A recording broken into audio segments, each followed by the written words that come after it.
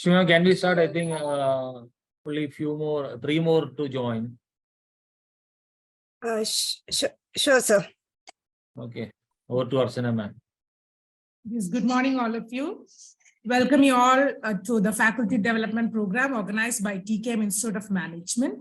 To just give you a brief about our prestigious college, TKM Institute of Management has been in the forefront of management education for the last 28 years.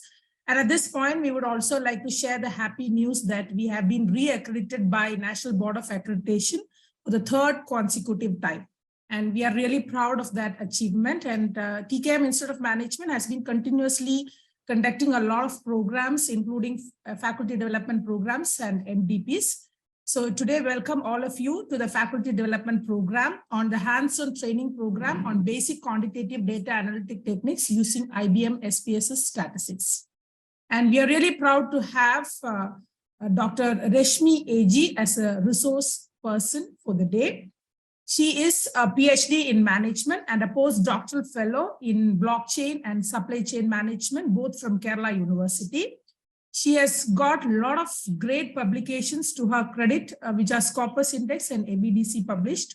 And she has got a lot of certifications on data analytics and other allied areas. So she is an expert in the field of data analytics.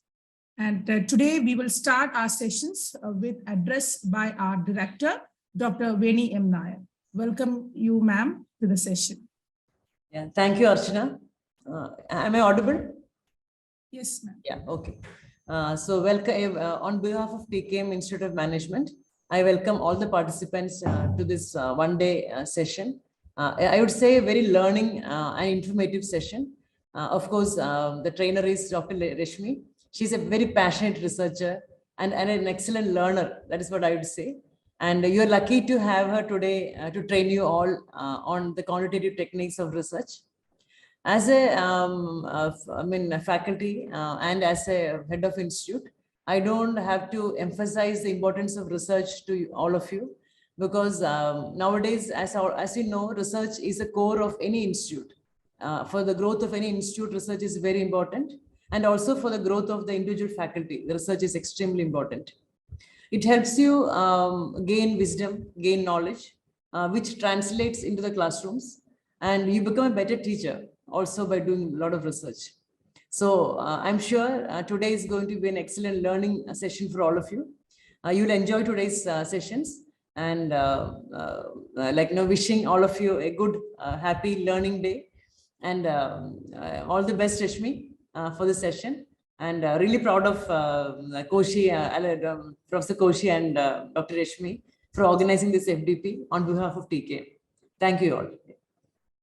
Thank you, ma'am. It is over to Dr. Resmi A G for the session. I hope all of you have a great learning experience for the day. Thank you, Dr. Archana and Dr. Resmi Nair, the director. And thank you all the participants for this, for your valuable time and inviting me and giving me opportunity to take this session. So without wasting further time, we will start directly to the session, hands-on session on SPSS. So I will start my sharing my screen, here a PPT and the software. So I hope all of you have able to download this SPSS. So I have given instructions in the group for downloading and installation and installing the software. So if anyone is facing any issues in downloading and installation, I will help you in the beginning. If all of you are prepared, ready with your SPSS, then we will start directly into the hands-on, the statistics scale part and the theoretical and the hands-on thing. So if you are facing any problems, any issues, just put in the chat box. I will try to address that in between. And I have shared some data sets to your email as well as in the WhatsApp group. So you just download that and keep it with you. Whenever it's required, I will just give you a title. You just open that data set. That's it. Don't try to open it in your mobile because it's a SPSS file, so it won't open in your mobile. Just right now, just keep it downloaded and to keep it with your in one folder. So Okay, now I will share my screen. I'll start with a brief introduction about the software SPSS, and then we will move on to the hands-on, the training part.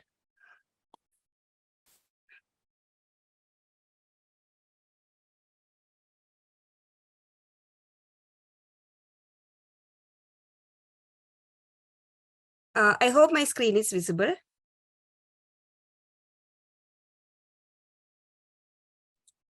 Screen is visible, but this is. No, it's yeah. okay. Right?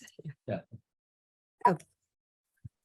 Okay, so if you have any doubts, anything, any clarifications, anything, you just put it in the chat box. I will try to address in between.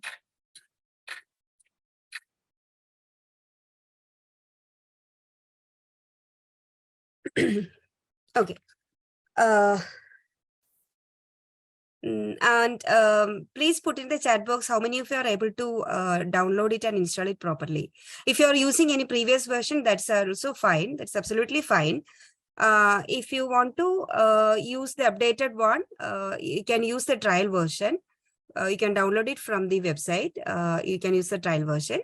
If you are already have some previous versions, prior versions, you can use that also. Just downloading now. Okay, you just download, sir. Nitin touch. So you just download now. I will just start the theoretical part, the introductory part. In that time, you can download. And if any problems, just put in the chat box. Okay. Now, okay. Now I will just brief you about the agenda of today's workshop, today's FTP.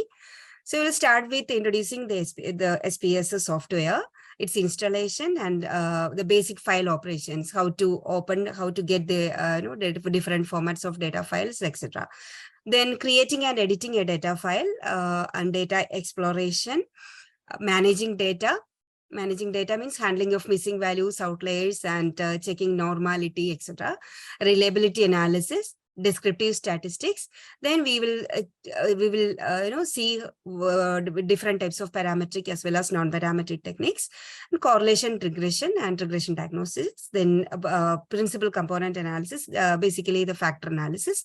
Then in between, we will see the charts and graphs whenever it's necessary. Whenever we will get the outputs of these types of tests, we will see the charts and graphs, etc. And how to create, edit, and get it in the Word file, etc. That also we will see. So basically, if you are a researcher, I mean, if you're doing your PhD study, you can this topics will cover almost 90% of this will satisfy 90% of your analytical problems. So actually, this is a 3 days content. We have tried to compress in a 1 day's program. So there might be limitations for the time limitations. So anyways, we will see the maximum. I will try to address the maximum contents possible. So SPSS, the full form of SPSS is Statistical Package for the Social Sciences. So it is also known as IBM SPSS Statistics. Was launched during 1968 by SPSS Incorporation, and it was acquired by IBM during 2009. Since then, it started.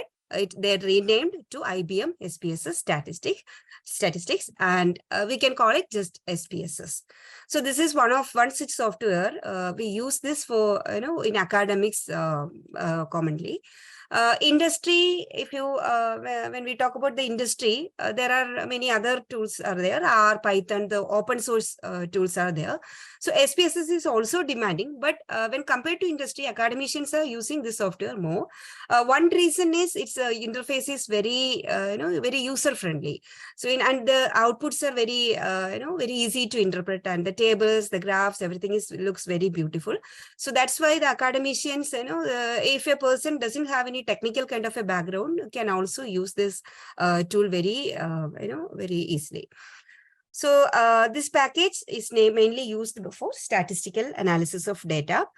So the name reflects like, statistical packages for social sciences. But however, this tool is nowadays used by different dimensions, different other data markets. Like this is used in healthcare sector, marketing, market research, survey industry, government studies, data mining, education research, and many others. So this provides data analysis for descriptive, bivariate statistics, numerical outcome predictions, predictions for identifying groups. So in fact, you do all the different types of parametric as well as non-parametric techniques, statistical tests using this software. So installation, as I have mentioned, if you go to this website, you can download it and use the free, trial version. It is for a period of 1 month. But if you are previously most of your this academic domain, so you must be might be using this software for a long period of time. So if you're already using some previous editions, that's also possible. That's also not an issue. You can do it. All the, whatever we are going to discuss today, you can, practice in your SPSS version. So, but one thing, the updated version looks, the appearance will be a bit different, but more or less the features, specifications, everything will be the same. So the appearance will be a bit different. So you can do all the, everything using your previous version. So don't worry about the version and all. So any version will be okay. Now we will, now we will go straight away and see the software, how it looks like, what are the different views in the SPSS, and where we can enter the values, where we have to define the variables, etc., etc. So I will just open on SPSS. You can, if you want, if you wish, you can open along with me and you can see whatever I'm talking about in your system, in your SPSS. So I'll just open SPSS right now.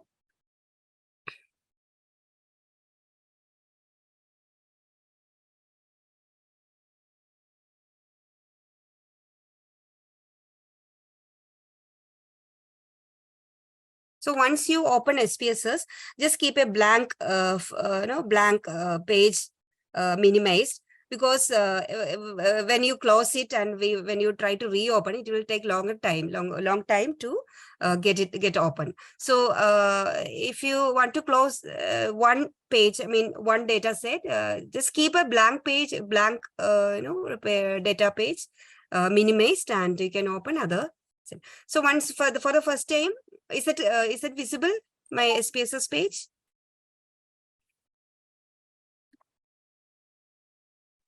Yes. Okay. Now, so for the first time, when you open, you will get it will look something like this. Welcome to IBM Statistics. That small window will be there, and behind this window there will be the spreadsheet mode of the interface. So you can just close this welcome page, like this page. You can just close it. We'll be working on this platform.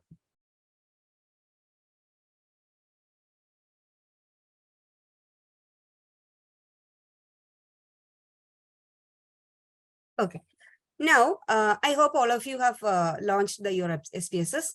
Please put in the chat box so that I can understand that everything is going properly.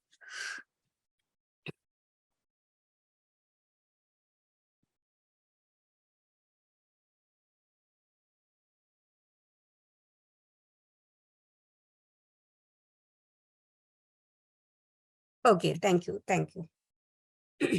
Okay, now. Okay, so when we talk about the views, there are three different views in SPSS.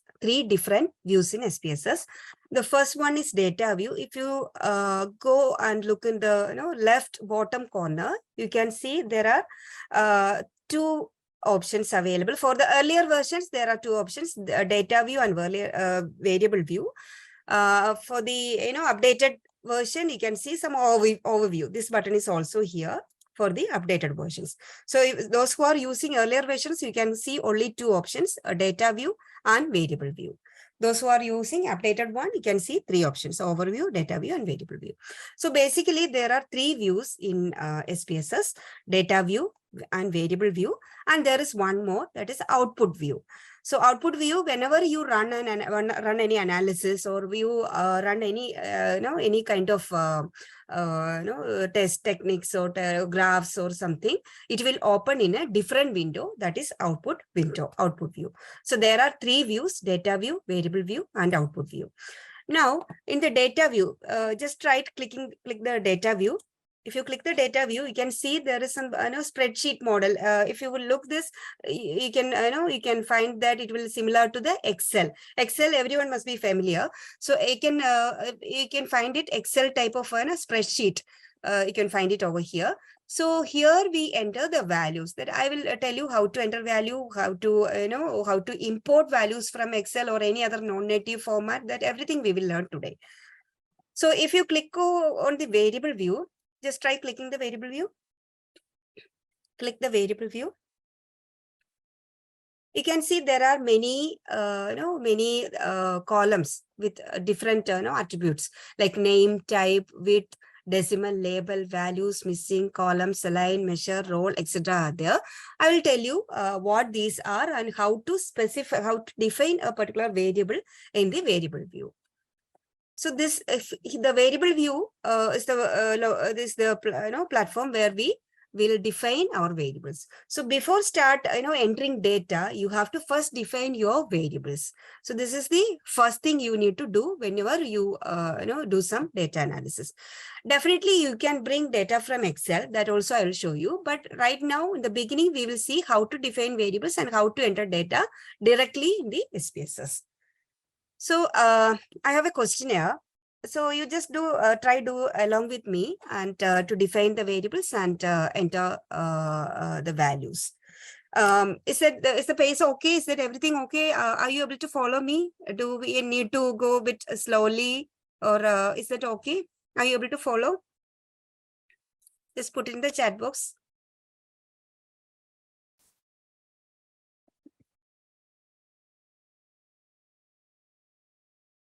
Okay.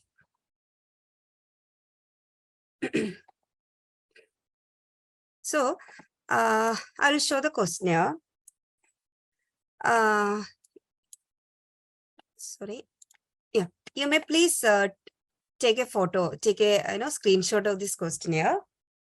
I will also take one and put it in our group so that you can enter. You will get the questionnaire. So I'll take a pic of the same. Okay, and I will put it in the group. Okay, no need to take the pic. I have shared it in the group. Okay, now we will see how to enter the data, how to define the variables in SPSS. So this is a questionnaire, a simple questionnaire having different types of scales.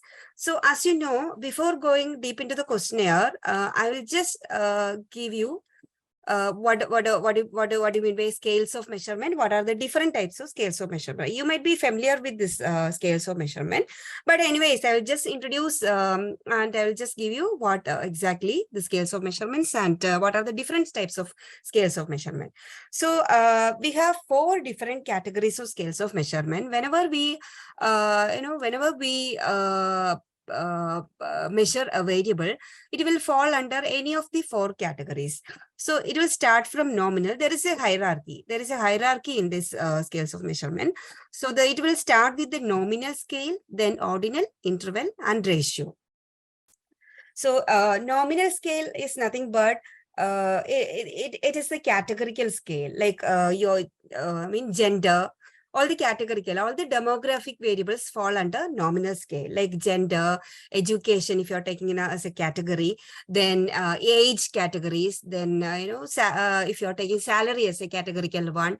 So anything as we consider as a categorical variable is coming under the class of nominal.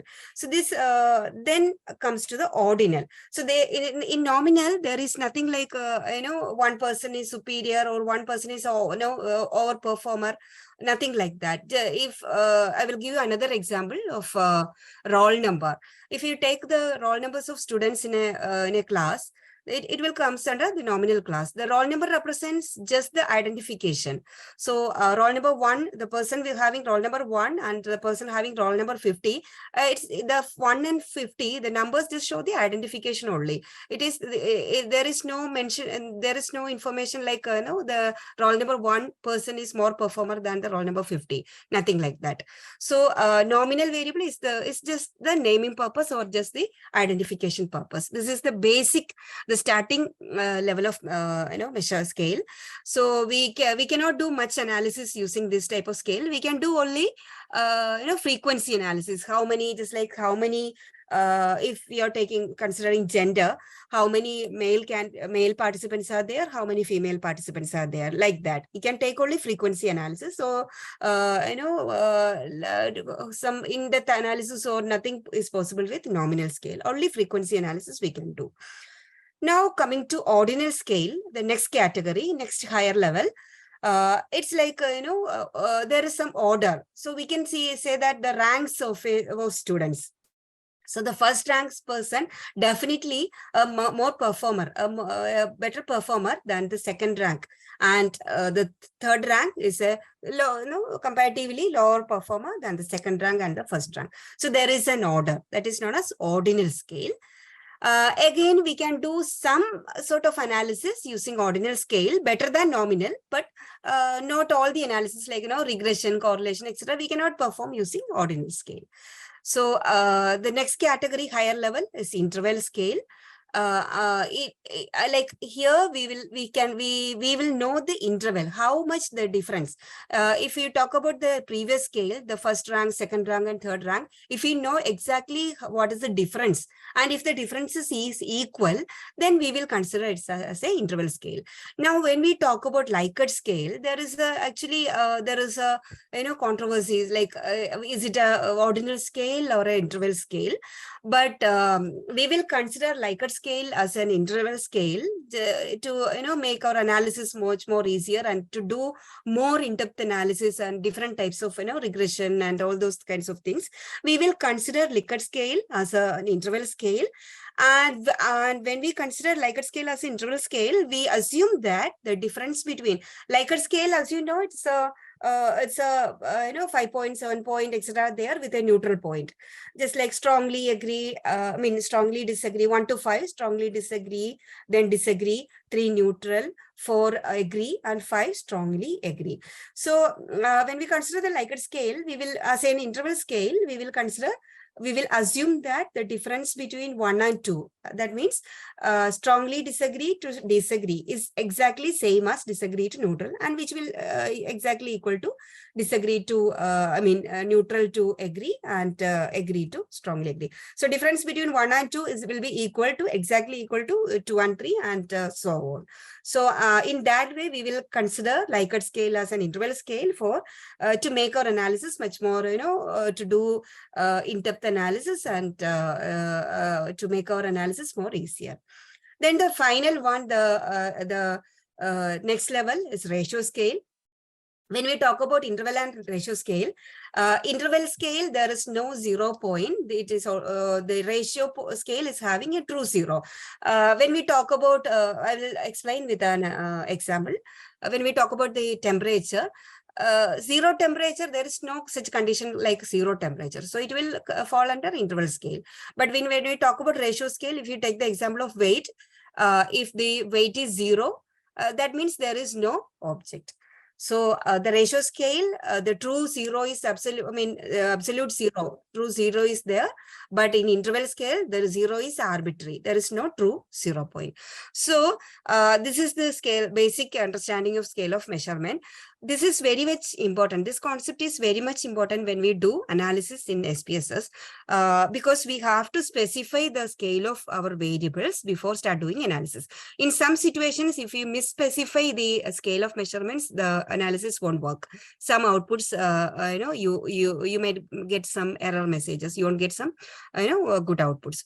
So be careful about specifying the level of, scale of measurement. This is very easy. I will tell you how to select. If you are seeing this for the first time, then it will you will find it a bit difficult. But while practicing, it will be very easy for you. So we will see the questionnaire and we will see how we can define the variables, the different variables in the SPSS. So we have our first item in the questionnaire is serial number. So always try to include serial number as the first item in the SPSS, because if you want to do some kind of adjustment, some kind of sortings, ascending or descending of some variables, and again you want to go back to the original data, original arrangement. If you enter the serial number, you can you can get the ascending order of serial number. Data will be in the original format. So I'll show you how to enter the serial number in the in SPSS. So you can go along with me. Do along with me. So open your SPSS. Go to the variable view. Click on the bottom left corner. Click on variable view. Click on variable view.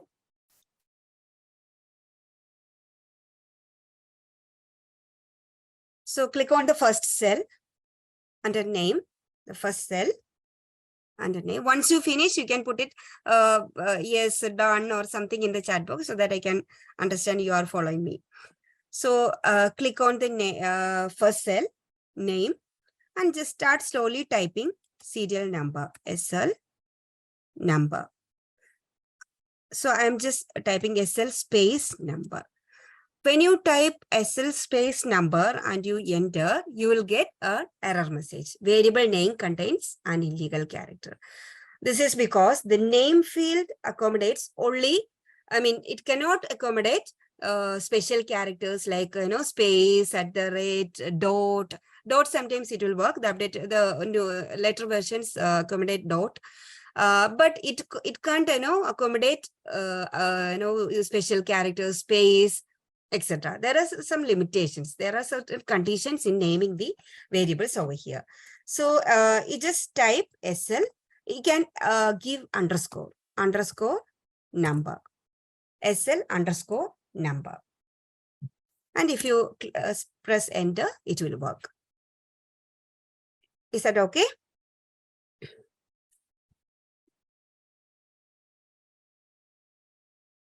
Okay, fine. So now the second thing is you cannot start with an alphabet. You cannot start with an alphabet. So if I start with, you cannot start with a number.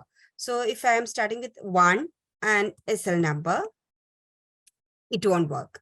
So always start with an alphabet. A to Z characters you can use, and underscore you can use. No other special characters, including space, and you cannot start with a number. So this is the condition for name. So this is for software, the SPSS purpose. There is another field called label. This is for our own understanding, the researcher's understanding. You can give anything. You can enter space, you can enter, special characters, everything under the label field. So we will see this for the next variable.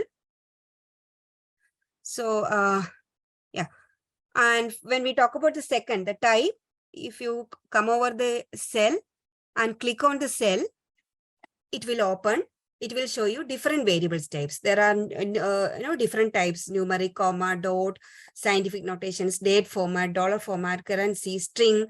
When you enter some text variables, like if you want to enter some country names, you can use the string.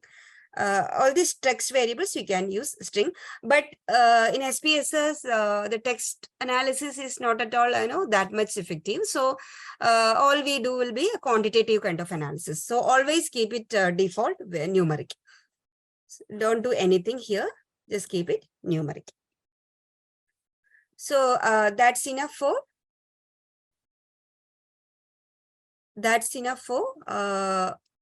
serial number.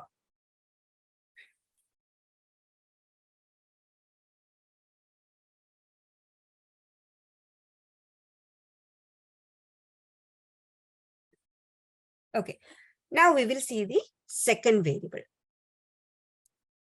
So it's about gender. The second variable is gender. We will start slowly entering gender variable here. So start typing gender.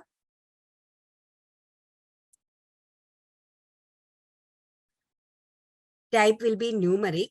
We will have 3 categories of gender: female, male, and others. We are having 3 categories of gender: female, male, and others. So even though gender is a text, string variable text, like we have 3 categories, we cannot do anything with the text kind of data over here. So all the categorical variables we will convert. We will give some codes. For example, for female, it's 1, male 2, and others 3. Some values, some codes we will give to the softwares so that our analysis will become more easy.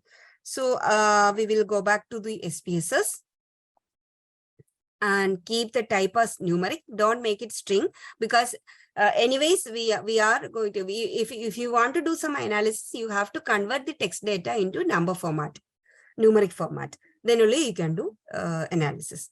So type will be numeric, and with decimal, this I will tell later.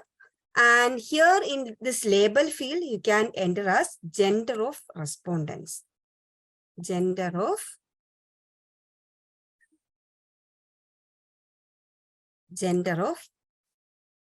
respondents. You can see here the space, underscore, special characters, everything will work over the label. So you can explain. This is for our own purpose, our own understanding, what exactly the variable is. So you can just type gender of respondents. Is that okay?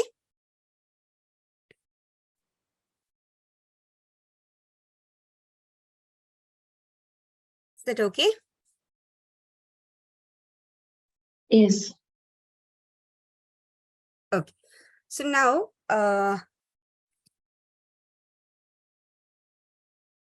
the next column is about values. So here what we do, we will give the codes corresponding to the gender variable. So for example, see, I want to give female code 1, males code 2, and others I will code 3. So 1, 2, and 3, these are my codes. So I'll go back to SPSS and click on the values, the column over here. So just click on the cell corresponding to gender. So click on the cell. So the value labels will get open. If you are using some previous versions, the appearance will be a bit different. If you are using this version, then that's fine. If you are facing any difficulties, just put in the chat box. I will help you to sort it out. Ma'am, can you repeat the step once? Yeah, sure. So after entering the name and label field, we need to specify the codes. So what codes we are going to give for the gender variable? There are 3 categories. For female, we are going to give 1. For male, we are going to give 2. Just for identification purpose, that's it. For others, we are going to give 3. Or you can just simply give F, M, and O also you can give. This is just the categorical variable. Anyways, it looks beautiful if you are giving some numbers. So because everything will be in a numeric format. So we will code as 1, 2, and 3. So open SPSS and click on the values, this particular cell. Now it's showing none here. So now you can click on the this values cell. So if you click the values cell, a small window, value labels window will get open. So you can just simply click plus. Can you see the plus sign over here? There is one plus sign. Are you able to locate? Yes, ma'am. Yes, ma'am. Okay. So click on the plus sign over here and values and label. You can enter values 1, label female. That means for all the female categories, we will enter a value. We will give a value of 1. And again, plus the click the plus sign and you just enter 2 and label male. Again, there is one more category. So click plus 3 others. Okay. Done.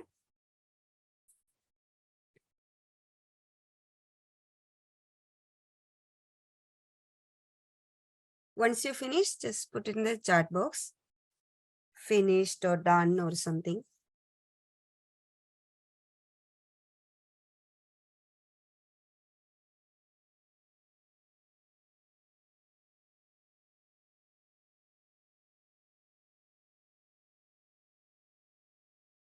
Done? Yes. Okay. So shall I proceed? Am I going fast? Is that okay? Is everything okay? Yes, ma'am. Okay. So there are three categories: female, male, and others. We have we have given codes like 1, 2, and 3 respectively. So now we can click OK. See, now if you click over here, this particular button, it will show again the same. You can close it. So now the codes, we have assigned the codes. Now comes the most important part, the measure, this column. Okay, so there are two columns you need to be very careful.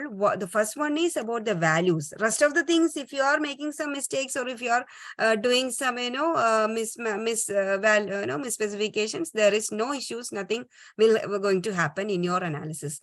But these two columns are very, very important. The values columns and the measure column. Values column, if you misspecify the codes, it will affect your entire analysis. And the measure column talks about the scales of measurement. So if you click over this particular cell, you will get three categories: scale, ordinal, and nominal. So in SPSS and almost all the other statistical softwares, if you look into the measure, you can see only three categories: scale, ordinal, and nominal. See, we have studied that in this earlier slide. We have studied like we are having four categories: nominal, ordinal, interval, and ratio. But almost all the statistical softwares, these two, that means interval and ratio, will be considered under a single category, that is scale. So there will be three categories of scale, measurements: nominal, ordinal, and scale. The interval and ratio will be considered coming under the one category, that is scale. So you don't need to worry about whether it is a ratio scale or interval scale. All the continuous scales, metric scales, what we call it as a metric scale. See, there is another name. The nominal and ordinal will come under non-metric, and interval and ratio will come under metric. So there are only two categories: metric and non-metric. Nominal, ordinal, and these two coming under metric. These two are known as scale. In almost all the statistical softwares, if you use some other smart PLOs or any other statistical softwares, there you can find only three categories: scale, ordinal, and nominal. So all the ratio and interval scales will come under scale only. Is that clear?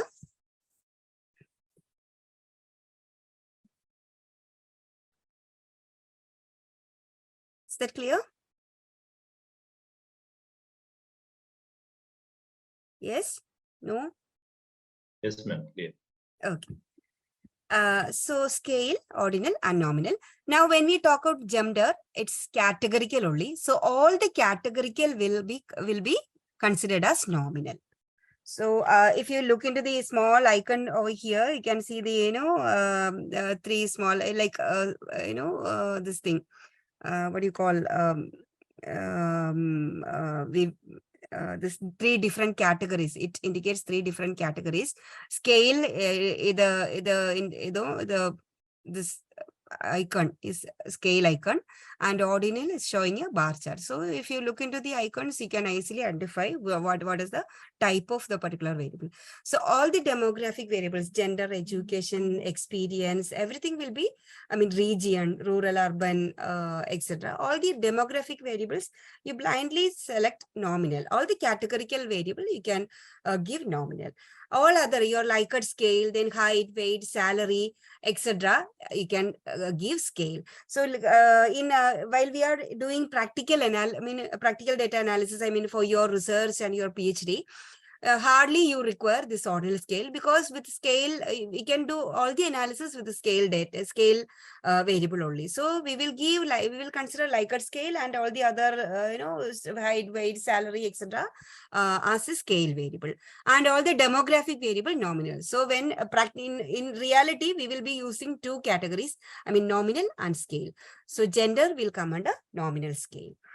So this is when you do this, it will be very easy for you to recognize the different categories. So if you are specifying, or if you are defining some demographic variables, just give nominal, or else you can give scale.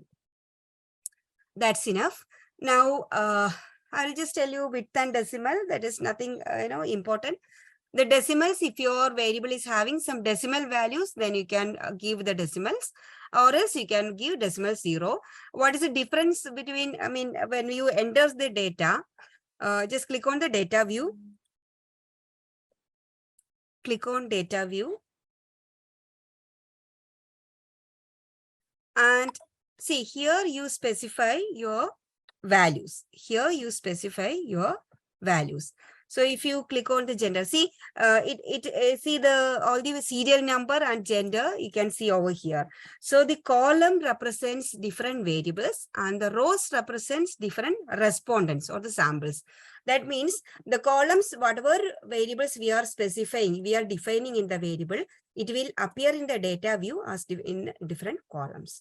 And whatever data we are going to enter, that means the respondent. See, this is the row 1 represent the respondent 1, from our sample. So the first respondent, how he or she has responded. Row number 2 represents the second respondent. In that way, it will arrange, it will organize the data. So the first number is serial number, and the second column is the gender. So if you enter gender, see, we have 3 categories of gender, male, female, and others. We have already defined that 1, 2, and 3 are the 3 codes given. So if I am entering value 1, see, I have given value 1. See, it will appear like 1.00. That means that is because in the variable view, the decimals are given as 2. And I know that there is no decimals in my gender variable, because either it will be 1 or 2 or 3. It is not like 1.5 or 2.5 or nothing like 2, nothing, no such values are going to come, going to enter. So I can specify here into 0. If you want to enter some height or weight, then probably there will be, decimal values. Some 50.5 or 60.2 or something like that. So if you know in your variable there is no such decimals, you can specify, you can give us 0. The width will tells you about the space, the how many characters are there in your in your data. So in my gender variable, the width is just 1, because I will either enter 1 or 2 or 3. Anyways, any value I will enter will be a 1-digit letter. So I can give this as 1. I can change this as 1. If I am not changing, then again it's nothing going to happen. You can keep it as default 8. There is no issues. You can keep it as 8. There is no issues. So decimal, if you keep it 0, then it will looks like 1. Otherwise, it will looks 1.00. Again, it won't affect the analysis. Don't worry too much about these 2 columns. If you are, but if you have some values, there will occur a problem when your salary is a 5-digit and you are entering the 1 bit with you are giving specifying as a 1, and you are entering the salary 5 digits. It will be a problem. So otherwise, you can give 8 or 10 or whatever value you want. You can enter, no issues. You have to cautious, you have to careful about these 2 columns, values and measure. Values, the codes, and measure, nominal or scale or ordinal. Okay, so now I'm going to enter. So the serial number also no decimals required. So I'm just putting 0 back. Serial number, you can give serial number over here. The variable label, you can give serial number. That's enough. No values, because we are not going to code anything over serial number. So rest of the things will be the same. Now the third variable is about age. The third variable is age. Here, I'm just typing age. Okay, sorry. Age. So it will be a numeric variable. And here, what I'm going to do is I am just keeping as such, like, I am going to collect age, as such, 20, 25, 30, 35, etc.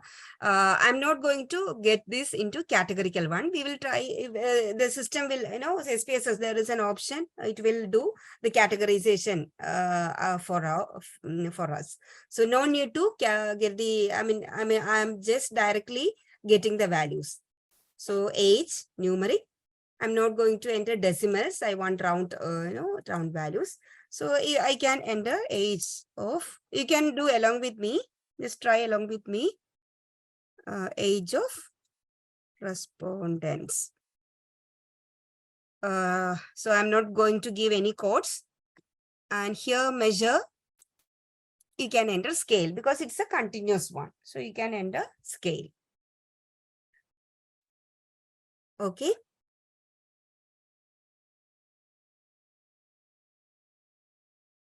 Once you finish, please inform me.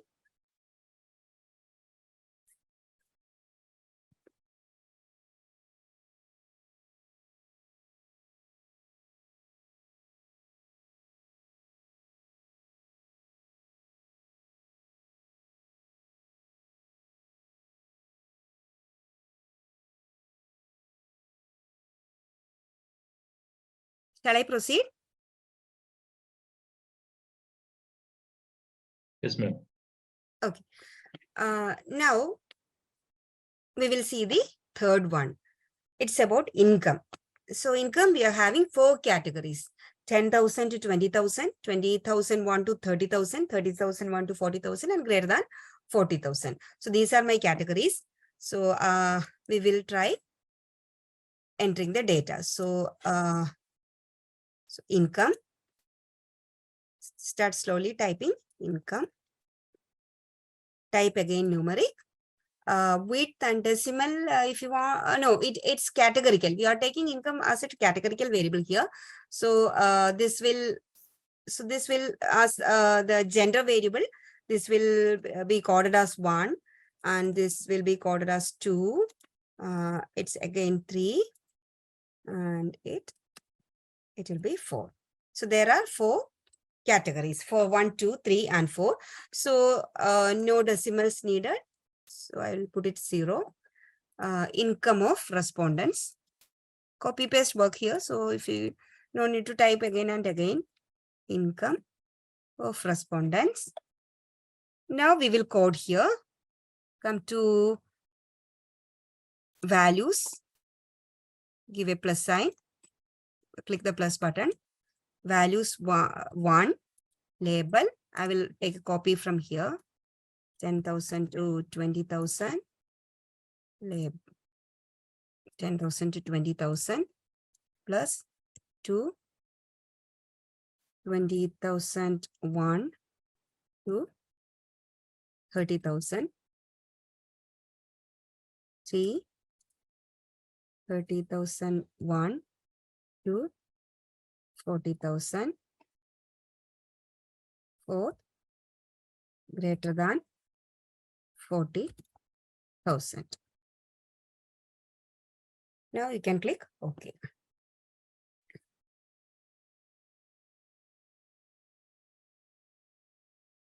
So once you finish, you can specify the measure as nominal. Because it is again categorical income, we are not taking directly. We have, we are taking it as a categorical one. We are accepting values into different categories. So you can specify it as the measure to nominal. So that's about income variable.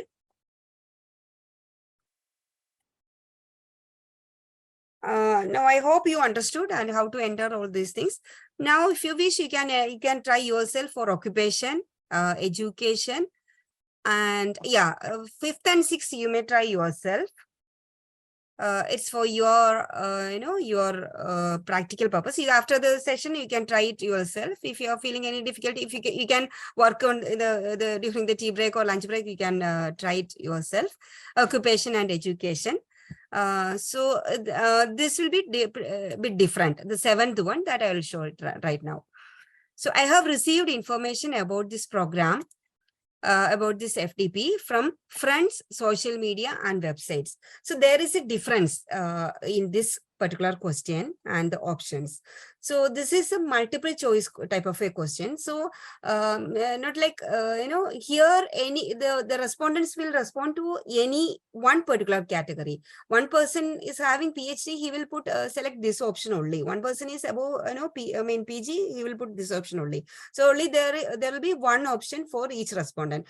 But in this type of a question, there is a high chance that, see, this particular this FTP, the information I got it from my friend as well as the social media. So a respondent can respond in for multiple options. I can tick over here the friends and media and probably websites. Some persons will be got information from all the three sources. So these kinds of questions you have to specify. You have to give different statement. You have to define friends in one variable, friends as a one variable, social media next, and website the third one. I'll show you how to do that. Do this. So information, info, I will give name as info, friends. Information from friends. And how I will code? I will code values 1 for yes and 0 or 2. I will take 0 for no. 1 for yes and 0 for no. Okay. In the same way, I will have to enter info underscore, the second one, info underscore social media. Social media. Again, I have to code 1 for yes and 2 for no. You don't need to type again and again. The copy paste will work here. So take the copy of this particular cell and you can paste it over here. It will work. Control C, Control V, it will work. So 1 for yes and 2 for no. The third category is info underscore website. Excuse me, ma'am. Yes. I have one doubt. Is it possible to do this information in a single question and we can label it in friends, social media, website like 1, 2, 3? If you code like that, see, if I am a respondent and I have got information from both the sources, like friends and social media, I have got information. So what will I do? If I am just coding 1 for friends, see 1 for friends and 2 media and 3 website. Okay, I have only one option. I see if I'm coding like this, I can give either 1 or 2 or 3. Okay, but what if I'm getting information from, and I have got information from both sides? Okay. Yeah, that's why. Okay, ma'am. Thank you. Okay.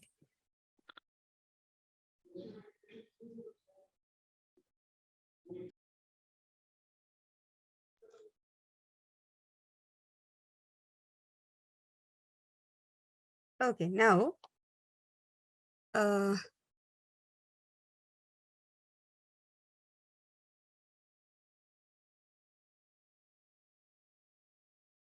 okay.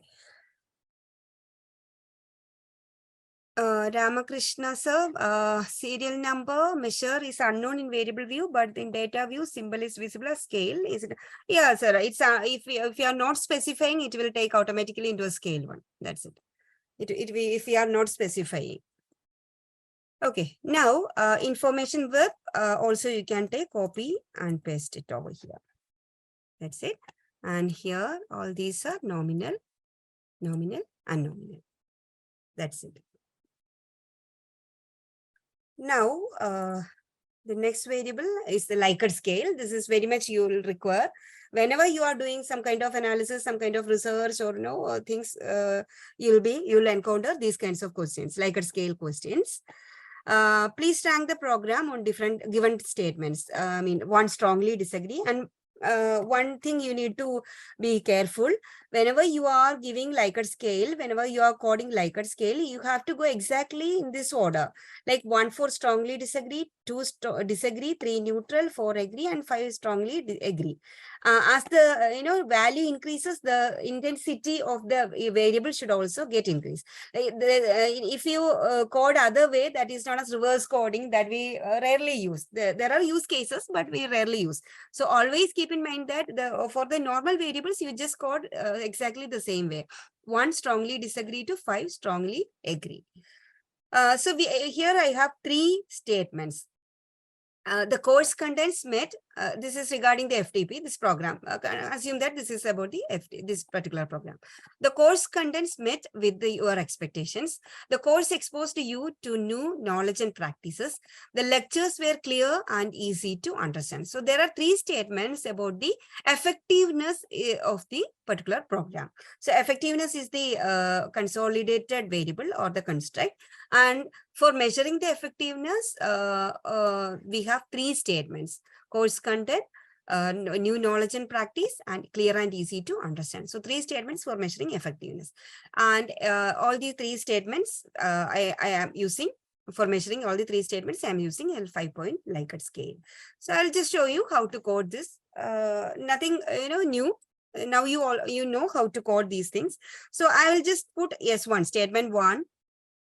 Or rather, I will put effectiveness and statement 1. Many times you will be having many, number of statements for measuring a single variable. That is very common in social sciences. You can't measure with a single statement. So, say, for example, work-life balance, performance, or job satisfaction, anything. If you're measuring any such kinds of variables, you have to use multiple statements for measuring a single variable. So effectiveness, I will just code effectiveness underscore. No need to do along with me. I will just show you. We will go a bit, first we have to cover a lot of things. So this is just observe and try to understand. I will share the Excel, this thing, everything with you. So don't worry about getting the data and the things. So see, here I have repeated. The variable name. That's why it is showing an error message. This variable name duplicates an existing variable name. Okay, no issues. We will give another name, S3. So efficiency, statement 1, statement 2, and statement 3. And here we will code like, now you know how to code. 1, strongly, I will keep shorter. To save time, I will keep shorter. Strongly disagree. SD for strongly disagree. If you want, you can enter in a full. So 1 for strongly disagree, and 2 for disagree, 3 for neutral, and 4 agree, and the last one 5 strongly agree. And click OK. So you take copy and paste both the cells. Now this will be considered a scale variable. Likert scale and other salary, height, weight, etc. we will consider as a scale variable. Likert scale for our analysis purpose, as I have mentioned, I mean to make our analysis more easier, and in-depth analysis only possible with a scale variable. So we will keep all the Likert scale as a scale variable. Fine. So this is how, so now you understood how to define variables, and now we will see how to enter data. So we have defined all our variables in in our variable view. We have specified everything. I will keep 0, 0, 0,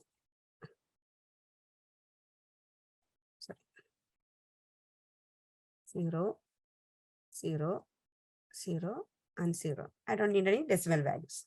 So if you wish, you can keep all these names, copy, and you can paste it in the label. If both these are same name and variable, then again it's not a problem. Okay, that's okay. Then now we will go to the data view.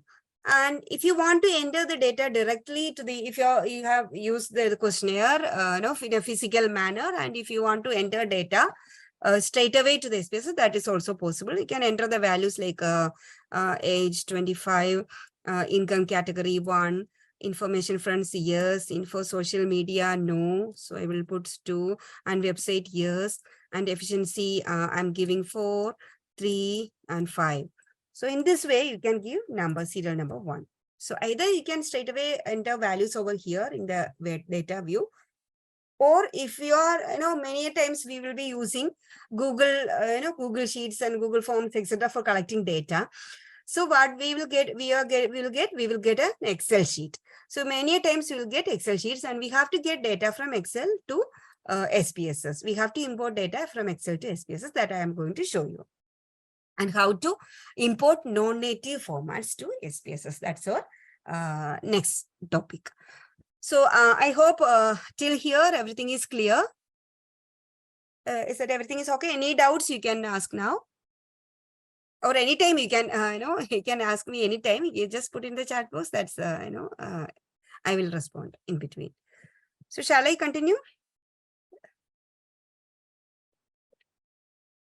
Yes, ma'am, please. Okay. So now I show you how to import non-native formats. Now I have shared an Excel file with you, and the name demo1. I've shared I have sent to your email as well as in the WhatsApp group. So demo1, that's the name of that Excel file, and now I'll show you how to import that Excel file. So go to file.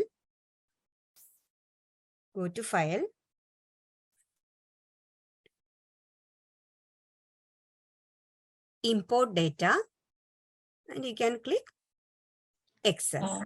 Ma'am, please excuse me. Yes. The earlier, whatever we did, no, you just showed, we have to save that. We have to close that file. No need, ma'am. If you unknowingly close, it will ask you whether you want to save it or not. If you want to save that, so you can save it from here. See, it's just like the Word and Excel thing. You can save it from here. Okay. Thank you. You can save, give a name, and you can save it. Or I can continue with the same. Yeah, you can continue. It will open in a different, different page. Different. Okay. Yes. Thank you.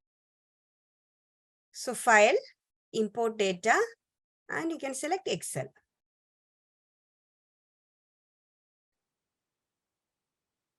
See, these are the non-native formats. We can import CSV file. This is comma separated files. Our text, text CSV files you may be familiar. So CSV data, text data you can import it from here. The SAS files you can, Stata. These are the acceptable formats, non-native acceptable format. So right now we are going to import Excel. So click on the Excel here, file, import, and Excel.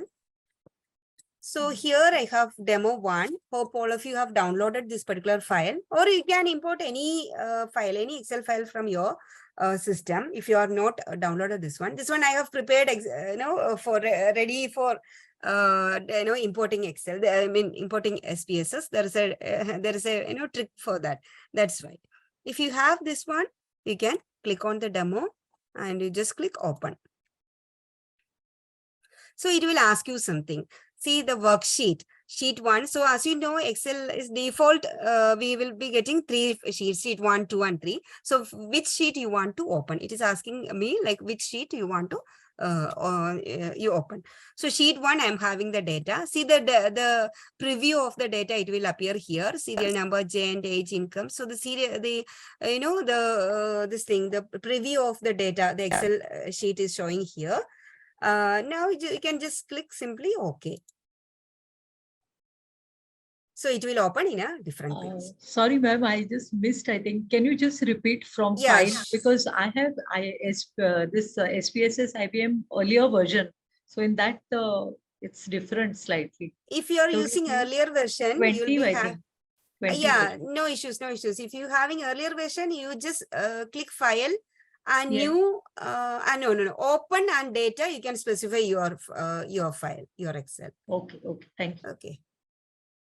So if you are using this version, this is the option, import data and Excel. And I'll just open the Excel file and I will show you what things you need to be, check before importing this file into SPSS. See, when you are giving some names, so this is my Excel file. When you are giving some names, just follow exactly the rules of SPSS. Like, don't use space, don't use special characters, start with an alphabet, etc. Otherwise, it won't work. Your variable name won't work in the SPSS. So I have given exactly following the rules of SPSS, naming rules of SPSS. So I have used only underscore, no spacing, no special characters, etc. So that is the one thing you can, you have to make sure. Rest of the things, nothing more. You just specify the naming thing. If you are giving some space or something here, it won't appear in SPSS. That's it.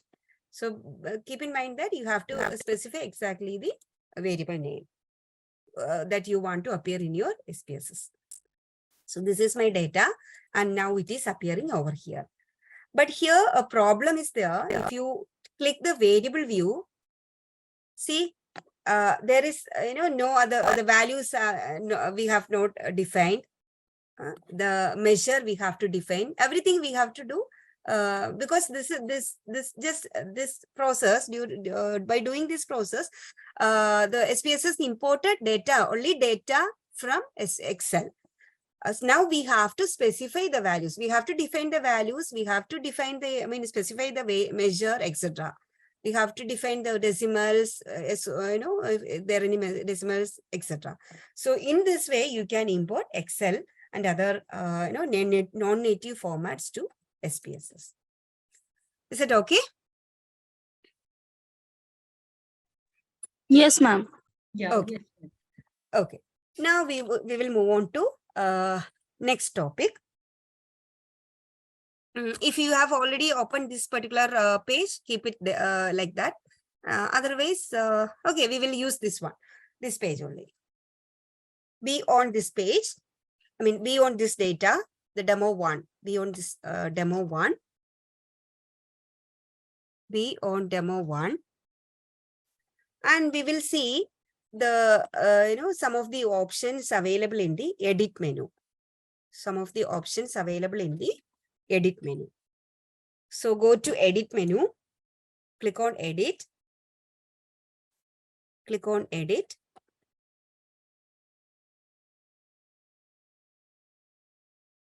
And click on. So before that, you just click on any variable, select any variable. So I am going to select the income variable. Just select the income variable. Click on the income variable here. Just select the income variable. Then only it will work. So click on the income variable. Now go to edit. And there are many, these options were inactive earlier. Now these are, activated. So click on insert variable. If you click on insert variable, a new variable will be, if you want to insert some new variables, this is the option. Otherwise, if you click or right click on the income and insert variable, there is another option. So in these two ways, you can insert variables. And if you want to enter some responses, if you want to enter some rows, so this is about entering the variables. Now, if you want to enter some rows, again, you can go to edit and see if you click on the any row and go to edit and insert cases, it will appear here. Again, if you want to, there is another option, go here, right click and insert cases, it will appear. So these are some of the options. So I'll remove this. For removing, for deleting, select, right click and clear. Now there is another option, go to edit and there is something called go to cases, go to case. So if you click go to case, and if I want to get a particular number, a specific case number, say for example, 7, I will give 7 and I'll click me. So under the gender variable, the 7th one, the 7th respondent will get highlighted. So this is how you locate your data points. Now, if I want to locate some variable, like see, yes. Sorry for interrupting. Can you just repeat the last step? Like you went to case, I guess. for the seventh variable. Sure. You see, if I want to locate any particular data point, say for example, from gender, I want to locate the 24th one. See, this is a very small data set, so we can easily locate. Only 24, data points are there, so we can easily locate. So imagine that we have thousands of data points, thousands of samples, or lakhs of, samples. So how to locate a particular respondent? So how to do that? Just go to edit, click, select a particular cell. If I want it from the, say for example, income. So I want the 20th person, 20th data from the income. So click anywhere in the income field. Click anywhere in the income field and go to edit. Go to edit, and there is one option. Go to case. Go to case. So go to the income, place anywhere, place cursor anywhere in the income field and click on go to case. So you can specify, see, I want to see the 20th element, 20th, data, 20th data value. So just click 20 and you can click go. So the 20th element will get highlighted. Is that okay? Yes, ma'am. Yes, ma'am. Okay. Now, if you want to locate some variables, see here we are having this much variables. We can easily locate. There is one page. So imagine that you have some 100 variables or 150 variables in your questionnaire and in your data. So how to locate the variables? Click on the variables here. In the same option, go to edit and go to cases, or go to variables also you can take. So click on variables, go to variables. See, I want to see the information website, that particular variable. And in that particular variable, I want to see the 20th item. Okay, so click. So that, see the information on web page, that that variable get activated, get highlighted. And if I want to see the case, if I want to see the case, I have to specify the number. In this way, you can locate. This is not much useful, but if you're using a large number of data set, having a large number of variables and data points or samples, it will be useful. That's it. Clear?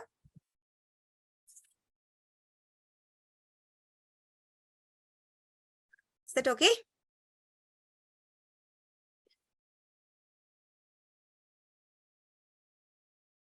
Yes, ma'am. Okay. Now we will see split files in SPSS.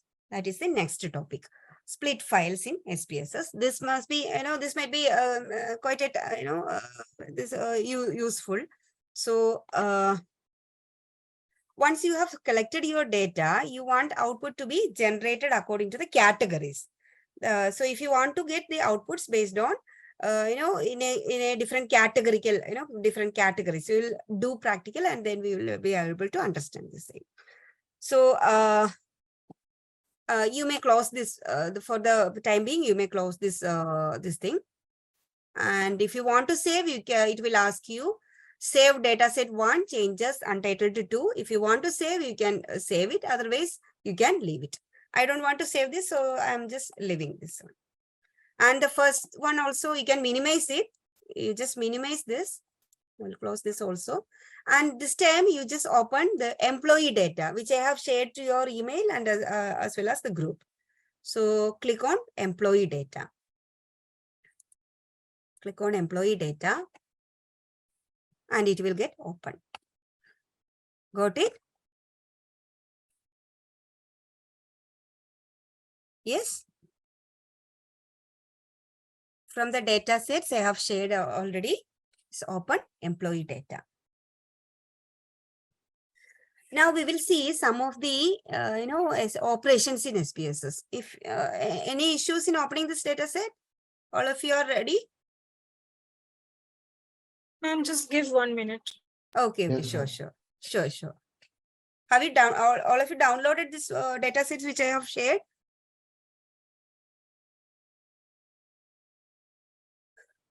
Today morning I have shared in the group and as well Yes, as in ma'am. your email. Okay, so just download it and try to open this one.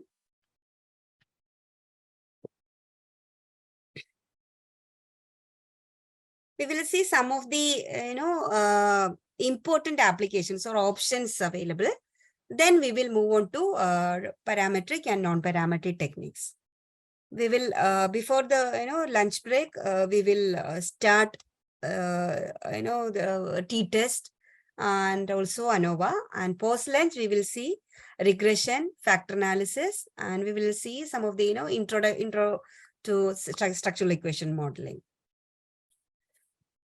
That's my plan. There are, see, yes. It is a SAV data, right? No, employee data.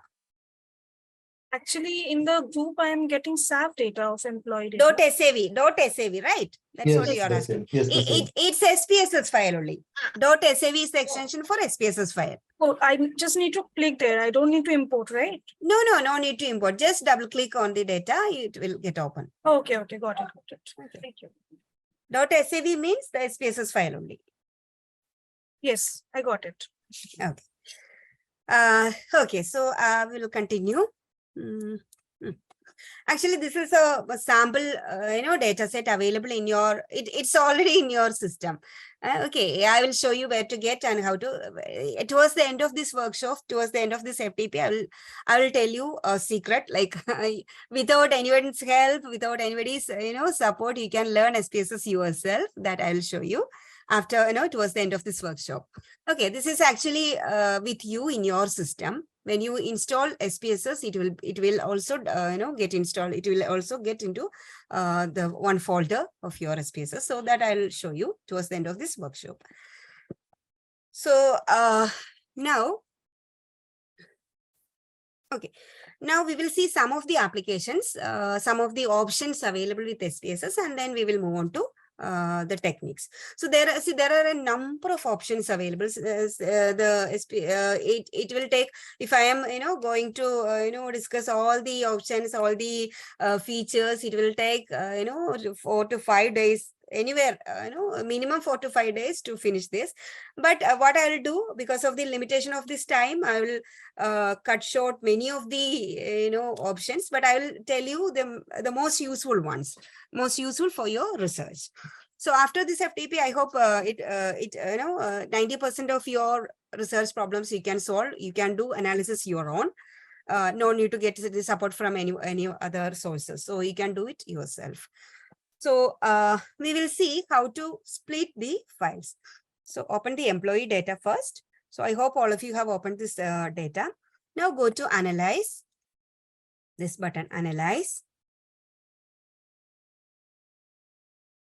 Analyze descriptive statistics. Descriptive statistics, and click on the descriptives. Click on descriptives. So here descriptives. Okay. Sorry. You just go to analyze descriptive statistics, take the frequencies. If descriptive, if you are taking, that's also fine. But for this time, you can just select frequencies. Analyze descriptive statistics and frequencies. And see, have you, okay, hope you got this small window. And now you can select gender. Select gender. And click on the small right button. Right arrow is there, small right button. So click on this particular button. Click on this particular button, gender, and it will appear in the variables list. Is that okay?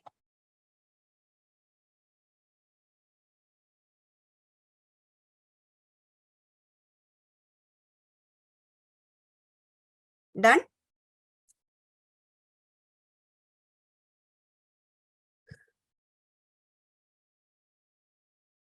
Are you able to follow? Please give some messages in the chat box.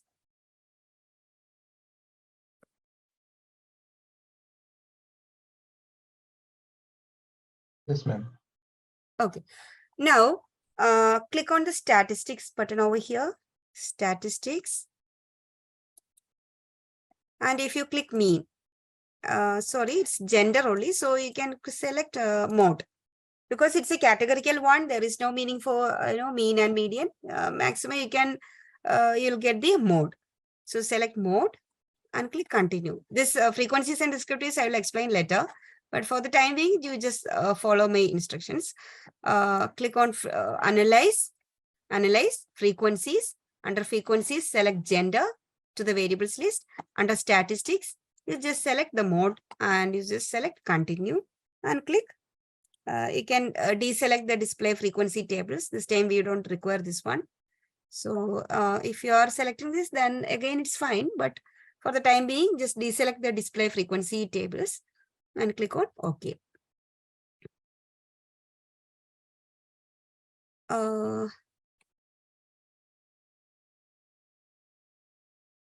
I think some problems happens. Okay, I'll close it for this. Okay.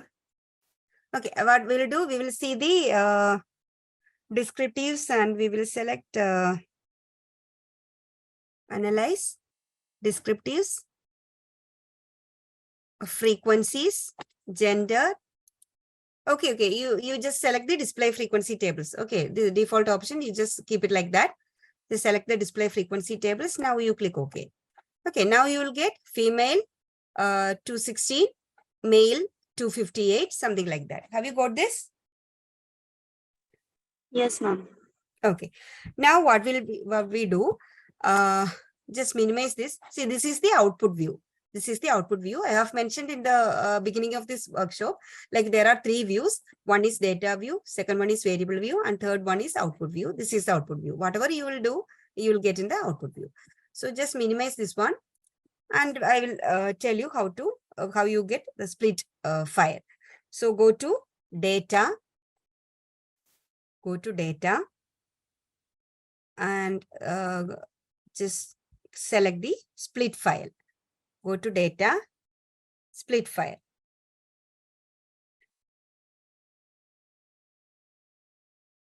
Data and split file. Click on the split file.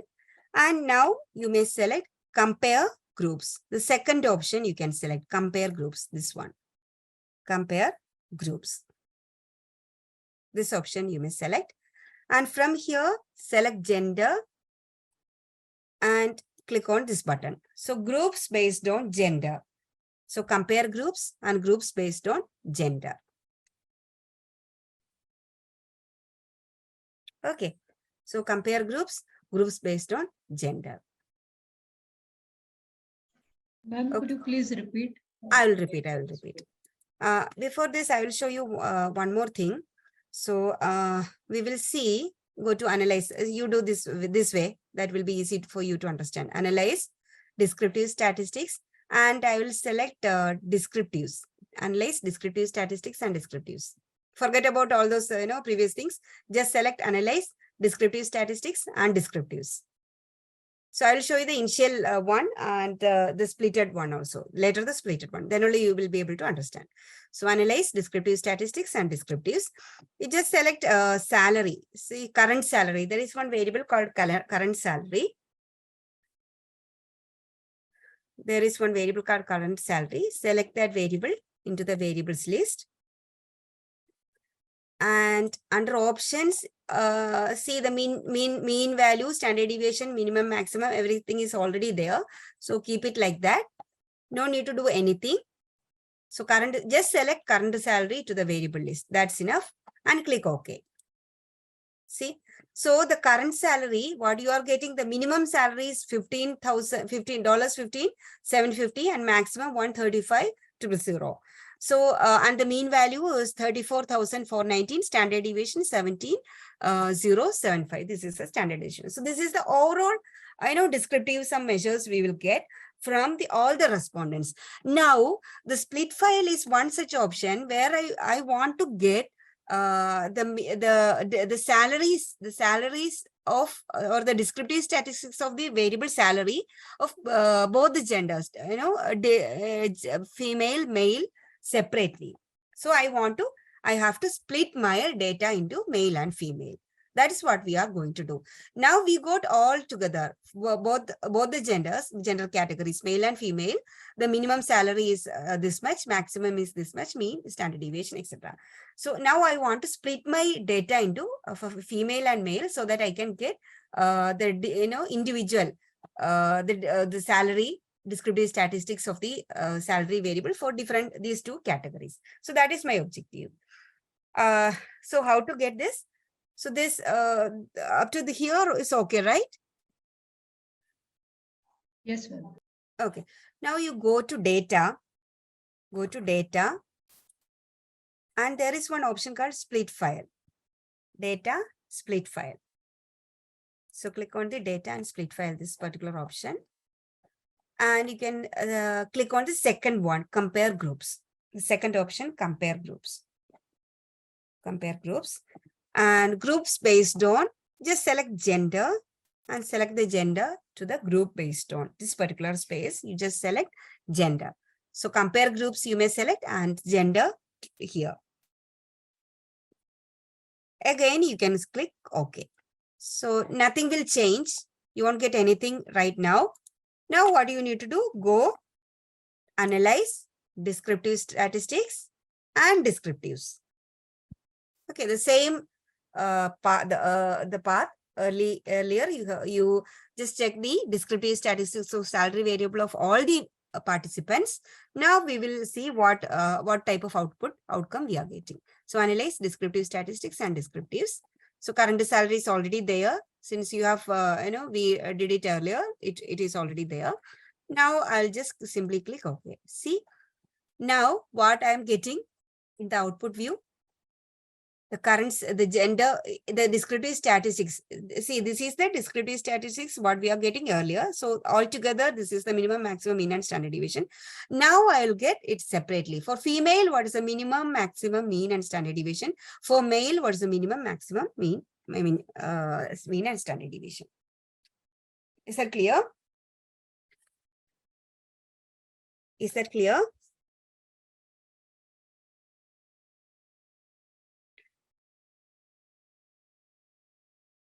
Shall I proceed? Yes, ma'am. Okay. Now there is another ma'am. option. Yeah. Now there is another option. You go to data and take exactly the same split file, and you select the third option, organize output by groups. Okay, organize output by groups.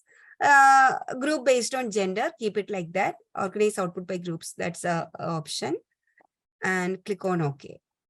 And now you just go to analyze descriptive statistics and descriptives, current salary, the same thing, click on OK. So now you will get in different two tables. For gender female, what about the minimum salary, maximum salary, mean and standard deviation? For male, what about the minimum, maximum, mean and standard deviation? So the same thing you can display in different formats. Clear?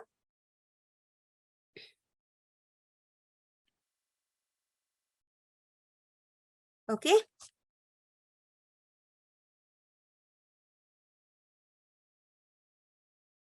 So we will see another option. So shall I proceed? I hope this is clear to you, right? So if you want to get the outputs of different categories separately, this is the option. You have to first go and do the split file and select whatever. Yeah, I will repeat. See, first what I got is if simply I'm checking the descriptive statistics, I will get the minimum, maximum, mean, standard deviation, whatever descriptive statistics I have asked, I will get in a single table with all the participants considered as one group. Now what I want male and female. That is my gender wise. Under the gender variable, I have two categories, male and female. I want separately all the descriptive statistics about salary for female and male. I want it in different, different table. Separately, I want to get. So what I can do is I have to split my data first. Then I will check the descriptive statistics. This is the step. First, we need to split the data. Then we will check the descriptive statistics. So for splitting data, I will go to data And this is the option split file. So this is the option split file. And now you can select any one. Compare groups is also will also work. But if you select compare groups, you will get male and female in one table. So if you click organize outputs by groups, you will get in two tables. That's it. Same results, but you will get in a different way. Different two groups, I mean two tables. So select the organize output by groups, this particular option. And see, I will reset everything, then I will show you. Okay. So select, you first go to data and split files and select the third option. This time you select the third option. These two will work. These two will be okay. But this time you will select the third one, organize outputs by groups. Again, gender you will select and click on this small button, right arrow, so that it will appear in the groups based on this particular space. Now, if you click on OK, again, if you do the analyze descriptive statistics and descriptives, I will reset everything. So I want to see the salary, current salary. So I will select current salary and I will select, I will click on the small button, right button, so that it will appear over here. Okay, now no need to change anything. We will see the default ones. So click OK. So I will get the gender descriptives of gender, males in a different table and females, I mean males in a different table and females in different table. Is that okay?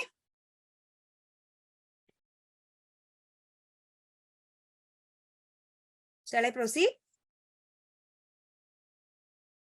Yes, ma'am. Okay. Okay, fine. Now we will see data transformation. So see, this is one such option you will require many times, data transformation. You can do many things using data transformation. Now, I will show you one, okay, data transformation. So there are three reasons for data transformation. First one, you need to transform some variables into some, some consolidated one. For example, as I have mentioned, for measuring the effectiveness, I had three statements. Or in your particular studies, you'll be measuring work-life balance, job satisfaction, performance. So you'll be asking many statements or many questions will be in your questionnaire for measuring one common variable. So if you want to consolidate, if you want to get all the 5 statements mean value or sum, usually we will take sum that will give you more accurate results rather than mean. So if you want to consolidate these statements into one single statement, this is the option, transforming variables. Then we want to, if as you know, normality, there are certain assumptions for parametric techniques. So if such assumptions, if your data met such assumptions, you will proceed with parametric techniques. Normality is one such assumption. So if your data is non-normal, it is not like you will straight away go for non-parametric techniques. It is not like that. You will do some kind of, transformation, like log transformation is one common type of transformation that I will show you. All these things I will show you. For taking the log values, this is the option. We don't need to calculate everything manually or use Excel and calculate these things, the log values, and then copy and paste it over here. There is no need for the doing all those things. The software will do all the transformation for us. Then transformations for linearity. Linearity is another assumption, so that the variables should be linearly related. Before doing regression or that kind of analysis, you require linearity. So for this also you have to do some kind of transformations, etc. So we will see how to do and what results we will get. So see, here we have a problem. We have a problem. So a company wants to give increment of 20% for employees who are in the managerial level and having an education of more than 8 years and having previous experience of more than 60 months. So before doing this problem, we will see a small problem. Okay, we will calculate the annual salary. So go back to the employee data. Go back to the employee data. And we have, there is one variable salary. See, there is one variable called salary. This is the beginning salary. So we want to, this is, for example, this is a monthly salary. We want to get the annual salary. Okay, assume that this is monthly salary, and we want to calculate, we want to estimate annual salary as a separate variable. This is our objective. Okay, we want to get annual salary as a separate variable. Now, how to do this? Go to transform. There is one option in the menu bar, transform. The fifth option, transform. Click on transform button. And compute variable. The first option, transform, compute variable. Got it? Transform, compute variable. Okay. Transform, compute variable.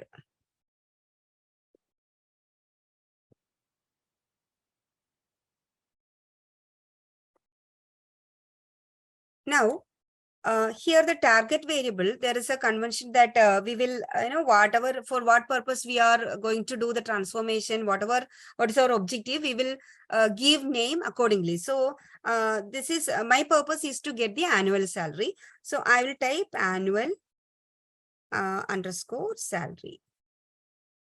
This is my target variable. I want to get annual salary. So now you come and click in the numeric expression. Here, this space, you take your cursor over numeric expression, this place, click over here. Then what I'll do, I have the beginning salary. See, current salary. This is my, existing variable, current salary or salary. So select this particular variable. I will take the current salary. There is beginning salary as well. So this time we will take the current salary. So current salary, and click on the right button over here, so that the salary will appear over here. Or another way, you can double click on this particular variable. It will automatically appear here. Got it? Is it okay? Yes, ma'am. Okay. So select current salary, and you will get it over here. Click on the small button, you will get it over here, salary. Now what I'll do, I'll this is the monthly salary I'm having. I want annual salary. So I will multiply this figure, the salary with 12. So just simply type, give a star and 12. Okay, give a star and a 12. Now you can simply click OK. Okay. So now go back to your data sheet. See, towards the end of your variable, there is a new variable created, annual underscore salary. And this is the annual salary, like salary, this salary into multiplied by 12. Got it? So in this way, you can transform your variable into a new variable. Have you got this? Yes? Yes, ma'am. Okay.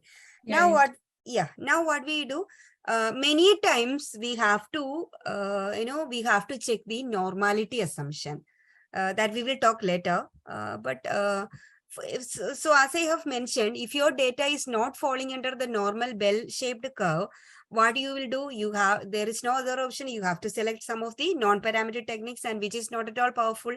You cannot do any, in-depth analysis using non-parametric techniques. So you cannot do after a particular level if you are, applying non-parametric techniques. That is why, in academics, many of the academicians are not preferring non-parametric techniques. The reason is this. So if your data is not normal, you have to go with non-parametric techniques.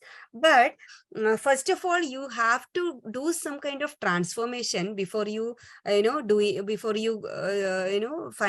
the non-parametric alternatives.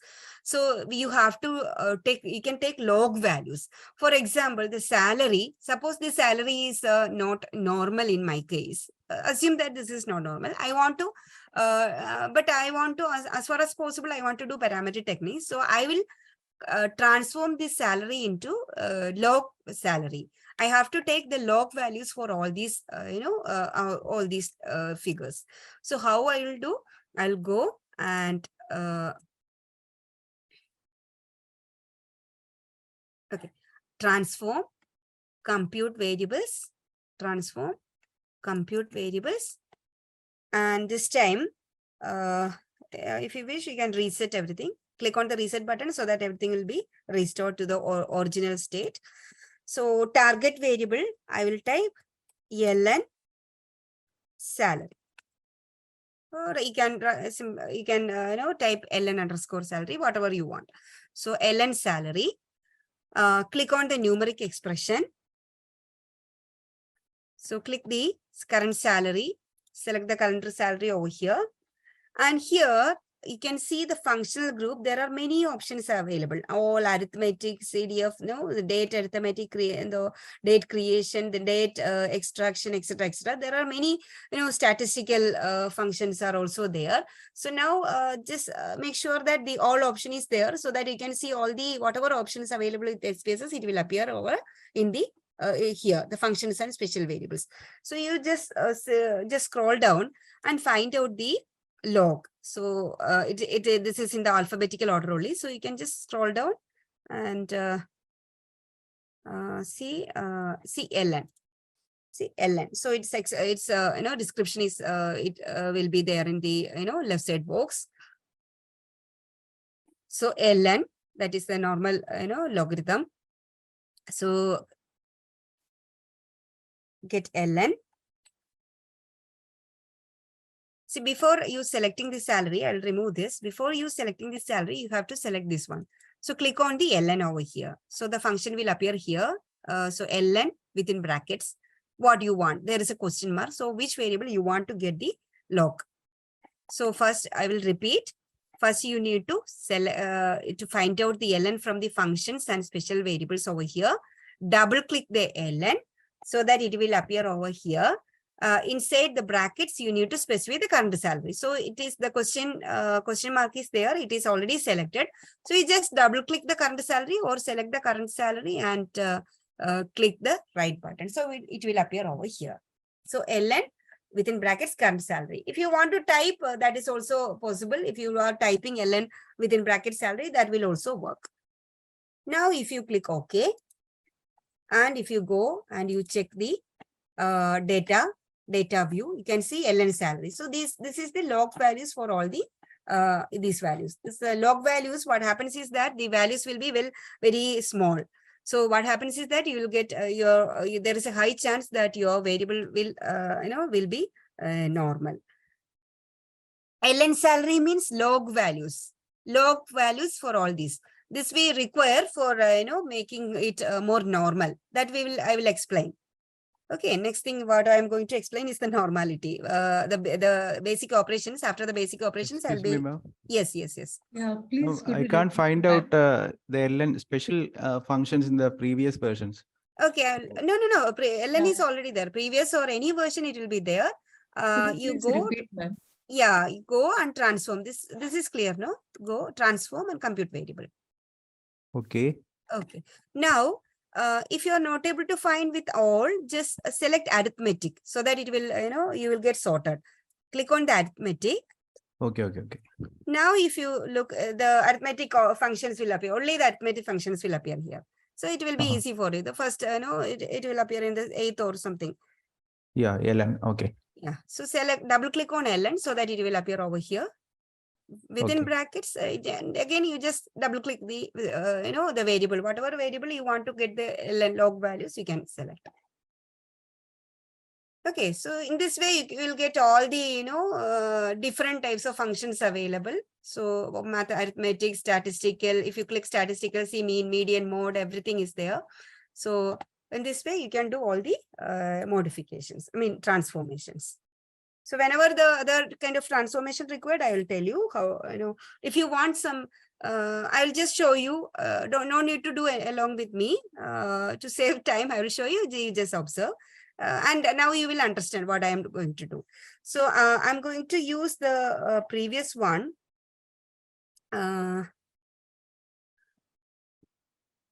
Okay, I will use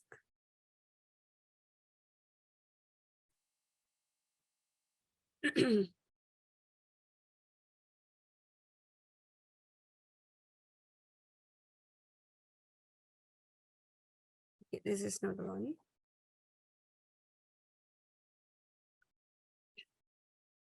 Okay, I will use this one, the first one, which the variables we created. So what I'll do, go to Excel.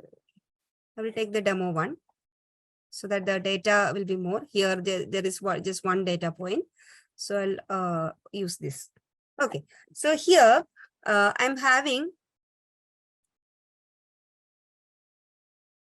see the last three variables.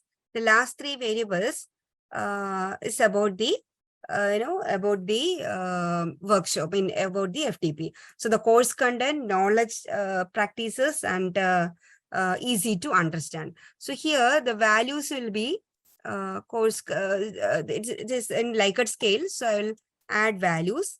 So 1, strongly, no need to do along with me, just observe what I'm doing. Sorry, strongly disagree. 2, disagree. 3, neutral. 4, agree. And 5, strongly agree. Okay, so I'll copy and okay, so, and I'll make this scale. Okay, this is about the effectiveness of the FTP. So I have 3 statements. Now I want to get a consolidated score. Okay, I want these 3, see these 3 are about measuring the effectiveness of the FTP. Now I want to get a consolidated one, effectiveness as a single variable I want. So either I can take mean of these 3 so that I will get, see the mean of 3, 4, 3, I will get a value over here. Mean of these 3, I'll get a value over here. These 3, I will get over here, and so on. So that instead of all the 3 statements, I'll get a consolidated one. So how can I do this? Transform, compute variable. Just observe, no need to do. Just observe. So you will be able to understand. So if I want to take the sum underscore effectiveness. So I want to get all the sum of all the 3 statements as in a one, in a one variable. So sum effectiveness, numeric expression. I will just select statistical. So there is sum is there. So I will double click sum and I will select 1 by 1. Course content is 1, then comma, knowledge and practices 2, comma, easy to understand as the third one. So I have selected sum function within brackets. I have selected all the 3 and I have named the new variable, the target variable, as sum underscore effectiveness. Now if I click OK, and if I am going back to the data set, see, this is the new variable created. It is the sum of all the 3. Now, if I want mean value, many times you will be taking sum or mean. It is, many academicians recommends that sum, if you are taking sum, it will be more, accurate than mean. But any value, any sum or mean, anything you can take according to the researcher's discretion. There is no such, hard and fast rules. So just go to transform, compute variables. And to make it easy to save time, I'll just remove the sum from here and I will select the mean. Okay, I will select the mean. And within brackets, I have all the 3 variables. So I will remove this one and I will take mean. And if I click OK, see, I'll get all the mean value of these 3 will appear here. So I can consolidate this way. I can consolidate all the 3 statements into one variable. Clear? Is that okay? Yes, ma'am. Okay. Now, now we will see another, another important feature, that is recode the variable in SPSS. Recode the variable. So go back to the employee data. I will close the remaining ones. Okay. So the employee data. Go back to the employee data.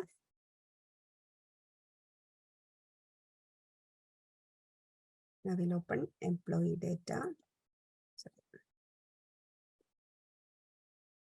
Okay, now, so in here, see the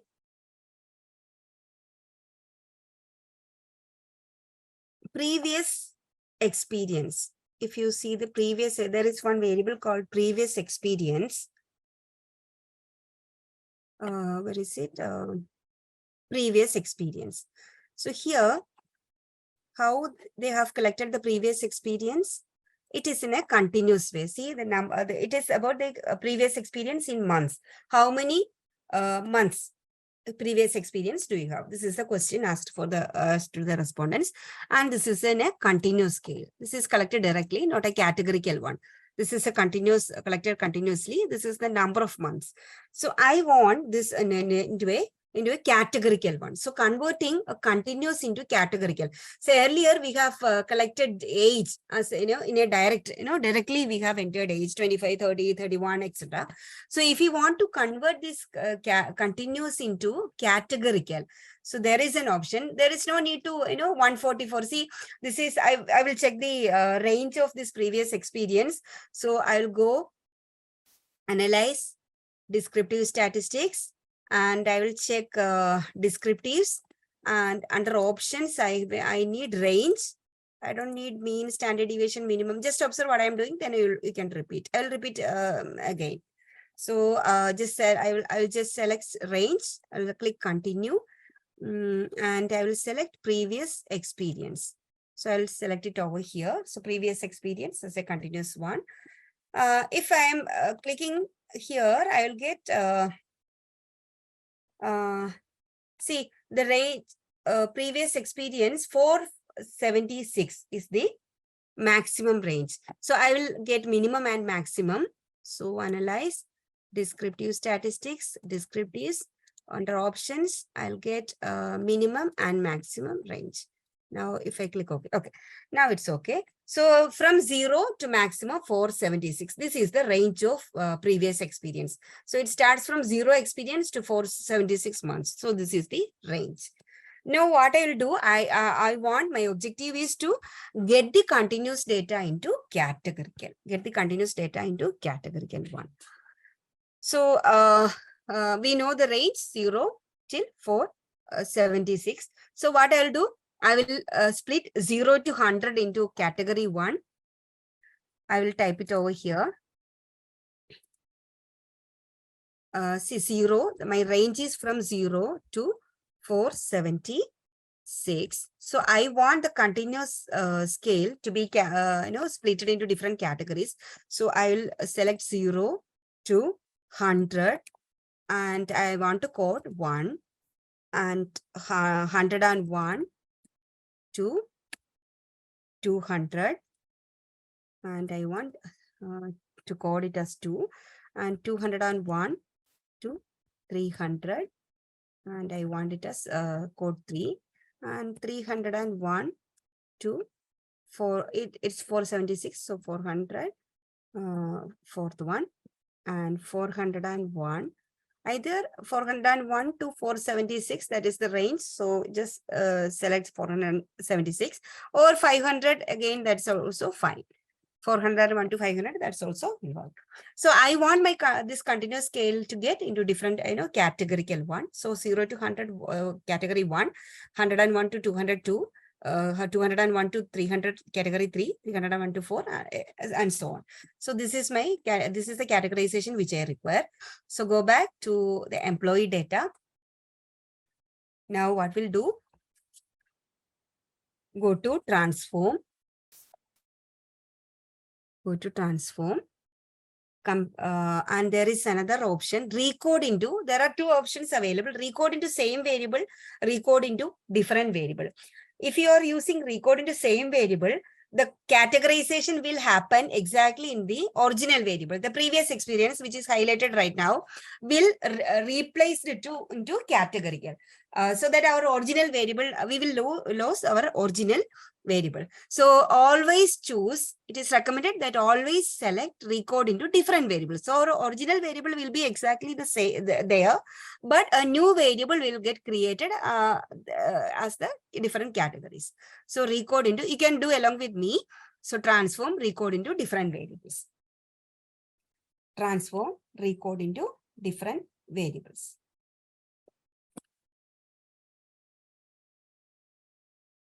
Transform, recode into different variables. Ma'am, the first one which you did, previous experience, I'm not getting the chart right. I mean, Which not one? getting the chart right. The first one? step which you have done before this transform me. Can you just repeat once? I just checked the no descriptive, the range I want to see. I want to categorize, no. So I want to see the minimum and maximum value. So analyze descriptive statistics and descriptives. These two options I am going to tell you, these frequencies and descriptives, we are ready to explain. That's why I told you just observe and we will do this. Okay, so analyze descriptive statistics And descriptives. And then we have to select previous experience. Previous experience. Okay, and then in options, we have to options, no need to, yeah, you can also select range. Minimum, maximum, anywhere you will get. So you can also select range. No need to select range. Anyways, you will get minimum and maximum. Okay, then continue, right? Continue, then okay. So that we will understand that minimum is 0 and maximum is 476. Okay. Okay, now what we are going, now go to transform and recode into different variable. Click on the option, recode into different variables. Recode into different variables.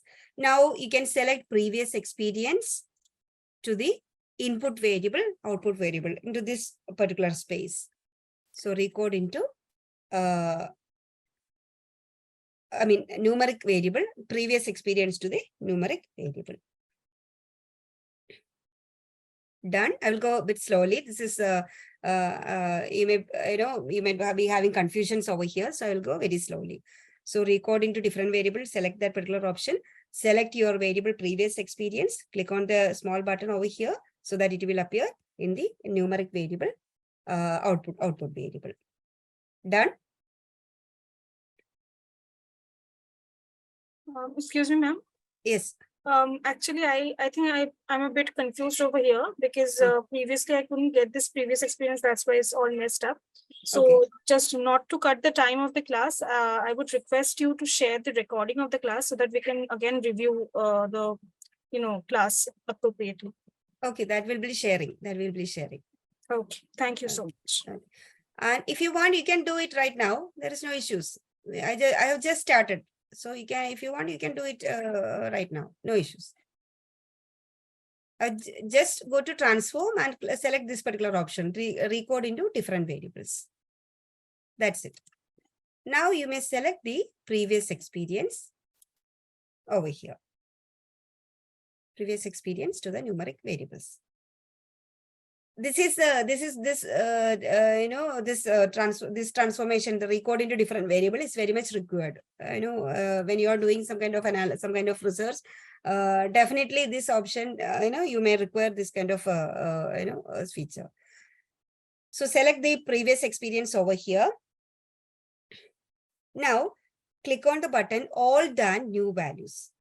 Click on the button all done new values. This option at the bottom, click on all done new values. Now you can select range. Click on range. Okay. Click on range. And range, I'm going to give 0 through 100. 0 through 100. And under values, I'm going to give 1. What this exactly means is that if the data in the previous experience is between 0 and 100, give value as 1. And you can click add so that it will appear over here. 0 through 100, it will be considered as category 1. Again, the second range is 101 to 200. 200. And the value I'm going to give 2. Add. So 101 to 200 will be considered as category 2. And 201 through 300 as value 3. Add. Then 301 through 400 as value 4. Add. Then 401. If you want 476, you can enter 476 because we have values till 476, or else you can enter 500. Add value 5. And you can click continue. Once you have finished this, just click continue. And the name and label also you have to give. You have to specify. So you have to specify your output variable. Click the name of your output variable, recorded. So we will give R, previous experience, PREXP. PREXP is our original variable. We will give the name for the new variable as PREXP. I will give the same name as the label. If you want to explain the label like recorded values for previous experience, you can give something like that. Otherwise, you can simply copy it and paste it. And you can click on the button change. I will repeat anyway. I will repeat. Just observe what I'm doing. I will repeat everything. So change so that it will appear over here. So what exactly we did is previous experience, change the numeric variable previous experience to an output variable R previous experience in such a way that 0 to 100 will come under category 1, 101 to 200 will come under category 2, 201 to 303, and so on. Now you may click OK. So if you look into the data view, you can find that there is a new variable created, R previous experience. So see 381, this will come under the category of 301 to 400. So the category is 4. See 301 to 400. So the category is 4. So in this way, all the variables, all the data points are automatically categorized into the corresponding classes. Is that clear?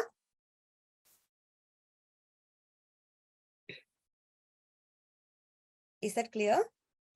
Yes, ma'am. Okay. Do I need to repeat the steps? Anyone needs? Okay. If anyone needs, please mention in the chat box. I will repeat. Yeah, please repeat, ma'am. Because in my old version, some labels are not there. There is no difference in old and new version in this case. This particular option is same for both the versions. Anyways, I will repeat. So I will, thank you. Yeah, I will repeat. No issues. So I will remove this particular variable. I will clear this particular variable. Okay. Now I will start from the beginning. So my objective is this is my target variable. I mean my previous experience. This is a continuous one. This is actually speaking about the how many months of experience do you have? So 381 months, 190. So starting from 0, 476. So I have checked the minimum and maximum value from the analyze descriptive statistics and descriptives. So these two options I am going to explain later. So that is why you just understand that the range of this particular variable is from 0 to 476. So I want this into a different categories. So I want this variable into categorical variable. In this way, 0 to 100 months of experience will fall under the category 1. 101 to 200 will should come under the category 2, and so on. So what I'll do, I'll go and transform. There is an option recode into different variables. So click on the option, and input variable. We have to specify previous experience is our input variable. So I'll click over here, and we have to specify. See the expression over here, numeric variable, an arrow, and then output variable. So this is the numeric variable we want to convert, and we want to, what kind of variable we want to get? We want to convert it into recorded variable. So we have to specify the outcome variable name over here. So R previous experience. The same thing, you can also paste it over here, our previous experience. If you click on the change button, it will appear over here. This step also you can do. There is no such order. You go and specify old and new values, then come and specify the name. There is no such order.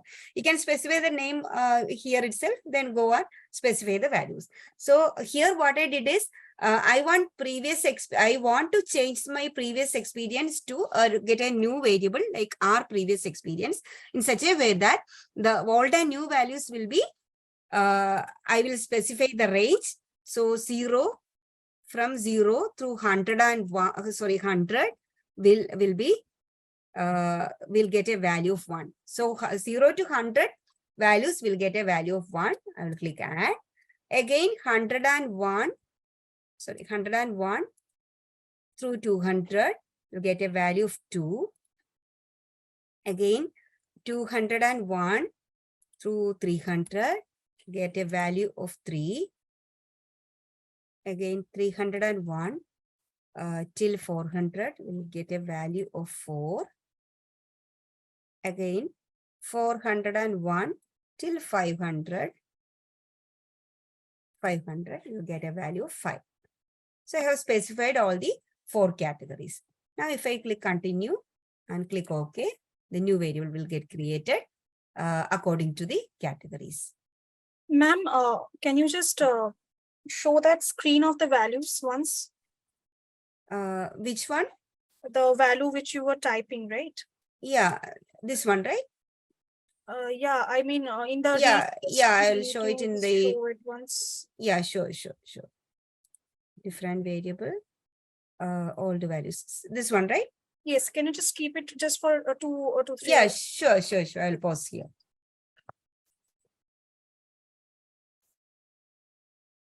So 0 through 100 and then value we were putting 1 and then adding, right? Yes. This way, the other values are also going. Yeah, same way you need to add other values. 0 through 100, give value 1, click add. Okay. That's it. You just try this. This you will require. This is very useful feature. So you just try, and if you're not getting, I'll repeat again. No issues.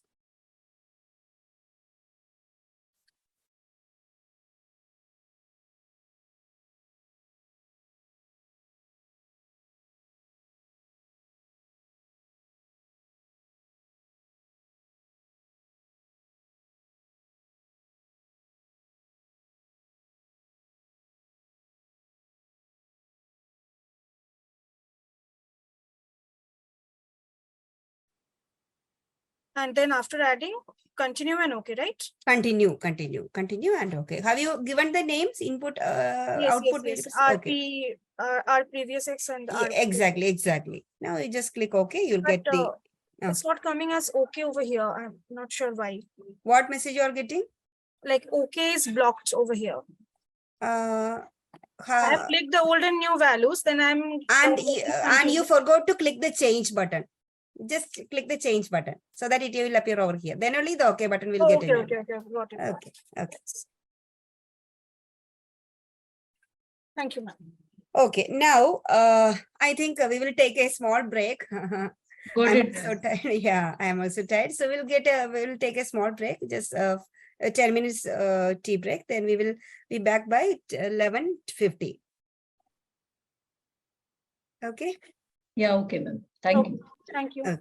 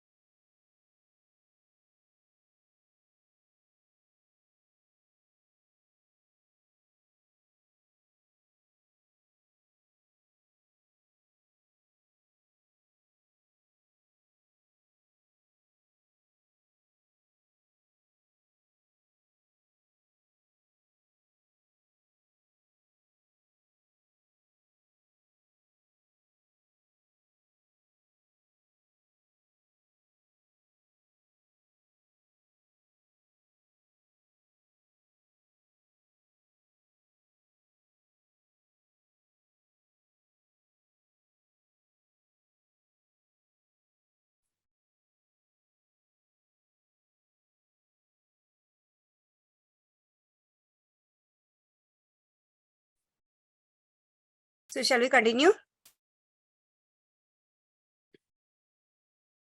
Yes, ma'am, please. Okay, so we have to cover a lot of things. This is actually 3 days content. So I know I'm going a bit, bit faster. So after that, if you're getting some recordings, you can, do the follow-up. That's why I'm going a bit faster. So 3 days content. So I'm trying my level best to accommodate maximum possible. Okay, so so there are now. Okay. Now there are many options, many features are there in SPSS. We can this can be the classification, everything, the categorization, everything can be done automatically. Not like this level also. Like the system, the software will give the categories, assign values, everything. It will do. But many options are there. But all those things we cannot cover in the 1 day's program, because we have to cover the test ANOVA, regression and factor analysis, etc., etc. So many more things we have to discuss. So what we'll do, we will start now. There are many options. If you want, you can explore yourself. I will towards the end of the session, as I have mentioned, I will tell you how to learn yourself. Self-learning is also possible. Every materials, everything is available with the inbuilt.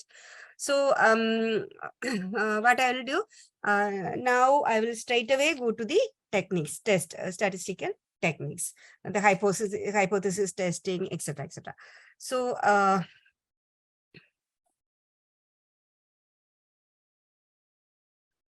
okay, now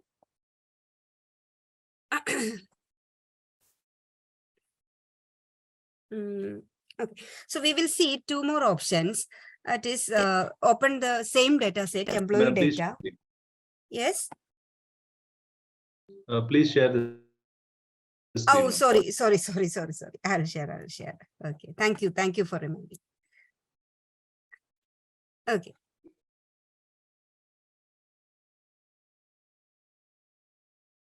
Okay, it's okay, right? Yes, ma'am. Okay, so open the same data set, employees data set. Now we will see 2 very important options, important features available with SPSS.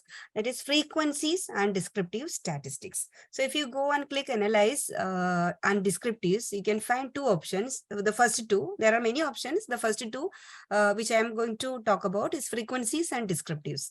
Frequencies and descriptives. So first we will see the purpose of frequencies, then we will move on to descriptives. So if you click the frequencies over here, so click the frequencies, go to analyze, descriptive statistics and frequencies. And you see the frequencies is the option for all your categorical variables or your nominal variables. See the icon, see descriptive statistics, see there is 1, 2, 3. That means it is meant for categorical variables.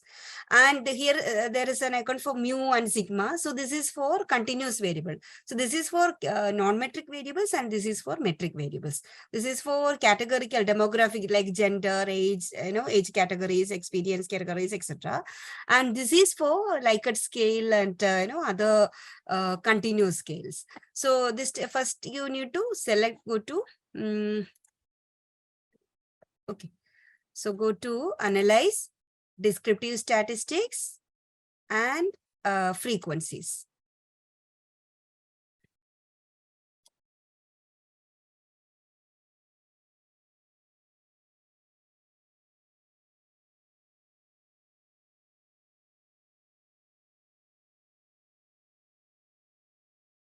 Okay. So some analyze, descriptive statistics and frequencies. So a small window will get open. So here you can select as many categorical variable, demographic variables as possible. So I will select gender and employment category. Gender, employment category. If you wish, you can select education level also, because it's a ordinal scale. It is considered as ordinal scale here. So gender, in employment category, education level, and if you wish, minority classification also you can select. So as many variables, categorical variables as you wish, you can select. Gender alone, it's also work. Just understand what are the options available. That's it. So this right now I am selecting all these four variables. And click on statistics. Click on statistics. So since these are categorical, there is no meaning for mean and median, etc. Sum also doesn't have any meaning. So maximum we can we will see the mode. Maximum frequent, mode, as you know, it is the maximum number of, maximum frequency occurrences. Like, so you can select mode here and click continue. From statistics, select mode. From charts, click on charts. You can select bar charts and percentages because we want chart values as percentage. So select bar charts and percentages from charts.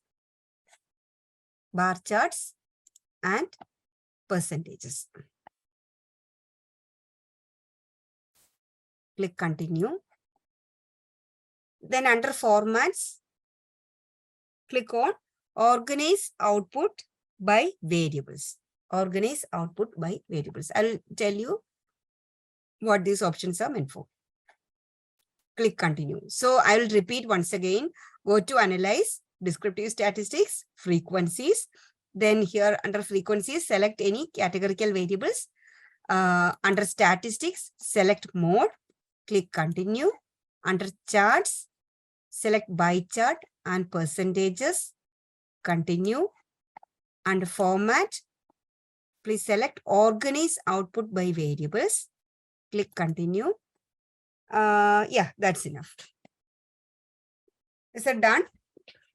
Anything, any step needs to repeat? No. Okay. So now you can click OK. Okay, click OK.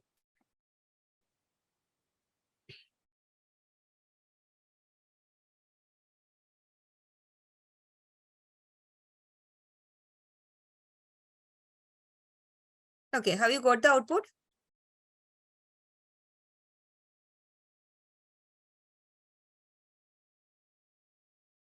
Got the output? Yes?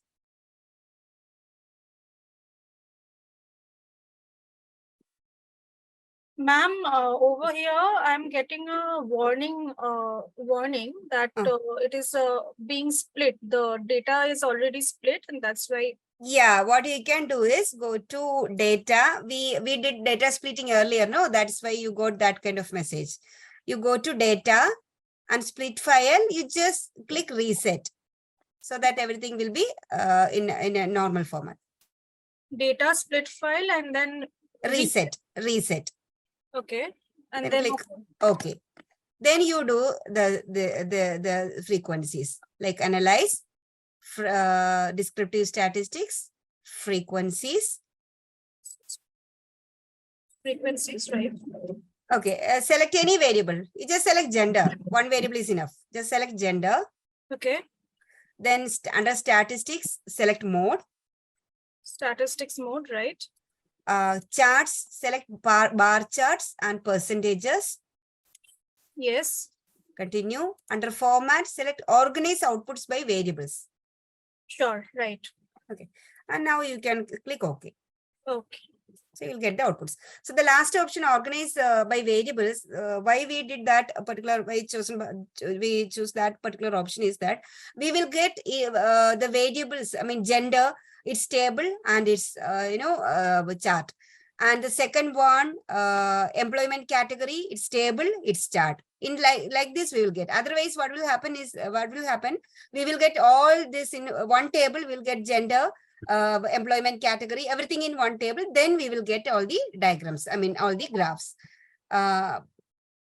So if you select that particular option, see, analyze, descriptive statistics and frequencies, and format. See this option.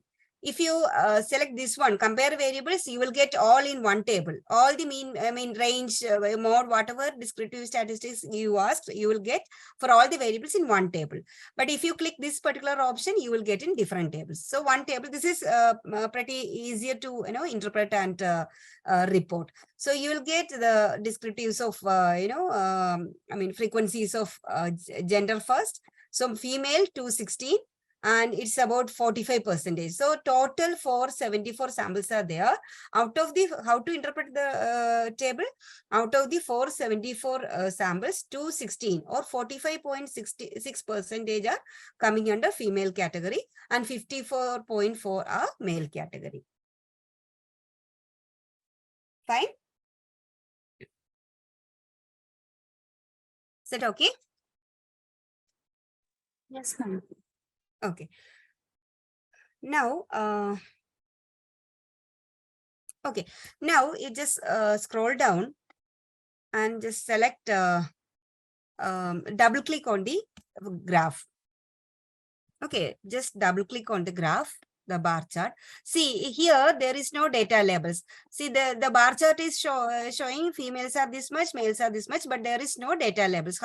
What is the percentage or whatever the count, that is not at all appearing in the graph. So this is not the right way to display or not the right way to report in your in your article or and in your PhD thesis or like that. So whenever we present a graph, we have to show the data labels compulsory. It is absolutely recommended that you have to show the data labels in your graphs. So double click on the graph, just double click the bar chart so that the chart editor will get open. Okay, the chart editor will get open. So now, for those who are using earlier versions, you can find these buttons in the left side. See, look into my my screen. Those who are using prior versions, you can see these buttons over here. Those who are using this updated one, you can see the buttons over here. Can you see? Is that there? Can you able to locate? Yes? Yes, ma'am. Okay. Now what you'll do, you just, there is one option called show data labels. Show data labels. Okay, show data labels. So click on that particular button, show data labels. Click that button. So it will open in a different window, properties, that window. So just make sure that you can display this percentage. Make sure that displayed is percentage and not displayed is the count. Those who are using earlier version, here you can find count and here you can count percentage. Is that correct?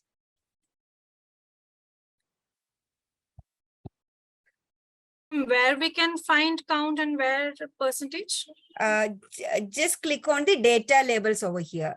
Okay. Can you see the data labels? Yes, yes, yes. Yeah. So here displayed the data values and labels. This is default, activated one, data values and labels. So displayed is percentage here. Can you see? But, like, how can we change it to count and all? Like, is it a default one or whatever? No. You can, now it's default because we already asked during that, the frequencies, we have mentioned that we want percentage. That is why it is displaying over here. Otherwise, normal case, you will get count over here, percentage over here. What you can do is I will just show you how to remove percentage and count. Now see, the percentage is displaying and not displayed is count. In earlier version, here count, here they will write as count only. Now, in the updated version, they will show something like this, gender, this type of appearance is there. Earlier version, you can see count over here. So if you want count to displayed and percentage not displayed, select percentage here. Click on the percentage over here. Click the cross button. Click the close button or cross button into mark and select the gender, click the up button. So that gender will appear, count will appear displayed and percentage will not displayed. Can you repeat this statement again? Like yeah, I will repeat.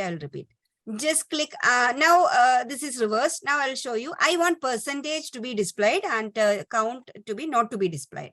Right. Okay, so now I will click percentage and I'll click the up button. Okay. Okay. And gender, I'll click the cross.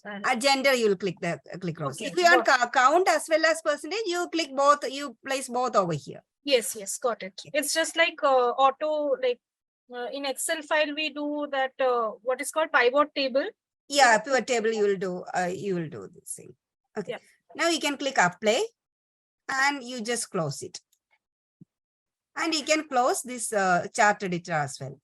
And if you go back to your output view, you can see the percentage is displayed. Okay.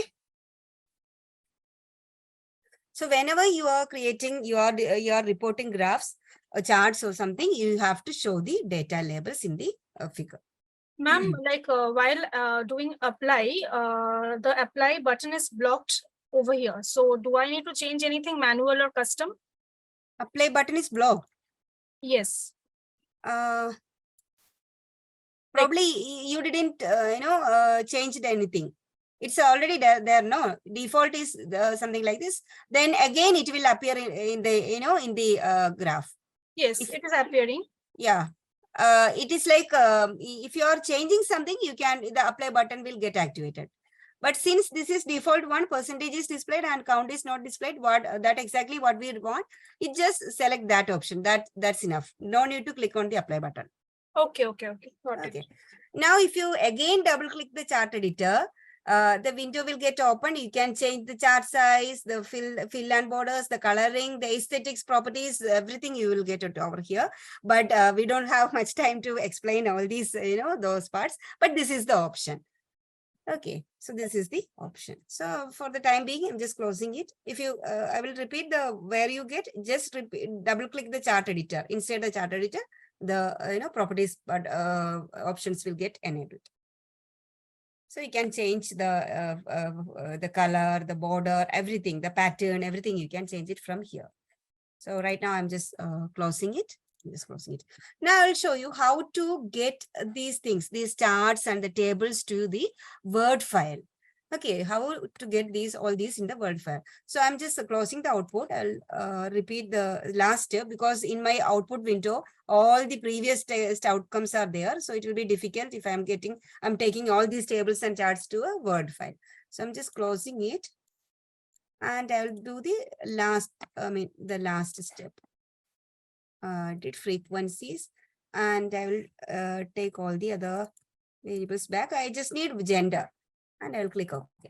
Okay, now I have my gender variable, its frequencies, the percentages, and my the graph, the bar chart. So I'll get the percentages. Now I'll close this. So this thing I want to take to Word file. So how I can get this? Go to. This is important. See, there are many ways you can do this. If you are taking copy paste work here, so you just take a copy and you can paste it in the Word file, your Word document, that will work. Your Word, Excel, or anywhere you can copy it. Or else there is another option. You go to Files and you click on Export. Go to File, click Export. Go to File, Export, and you specify the location where you want to save this. For that, you need to click the Browse button. Click the Browse button.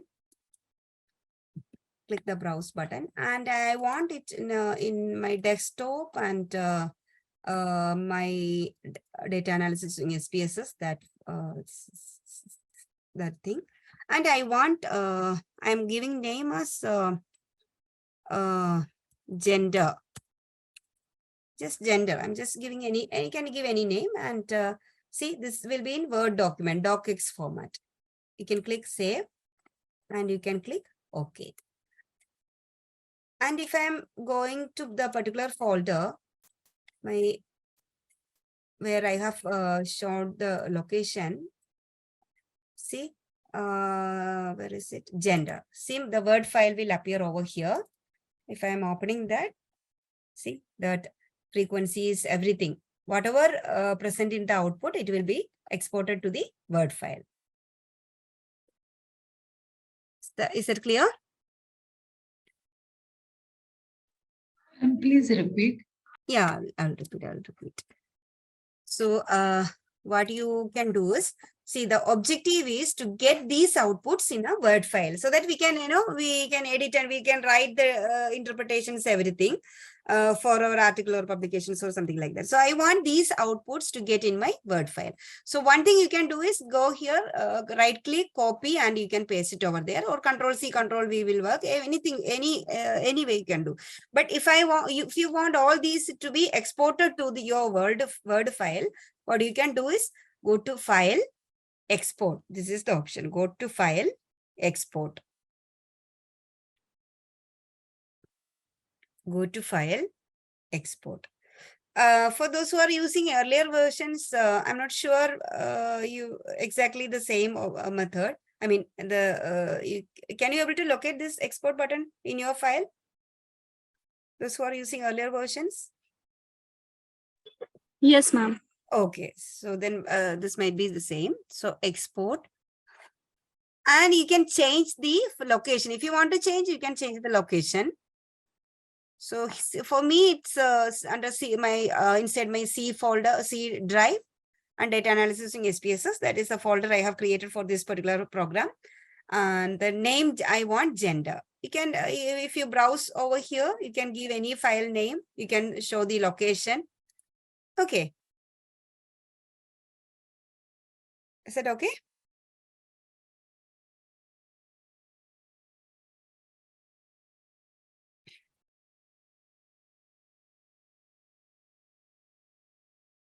Is that okay? Yeah. Yes. Okay. Ma'am, thank you. Now you just click OK. Since I have already this type of a file, it's asking whether I want to replace. So I want to replace it. I'm clicking yes. And now if you go and check, you can find it in the Word file. Got it? Yes, ma'am. Okay. So this is how you export your details to your Word file. Okay, that's all about the frequencies. So I will just show you once again what are the other options available. So descriptive statistics, frequencies.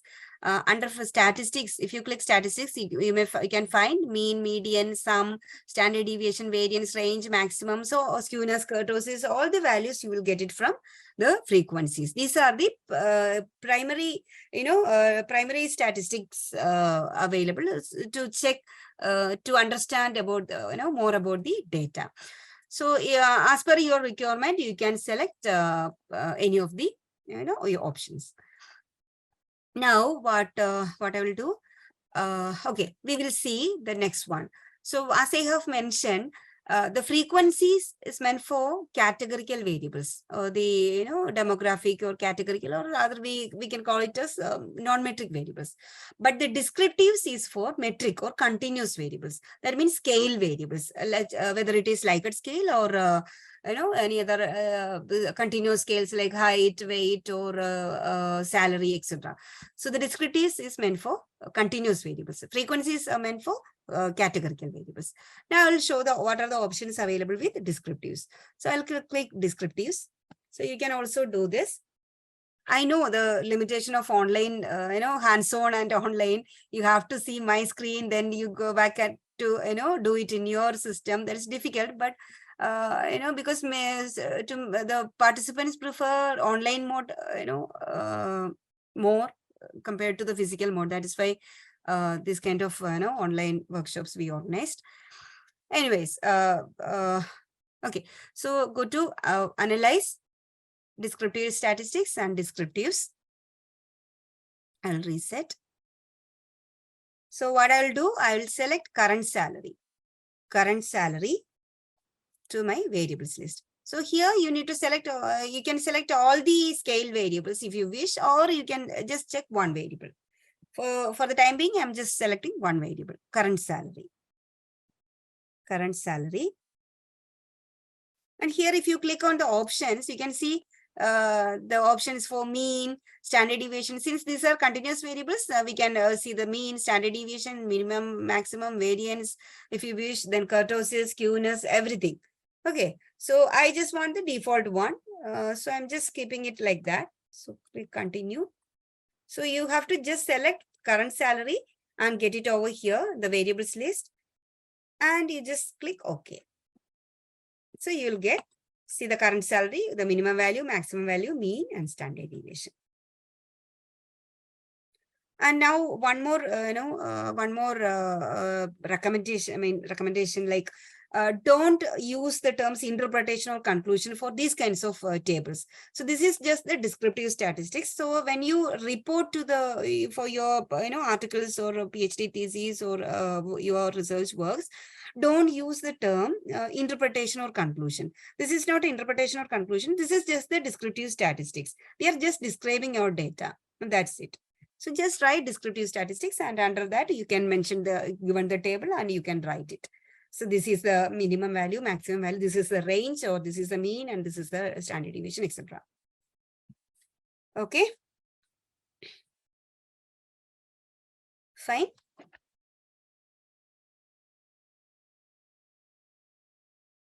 Shall I proceed?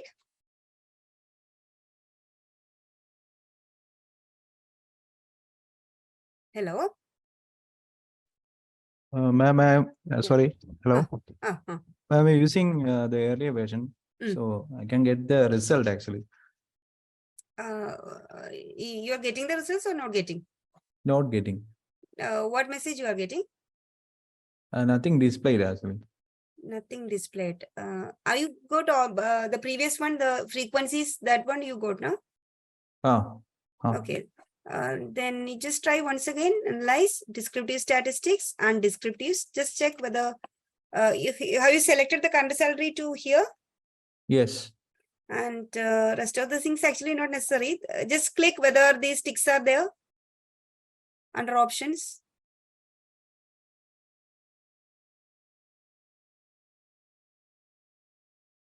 Can I repeat once more this procedure? Yeah. Sure, I'll repeat. You want me to repeat? Okay. You want me to repeat, or you are going to repeat? No. I just. Okay. Okay, now I get it. Thank you. Okay. Probably you haven't selected anything under the option. That is why you are not getting any results. Okay. Thank you. Okay. Now we will see. See, there are many other things also we have to look into, but because of the time constraints, we will go straight away to test. So before I will talk about different statistical techniques, I have to mention about normality. Okay, about normality. So normality is one such assumption that is mandatory for you to perform parametric techniques. So basically there are the techniques, all the statistical techniques, we can categorize them into parametric and non-parametric. In detail, I will just tell you what are the exact difference. If we know the parameters, we can proceed with parametric. If you don't know, we cannot, we have to do non-parametric. But I will explain the practical side. These are the theoretical parts. Apart from the theory, just keep it the theory there. So I will explain the practical side. So if once you have collected your data, you have entered everything, you have defined your variables, you have defined the measure, everything. So your data is ready, something like this. So you have ready with your data. Now, first of all, you have to check. First, you need to do some quality checks. Quality checks means you have to check, is there any missing values? Is there any outliers? Okay, so then you have to handle your missing values and outliers in one way or other. So missing value is if some values this is the data view. If some values are absent, say for example, this value is absent. This person, this respondent one has not wish to expose his salary to remain his salary. So he or she has not given the data. That means there is a blank space, blank cell. So that is a missing value. So what is the problem with missing value is sometimes some techniques won't work if your data is having missing values. Many techniques will work, many tests will work properly, but some techniques like some models that won't work if your data is having missing values. So what you can do is, if you're having adequate sample size, say for example, as per your study requirement, based on various factors, you require a sample size of 200. And for getting 200, you have circulated some 400 questionnaire. So you have returned some 250 samples, back. In the 250, you have some 2-3 missing values. So you can straight away remove the respondent. So if suppose if this is the missing value, there is no value entered here, you can remove the person one because I have enough sample size. Okay, now if your sample size is 200, you just received 200 samples. So how to handle the missing value? Definitely you can fill the blank space or missing value with the mean value. That is the common method. Fill with the average. That is the common way of handling missing values. Now, when we talk about outliers, outliers are extreme values. So I will tell you how to identify and what is an extreme value. When we talk about normality, I will explain you about the outliers, how to detect and what are the outliers, and how to detect the outliers from your data. So in theory, the outliers are some extreme values. So for example, the previous experience I have from 0 to this much range. So all these, when I look into, I'm not sure this is an outlier that we have to check statistically. We have to prove it statistically. So see, 50, 60, etc. are there. Here it is 113 and up to 476. That is the range, 476. So there is a chance that this 476 can be an outlier. These are some extreme values. So exactly how we handle the missing values, we have to deal with outliers as well. Either we have to remove, if we have sufficient sample size, we can remove this outliers, or if you don't have adequate sample size, you have to we have to cut. What we exactly do for dealing outliers is, so for example, see, I have 0 to 476, and any value beyond 300 is an outlier. Suppose any value beyond 300 is an, assume that any value beyond 300 is an outlier. So what we do, so the normal range, the normal range is from 50 to 300. So any value less than 50 is an outlier, any value greater than 300 is an outlier. Assume that any value less than 50 and any value greater than 300 is an outlier. So what we do, if we are having two values, say for example, I'm having a value 10. Also, I'm having a value 450 in my data set. So what I can do is, if I'm having sufficient number of ample sample size, I can remove the corresponding respondents having these data points. So if I don't have any adequate sample size, what I can do is I can convert this 10 into 50 because it is below the lower limit. I can convert 10 into 50, and similar way I can convert the 450 to 300. This is the upper range. So the values which are coming beyond the upper range, I have to convert it into upper range, and the values which are going less than the lower range have to convert it into the lower range. Is that clear? This is one way. There are n number of techniques, n number of methods are there for handling missing values and outliers. This is one method. One is to fill with average, and second one is, to handle the outliers, you have to do this method. Is that clear? Yes? Yes, ma'am. Okay. So now, okay, now we will see. Yeah. You told that there are n number of methods for dealing with the outliers, right? Yeah. So can you refer us some, books where we can get a, get details about this outlier corrections and all? One book is Hare et al. Multivariate Data Analysis by Hare et al. Hare, Black, Tandem. So their latest edition is also available. I mean, the older versions are freely available. E-books are there. The latest version you have to pay, but that is a wonderful book. It's very beautifully written, and everything is very clear. Unlike many research methodology textbooks, it is they are confusing. But this particular book is really not at all confusing, and the concepts are very clear. Hare et al. If you want, I will send the. I mean, I will share it in the WhatsApp group. The older versions, the PDF versions available that I can send you. Okay, ma'am, that will be great. Okay. Thank you. Okay. So now we will talk about normality. That is one of the most important concepts or assumptions in when we talk about parametric techniques. So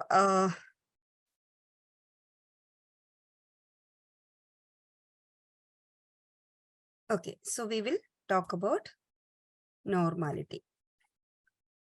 So I hope my PPT is visible to you. Now, characteristics of normal distribution. So we usually check normality with continuous variables. So continuous means Likert scale. We can say we have to check definitely if you are doing some parametric techniques with continuous. I mean Likert scale, you have to check normality, but many times you won't get. That's the problem. And if you are having some metric scales like salary, height, weight, etc., then again you have to check the normality. So all the continuous variables should be checked, normality checked. So that is one characteristics. Then it is as you know, it's a bell-shaped curve. I hope that this the bell-shaped curve. See the next slide. I can show you. See, this is the bell-shaped curve. This is the curve for normal distribution. So all the data points coming under this area, this curve. So this area, all these data points coming under this bell curve is considered to be normal. So those points going beyond the curve, so these are not normal. So this is the concept. Now it is unimodal, like a mean equals it will be having only one mode. And the mean for a perfectly normal distribution, mean will be equal to a median, and that will be equal to mode. So mean, median, mode will be the same. And so exactly, and another feature is like it's symmetrical. So 50% of your data will lies left side of the mean, and 50% will be lies on the right side. See, if this is the mean value, this is the mean. So exactly, this is symmetrical. If you draw a line over here, 50% will lie on the left side, and another 50% will lie on the right side. Okay. Now the total area that you can leave. Okay, so this much about the normality. So this is the normal bell curve. If you talk about in another ways, so as I have mentioned, all the data points coming under this bell-shaped curve is considered as normal. So those data points going beyond the curve is considered as I mean, if more number of data points are going beyond, that data is not considered as normal. So we have to statistically prove or statistically test whether our data is normal or not normal. So there are n number of methods. I mean, not n number. There are many statistical methods are available to test whether your data is normal or not normal. And one more thing I have to explain is, see, this is the standard deviation, -1 standard deviation and +1 standard deviation. I hope the concepts of standard deviation and variance all of you are familiar with. Standard deviation is nothing but it is a concept of how far your data points are from the mean value. That is variance and standard deviation. So those concepts. So this is -1 standard deviation and this is +1 standard deviation. So around 68% of your data will lies in this range, -1 standard deviation and +1 standard deviation. And 95% of the data will fall under -2 standard deviation and +2 standard deviation. Again, from -3 to +3, 99.7%. So usually in academics, beyond the -3 and +3, so if any data points are going beyond the ±3 standard deviation is considered as an outlier.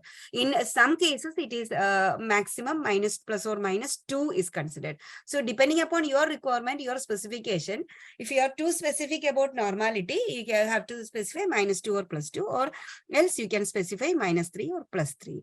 So those points going beyond, those data points going beyond plus or minus 3 standard deviation is considered as outliers.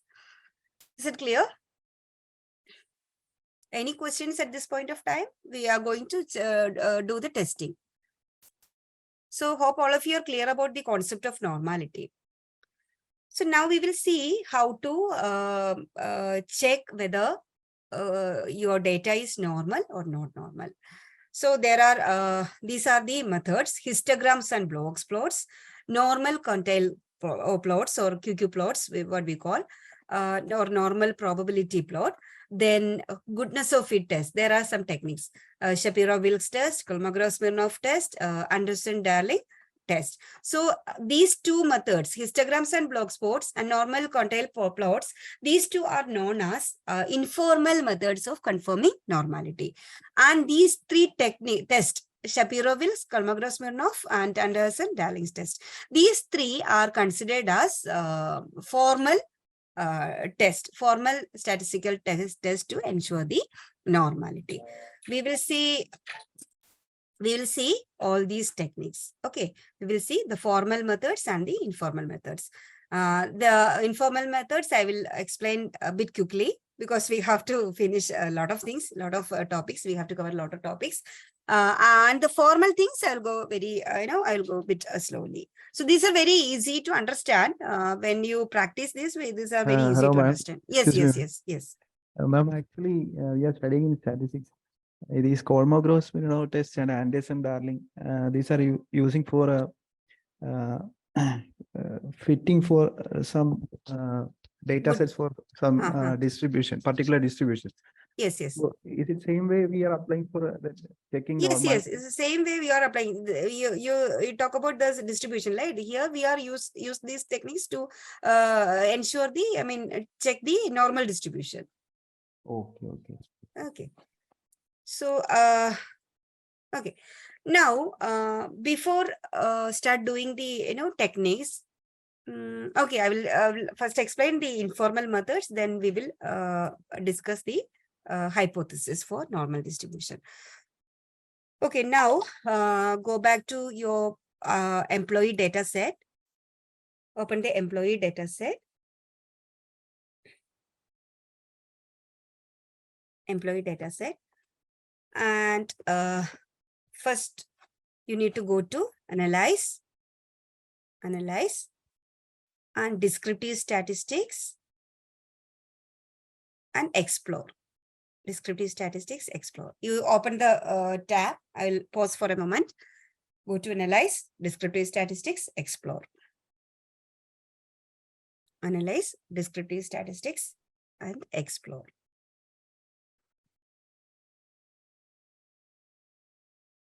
Able to locate?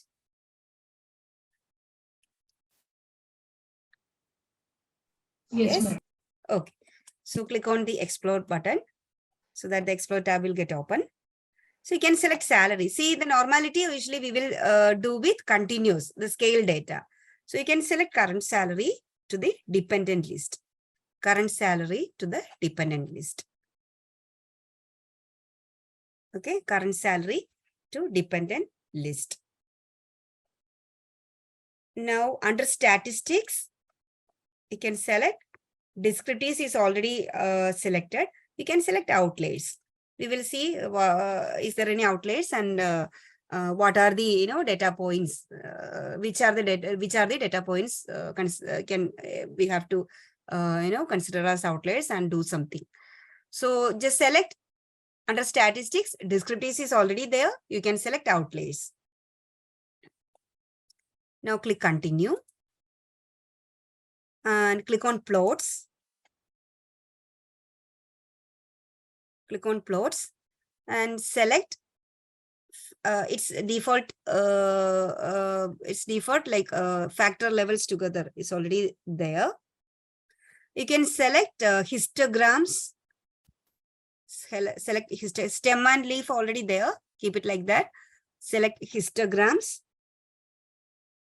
Then normality plots with test. So two things you can do under plots. First one, histograms. Second one, normality plots with test. Histograms. And the second one, normality plots with test. And click continue. That's enough. So three things we did. First one, we have selected current salary to the dependent list. Second, under statistics, we have selected the outliers. Under plots, under plots, we have selected histograms and normality plots with techniques. Done? If you finish, you can click OK. Have you got the results?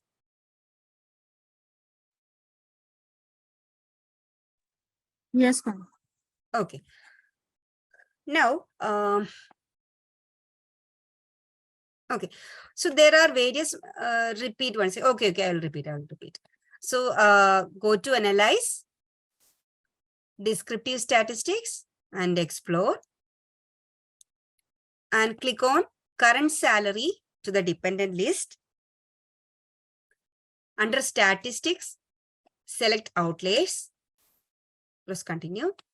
Under plots, select histograms and normality plots with test. Click continue. Okay, that's enough. This much. Then you can click OK. So you will get the output.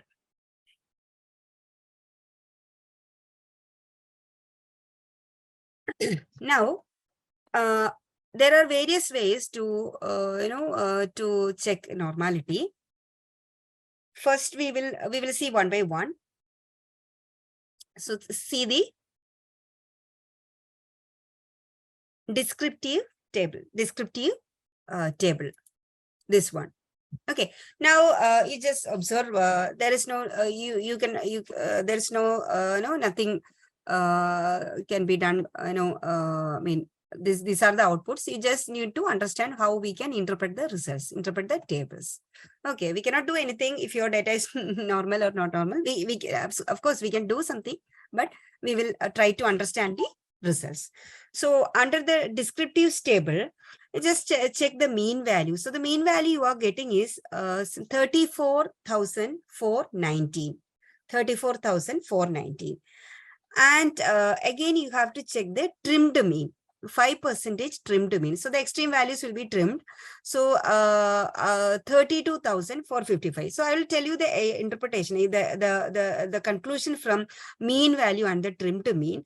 So ideally, there should not be much difference between mean and the trimmed mean. So I will repeat, there should not be much difference between mean value and the trimmed mean. If there is a huge difference, that means your data is skewed. You know what is a skewed data? There is a lack of symmetry. That is skewed data. So kurtosis means peakiness. Your data is having more peak, that means kurtosis. If your data is not symmetric, that is skewed. So if is there any difference, huge difference between mean and the trimmed mean, that means your data is skewed. Here there is much difference is there, 34 and 32. That means the difference is probably significant. So this data might not be normal. So that is first indication from the descriptive table. Is that clear? These are informal methods. I will tell you the formal method also. So these are the first indication, or you are going to understand your data better. You are going to to know more about the distribution of or the shape of your data. So if the mean and the trim mean have much difference, that means your data is skewed. Clear? Yes. Shall I proceed?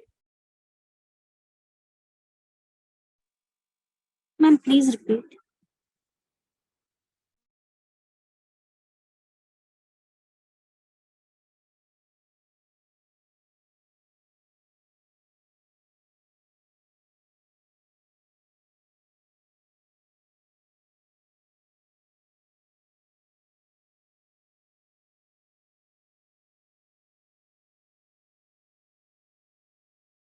Hello, ma'am.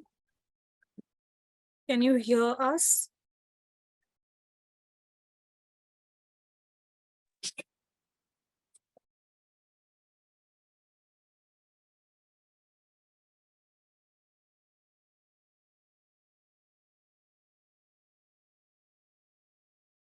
I think there's a technical issue. She'll join back. Hello, am I audible? Yes, you're audible now, ma'am. Yeah. Okay, yes, ma'am. sorry. I think I got disconnected in between. Okay, so okay, I'll share my screen. So we were discussing about the descriptives. So I'll repeat. I don't know where I got disconnected. So I'll repeat this descriptives again. So you have to check the. I'm audible, right? Yes, yes, yes. Yes, ma'am. Oh, okay.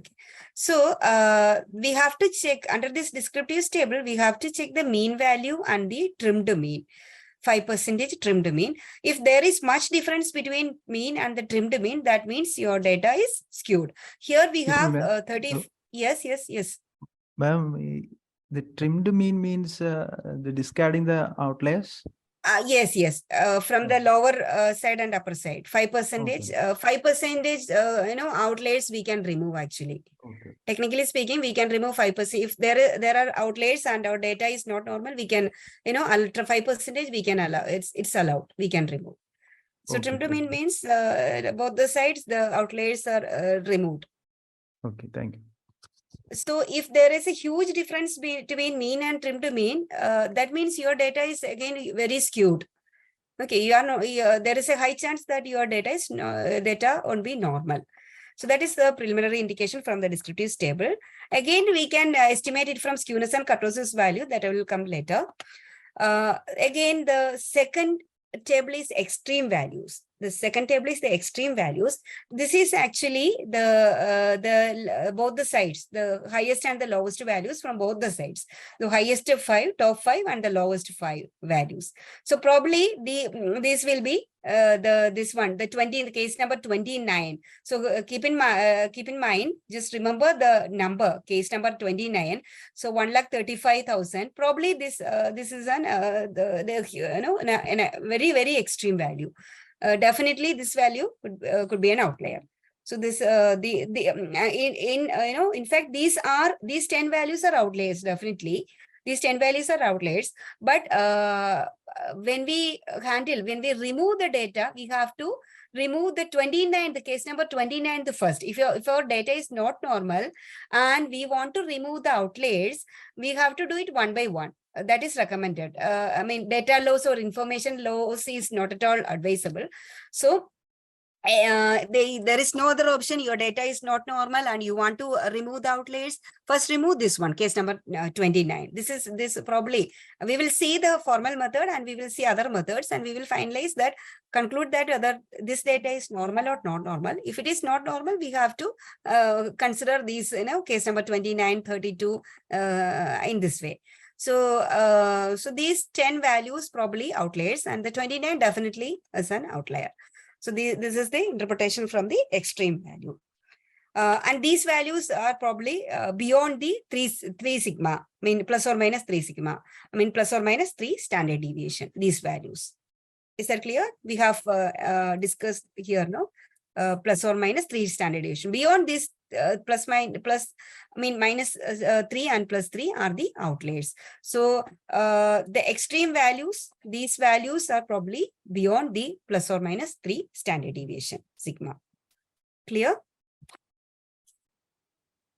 Now we will see, these techniques just we will discuss after discussing the histograms and stem and leaf and QQ plot. So here the histograms, see the histogram. So I will double click the histogram, just observe, no need to do, just observe what I'm doing. So many a times you won't report the informal methods, you will report the formal test. The Kolmogorov-Smirnov or Shapiro-Wilks you will report in your study, but this is for your information, additional information. You will, how the spread or shape of your data, how you describe the shape of your data from histograms. So I will just double click the histogram. And there is one option called, see, show distribution curve over here. So show distribution curve, just like the data values. We got it from here. There is another button is here, show distribution curve. So I'll click the distribution curve so that the normal curve will get appear. So I'll close everything. So in my output view, it will be there, the normal, the distribution curve. So see, if most of the data points are falling under this curve, we can, expect some level of normality. But here, these many points are out of the curve. That means, and here also, these many points are out of the curve. So that means there is there is a chance that this data is not normal. There is not like a chance, this data is not normal. From this curve, we can, estimate this data is normal. Many points are falling, out the curve. So this is about histograms. And when we talk about this one, stem and leaf plot, I will take a copy of this one and I will paste it somewhere here. Sorry. This is exactly, no, I'm not getting us the image over here. Okay. I will explain from here itself. So if you rotate this image, I will take, I will copy as such image as such. So I'll take the copy and now I'll paste it over here. And if I rotate this, see, this is exactly looks like the histograms. Histograms. See, I'll take the copy of this one also. Copy. And I'll paste it over here. Sorry. Okay. So I'll paste it over here. See this, the stem and leaf also exactly looks like the histogram. This is same thing, but with the values. So it is also with the same shape. So again, from the stem and leaf, we can understand that these values are falling beyond the normal curve. Now, the next informal method is from the normal QQ plot. So you have to check whether all the data points are falling in the line. There is a straight line. If the data points are exactly within the line, in the line, the straight line, that means your data is not normal. But we are having many points, are apart from the line, are not in the straight line. So again, an indication that this data is not normal. And here there is something called detrended. Here also you have to check, there is a zero, straight line in the zero. You have to check whether these data points, this is the mean, nothing but the straight line is about the mean. So if the values are close to this straight line or in the straight line, that means your data is normal. But too many values are going far beyond. See, one data point is here. Probably this is the case number 29. We will see that. So far beyond the mean curve, zero. So that means this again indication for non-normality. Now finally the box plot. Box plot, as you know, it is a five number summary, like the first quartile. This is the first quartile. This is the second quartile, and this is the third quartile. And I will quickly tell you what are the outliers. Who are the outliers? So this is the range. So this is the range. So those values going beyond this range, this upper range or lower range, are the outliers. See the 29. Hope you remember. This is the case number 29. It's an extreme value, very, very extreme value. It's an outlier. Definitely, this is an outlier. So technically speaking, all these are outliers, but we have to remove one by one. So that the case number 29, definitely we have to remove it from the data. It's an outlier. So that the shape will be more, close to normal. Now these techniques, these the box plot, the detrended normal QQ plots and the normal QQ plots, histogram, stem and leaf, all these are considered as informal way of confirming the normality. Now when we talk about the formal method, we have two methods to test results available in SPSS. That is Kolmogorov-Smirnov test and Shapiro-Wilks test. That is test of normality. So before interpreting the results, we have to check, we have to see the, the hypothesis of normality. So see, For testing the normality, the hypothesis is something like, for null hypothesis, states that the distribution is normal. You know what is a hypothesis, right? It's a tentative statement which we try to prove or disprove.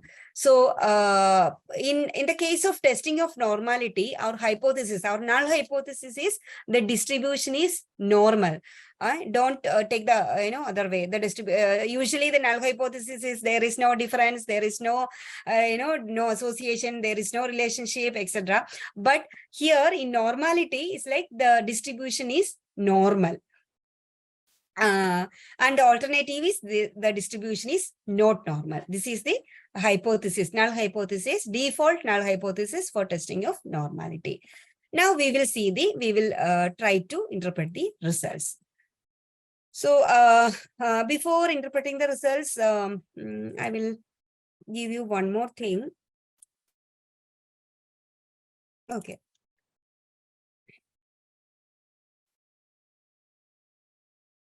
See, this is the thumb rule. This is the thumb rule. For any test, now after the normality testing, we are going to see t-test, ANOVA, correlation, regression, all those things. If you want, you can take a pic of this same, or else I will take a pic and I will share it in the group so that it will be easy for you to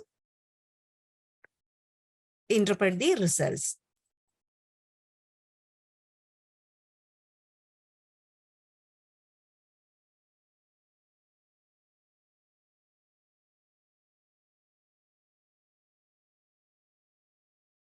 So I have shared the, okay, this is the thumb rule. For any statistical technique, for any t-test, whether it is t-test, ANOVA, correlation, regression, for any statistical techniques, this is the thumb rule. So if your p-value, what we are getting out when we run these, techniques, when we run these tests, is the p-value or the significance value, SIG value or the probability value, whatever. So this SIG value, what in the SPSS output, you will get SIG. You will get an SIG, significance value. So if your p-value is less than 0.01, you have to check the p-value. And if you are getting it, if it is less than 0.01, you will reject null and accept alternate. And if it is less than 0.05, there are three situations. Situation number 1, less than 0.01, you will reject null. Situation number 2, if it is less than 0.05, again, you will reject null. Situation number 3, if your p-value is greater than 0.05, you will accept. Accept this just for your understanding purpose. Technically speaking, we will just write fail to reject. Keep in mind, accept, this is just for your understanding purpose only. Okay, so technically speaking, we will write fail to reject. Fail to reject. So but in conclusion, you just remember that you have to check your p-value less than 0.05 or greater than 0.05. These two situations will fall under less than 0.05. So if it is less than 0.05, you will reject null. If it is greater than 0.05, you will fail to reject or accept your null hypothesis. Now we will try to interpret the results of Kolmogorov-Smirnov and Shapiro-Wills. So here, for KS test, you got a significance value of less than 0.001. For those who are using previous versions, you will be getting a significance of 0.000 or something like that. Is that correct? Yes, ma'am. Okay. So anyways, 0.000 or less than 0.0, why this is the versions showing different results is because it is not like 0. Okay, 0.000, it's not equal to 0. There is a digit, 0.0000, some after some zeros there is a small digit, so it is very close to 0. Anyways, it is very close to 0, but it is not exactly 0. There is a small value, so that is why the later versions showing the significance as less than 0.001. This will fall under this category. That's it. So anyways, the interpretations will be the same. So you will be getting 0.000 as your results. So we have Kolmogorov-Smirnov test and Shapiro-Wills test. We got a significance value less than 0.001. So what does exactly mean? what is our null hypothesis here? The distribution is normal. And what happens now, we got less than 0.001. That means our case fall under this category, less than 0.01, this one category. So technically speaking, we will reject null hypothesis. What is our null hypothesis? Distribution is normal. So as expected, based on the formal techniques of Kolmogorov-Smirnov and Shapiro-Wilks, this data set is not normal. Is that clear?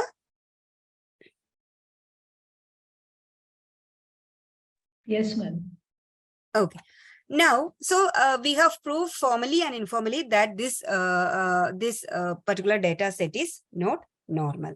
Now, what will we do? So many times when you are using Likert scale kind of data, you will encounter these kinds of situations. You won't never get you won't get any normal distribution when you are using Likert scale. Hardly you will get. So what you can do? It is not like you have to straight away go with non-parametric techniques. Why we have to check this normality? If that suppose the data is normal, we can go straight away the parametric techniques like t-test, ANOVA, correlation, regression, etc. If your data is not normal, you have to choose non-parametric alternatives. Like there are numerous techniques available. Mann-Whitney U-test, Wilcoxon signed rank test. So there are many test techniques are there. Many non-parametric alternatives are there corresponding to your parametric techniques. But the non-parametric techniques are not that much powerful. No, we cannot do that, that in-depth analysis using non-parametric techniques. So that is why we always prefer parametric techniques over non-parametric, academicians especially. So what we do if our data is not normal. So first thing we can do is we can do some kind of transformation. That what I have explained in the morning, the beginning of our session. So you have to transform your data. You have to transform your data into log values that we already discussed, to take log values. So log values means your data, your values will become very small numbers, so that there is a high chance that your data will fall under normal distribution. I'll just show you, just observe what I'm doing. I will just take the log values, then I'll recheck the techniques. So I will take transform compute variable and target variable. I want ln underscore current salary. So salary, I will write salary. Numeric expression, I want arithmetic, ln, double click ln, and I will take current salary over here. And I will click OK. So I'll get the log values. Now I will do all the normality checking using the log values. So I will go and explore. And instead of current salary, I will select the ln salary, which is created just now. So I will select the ln salary. Now I will click OK. So see the mean value is now it is 10.35. Earlier it was, what about the mean value earlier? It was 34,000 something. Now it is 10 point something. So when we take log values, we will get some smaller values. So 10.35 and trimmed mean is 10.33. So the difference between these two has reduced a lot. But this is not sufficient to ensure that this is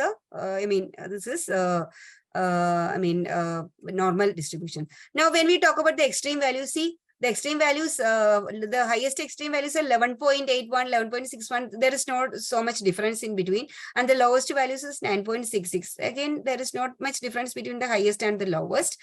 And when we talk about, we will come to this techniques later. When we talk about the histograms and when we plot the normality curve, see, now much better. Earlier it was going beyond this level, but some values are again going beyond, but much better. Stem and leaf the same. Then too many points are close to the straight line. Again, some points are again much better than the earlier one.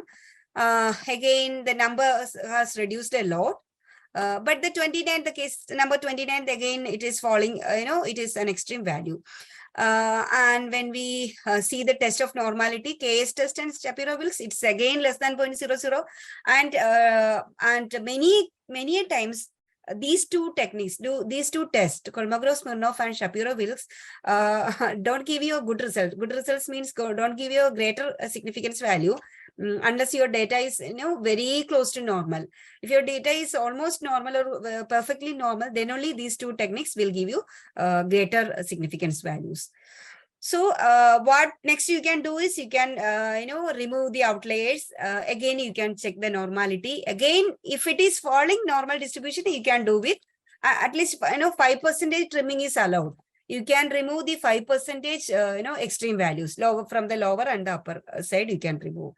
If after removing, even after removing, again your data is not normal, there is no other option. You have to go with non-parametric techniques. So I'm for the time being, I'm stopping here. If any questions. Yes, ma'am, can you just repeat the last one? Like for how many times I should go for this outlier removal? How many times? Yeah, I couldn't follow you actually. Like you can 5% is trimming is allowed. Like see the extreme values, no, 5 upper 5 and lower 5 is showing. You can remove one by one. First you can remove the 29th one, and again you can check the normality, because one by one, why I'm saying is the information loss is not recommended. That's why if we are removing one data point, that again maybe it's a genuine value. So data loss we are not recommending. So you can remove the 29th case first. So how to locate the 29th? We will see the 29th case from previous salary. We want to locate the 29th case. So we will go to edit and go to case. From previous salary, I want to see the 29th case. We will see the value go.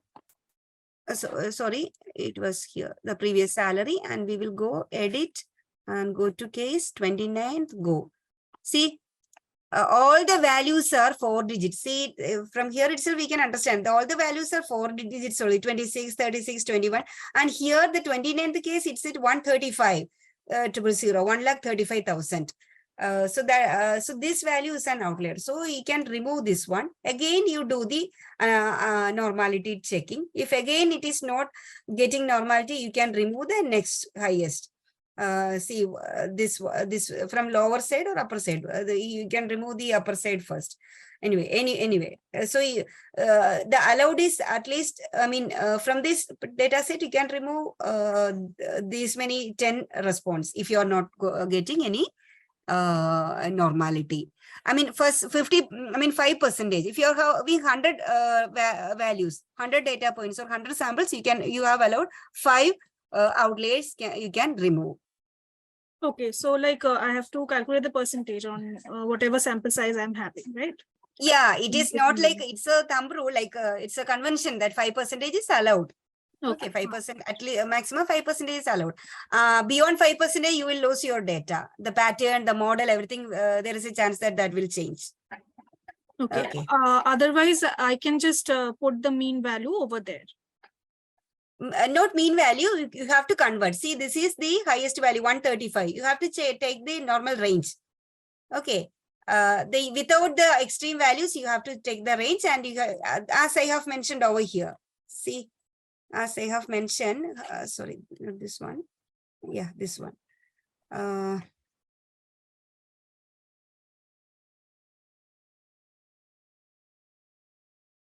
Where is it?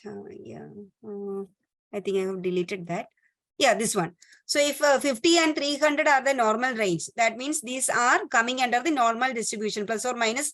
This is minus 3 standard deviation. Suppose, assume that this is plus 3 standard deviation. Then any value be less than 50, you can convert into 50. Any value beyond 300, you can convert it into 300. Okay, got it. Okay. So any other questions?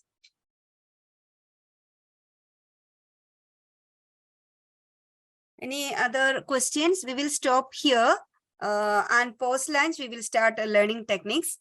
We have to, yeah. Ma'am, I have a doubt. What will be the actually adequate sample size we are going to conduct as a test? See, the sample size, that is a different topic, but I'll try to, I'll explain. So the sample size, that depends upon many factors. Depends upon the how many variables you are having, depending upon what kind of technique you are going to use. So there are different, references available. And there are some tools are also there. G power. So there is a tool called G power, that if you are giving some, these many variables are there, it will ask you some, some details about your study, about your data. These many variables are there. This is a standard deviation, or this is a mean, or something, some credentials it will ask. And if you provide that, the software itself calculate you the sample size. If you want to do it practical, G star, Okay. G power, that is the name of the tool. And again, in a general, there are a number of formulas are also there to find out the this thing, sample size. It depends upon your study. It depends upon your study. Not like all the studies will require 252 samples or 382 samples. It's not like that. It depends upon many factors. And one convention is, if your sample size is 1 lakh, you can have population size of 1 lakh, you can have a sample size of 382. There are references for that. From many formulas and from many methods, it is estimated that if your sample size is 1 lakh, you can have a sample size of 382. And if it is more than 1 lakh, 383, and so on. It will go like that. Okay. And for doing some structural equation modeling kind of analysis, you have to check the communalities. That is nothing but the factor loading. I don't know how far you are familiar with these terms. So communalities and factor loadings you need to check. If the communalities are more, you can have less sample size. If the communalities are less, that communalities basically is a concept of contribution, how much the variable is contributing to the model. If more contribution, the data is really good, then you can have less number of samples. Probably 100 to 150 or something like that. If the communalities are very... This G power package is freely available? Yeah, I think it's free. Earlier it was free, like now if you want some more features you have to pay, I think, but you can use anyway. You can use. I have 2-3 years back I have used that, but it is actually not necessary. It depends upon your study. You can for your, are you doing PhD or for writing some papers?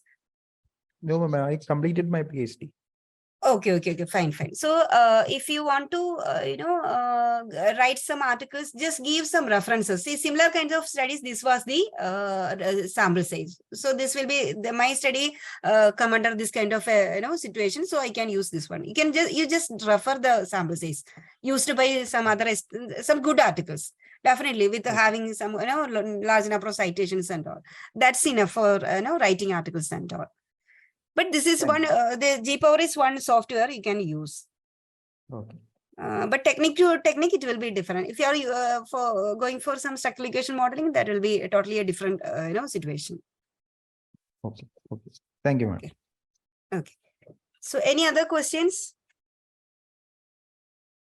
So I hope you understood these concepts. I'm going a bit fast. I know that, but still we have to cover a lot. That's why it's a one-day workshop. This is the content for 3 days. That is a limitation with our program.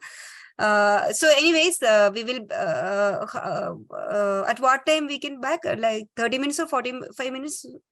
Can we start at 1:45?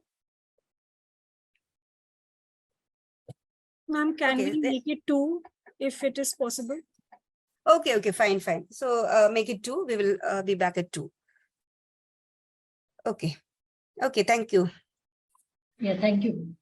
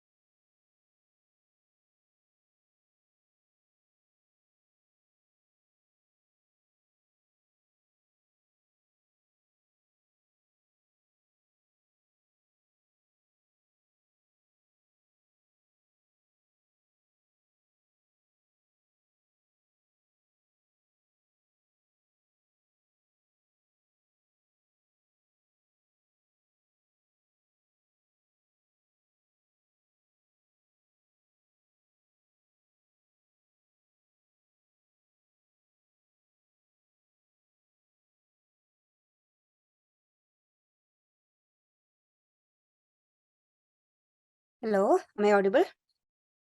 Yes, audible. So we'll continue.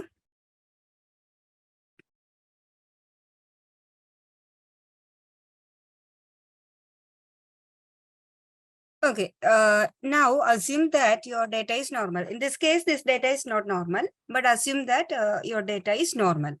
So hope it's visible. My screen is visible, right? Reshmi ma'am, Sir? just, before proceed, it is better that we'll check other all are joined.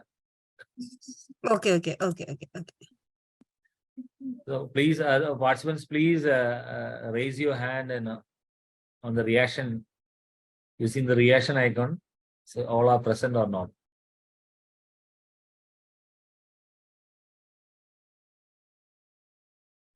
Yes, I am present.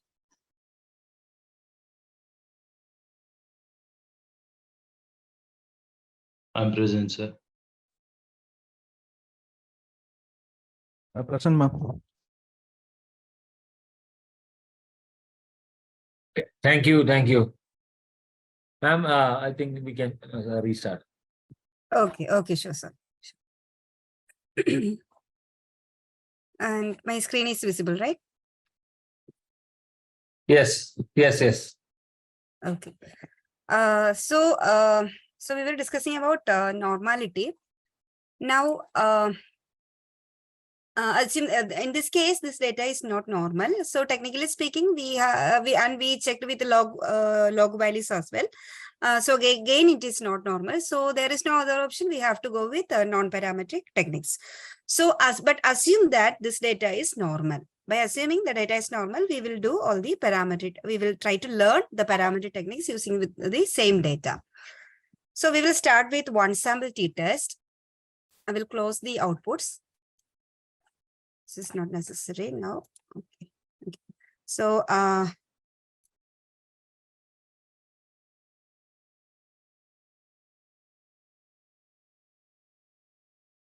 employee data. So okay.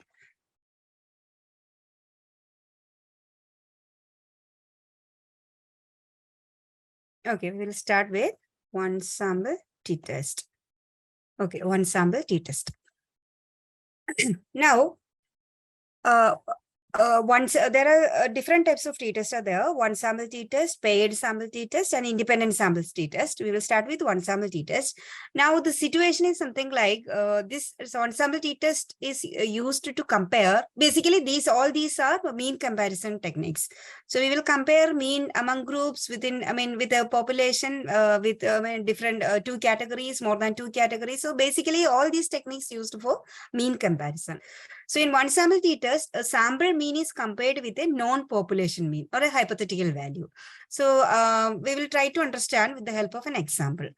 And before that, the null hypothesis here is there is no significant difference between population mean and the sample mean.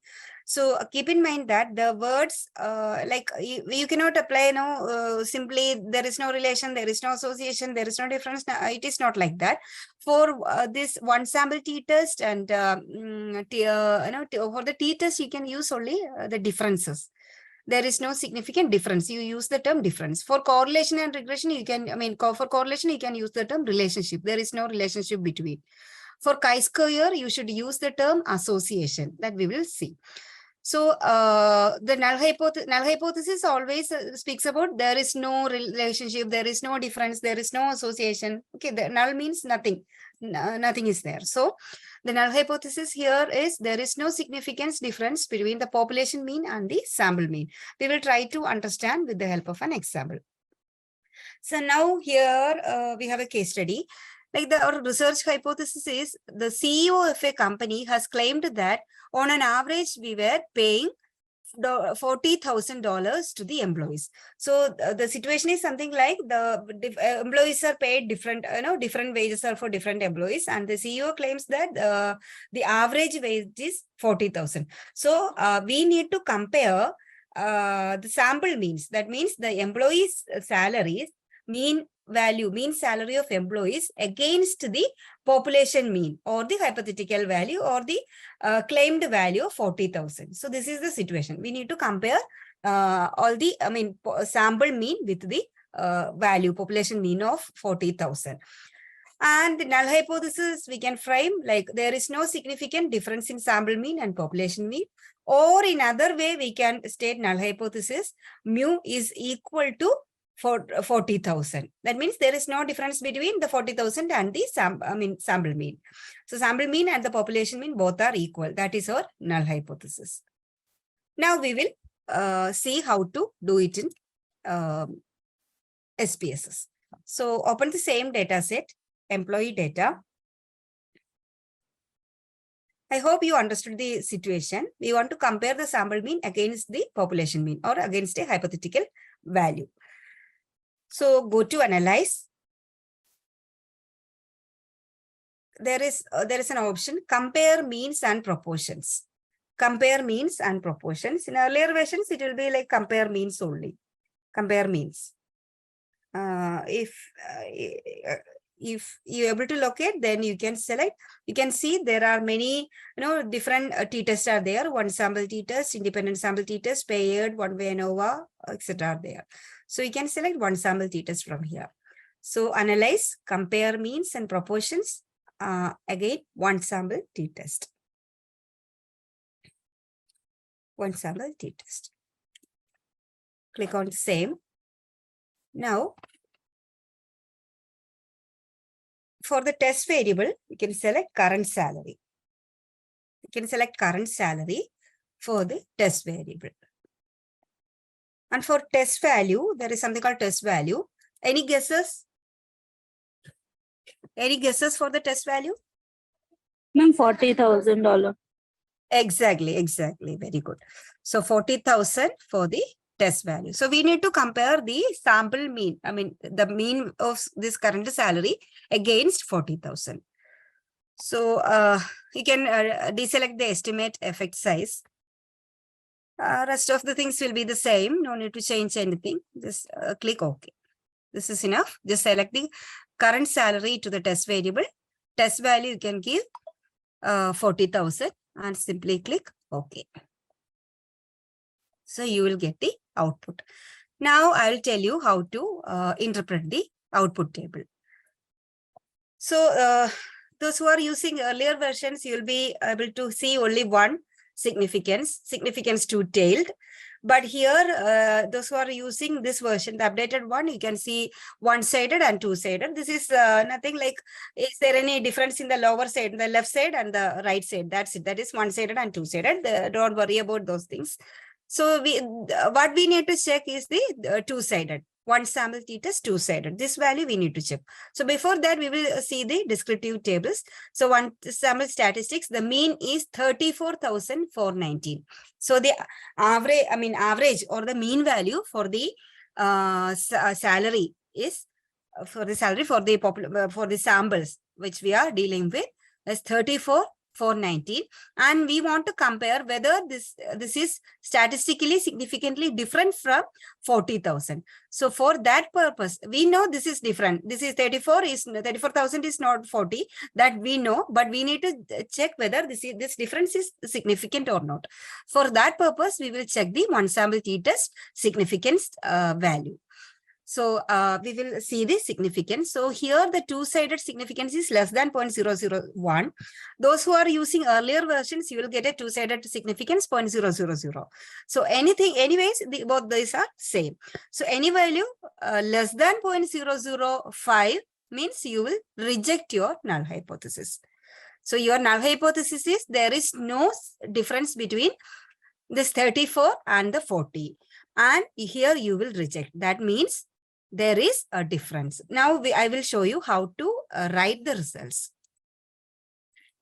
See? Okay, so this is I have copied the one sample t-test results over here. So findings as the p-value of one sample t-test, we got a the t-value. P value of one sample t test. So within bracket, we need to write about the t statistic. So here the t statistic is minus 7.115 and which is 0, in your case, those who are using earlier versions, you'll get 0, 0, 0. So which is 0, 0, 0, or rather you can write as which is less than 0.001 and which is less than 5% level of significance. That is the thumb rule.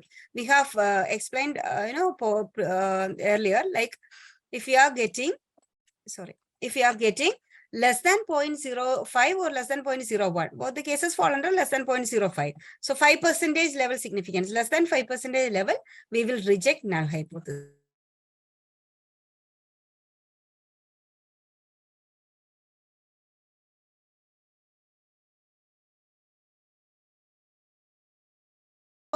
Or less than 0.001, which is less than 5% level of significance, we reject null hypothesis, and which means that there is significant difference. Null hypothesis, what the null hypothesis says, there is no significant relation. There is no significant difference. So which we reject. So that means there is significant difference in sample mean and population mean. So we can say that the claim of CEO is wrong.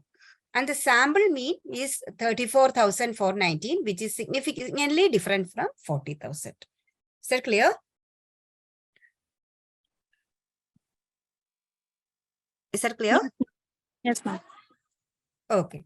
Now we will move on to the next technique, that is dependent sample t-test. Dependent samples t-test. So the dependent sample t-test, we used to compare means of same group. See, the groups are same. Like you just remember with an example, like some pre-training, post-training. We will take this FDP as the example. So before attending this FDP, your level of understanding in SPSS, and after this training, what is your level of understanding? So here we are comparing means of the same group. You are the respondents. Before the training, I will take value from you, your skill level we will check, and after the training, we will assess your performance. So the same group is compared before and after some treatments. So in this case, we will use dependent sample t-test. There is another name for dependent sample t-test is paired samples t-test, because the sample is same. That is that is why the name paired samples t-test. And here the null hypothesis is there is no significant difference in means between before and after treatment. So if you are giving some kind of training before and after the treatment, and this method is useful for checking the effect of some drugs in medical, health and clinical analytics and all, before and after. I mean, the effect of some drugs before applying the drugs and after applying that particular medicine or drug. So we can check the influence. So these kinds of situations we will use paired sample t-test. In marketing research, what we can use this for testing the salesperson's effectiveness before giving some kind of training, some kind of skill development things, and their performance, how much they could they are able to sold out, like how much numbers, the number of their performance in terms of numbers. So before and after the training, how the salespersons are performing. So these are some of the examples, situations where we can apply dependent samples t-test. Now we will see with a case study. So you need to open another data sets. I will tell you the name. So here the SPSS tutorial videos have increased employees' skill sets of using SPSS. You can imagine with your own example before attending this FTP and after attending this FTP, what will be your skill level. So this null hypothesis, there is no significant difference in SPSS skill sets of employees after watching the tutorials or after attending the FTP. And the alternative, there is significant difference in SPSS skill levels of employees after watching the tutorials. So another way we can state null mu1 equal to mu2. Mu1 and mu2 are the means or the skill level of employees before and after the training or attending the tutorials. Now just open the the sample, the data, SPSS skills data. I have shared the data already. So open the data, SPSS skill data. SPSS skill data.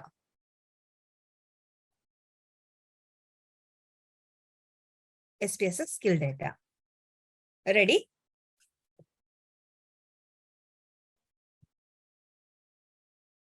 Yes, Ready? ma'am. Yes. Okay. Okay.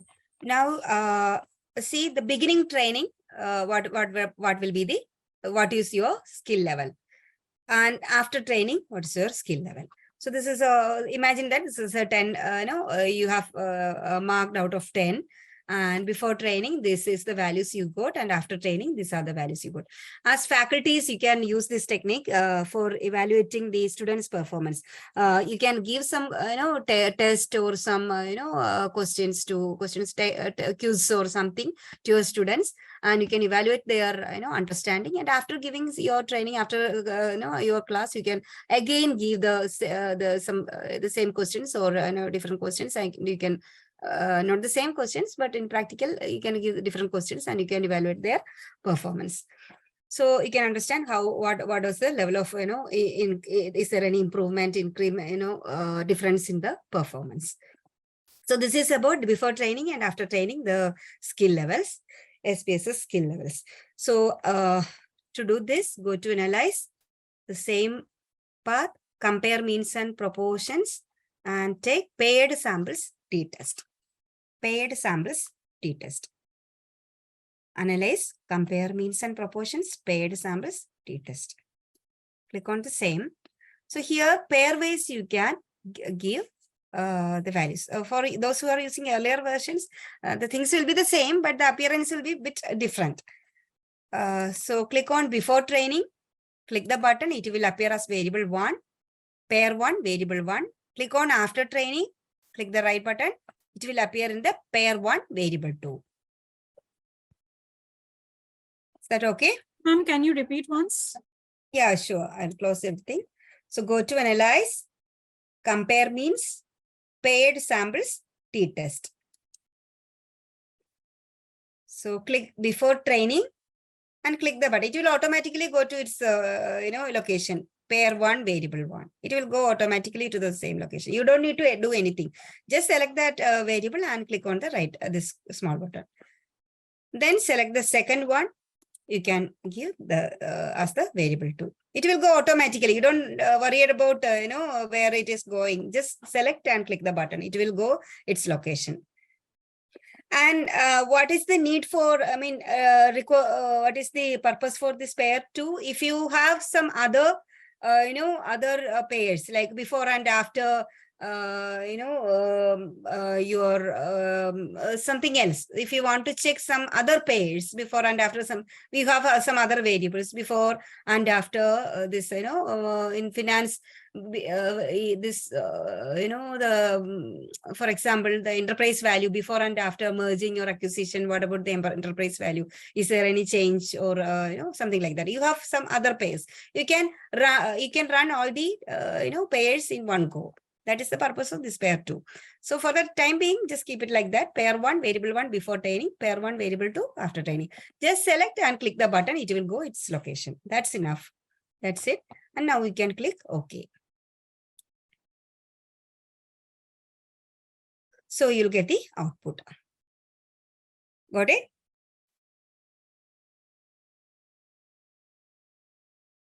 Yes? Yes, ma'am. Any? Okay. So now we will see how to interpret the results.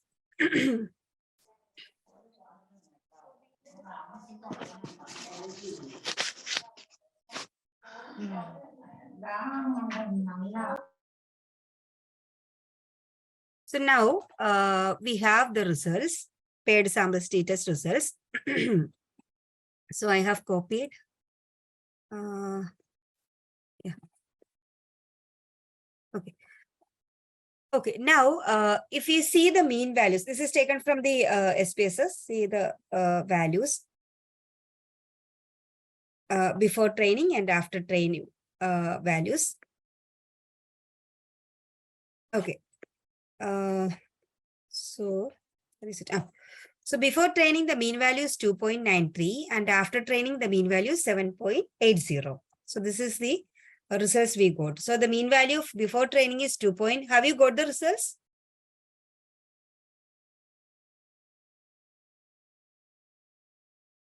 Yes? Yes, ma'am. Not? Okay, let's see.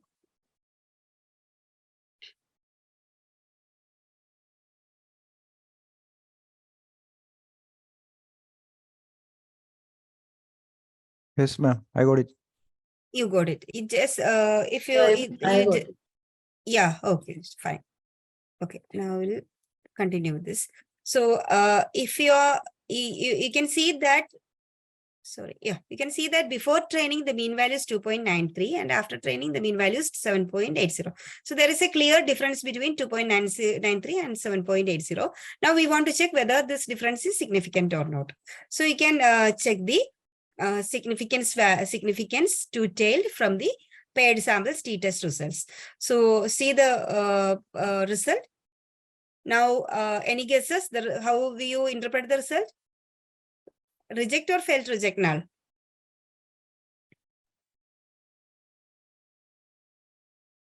Anyone? Reject. So the reject, exactly. So the significance value here is less than 0.001. Probably the earlier versions you will get 0.000. That means you will reject your null. That is, there is no difference before and after training the skill levels.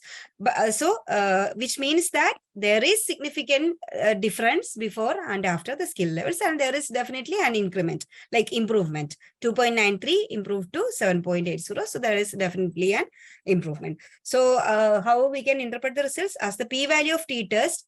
So within brackets, you need to write the t value, t statistic minus 14.476 is less than 5% level of significance. 5% level of significance. We reject null hypothesis, which means that SPSS skill sets of employees have changed significantly.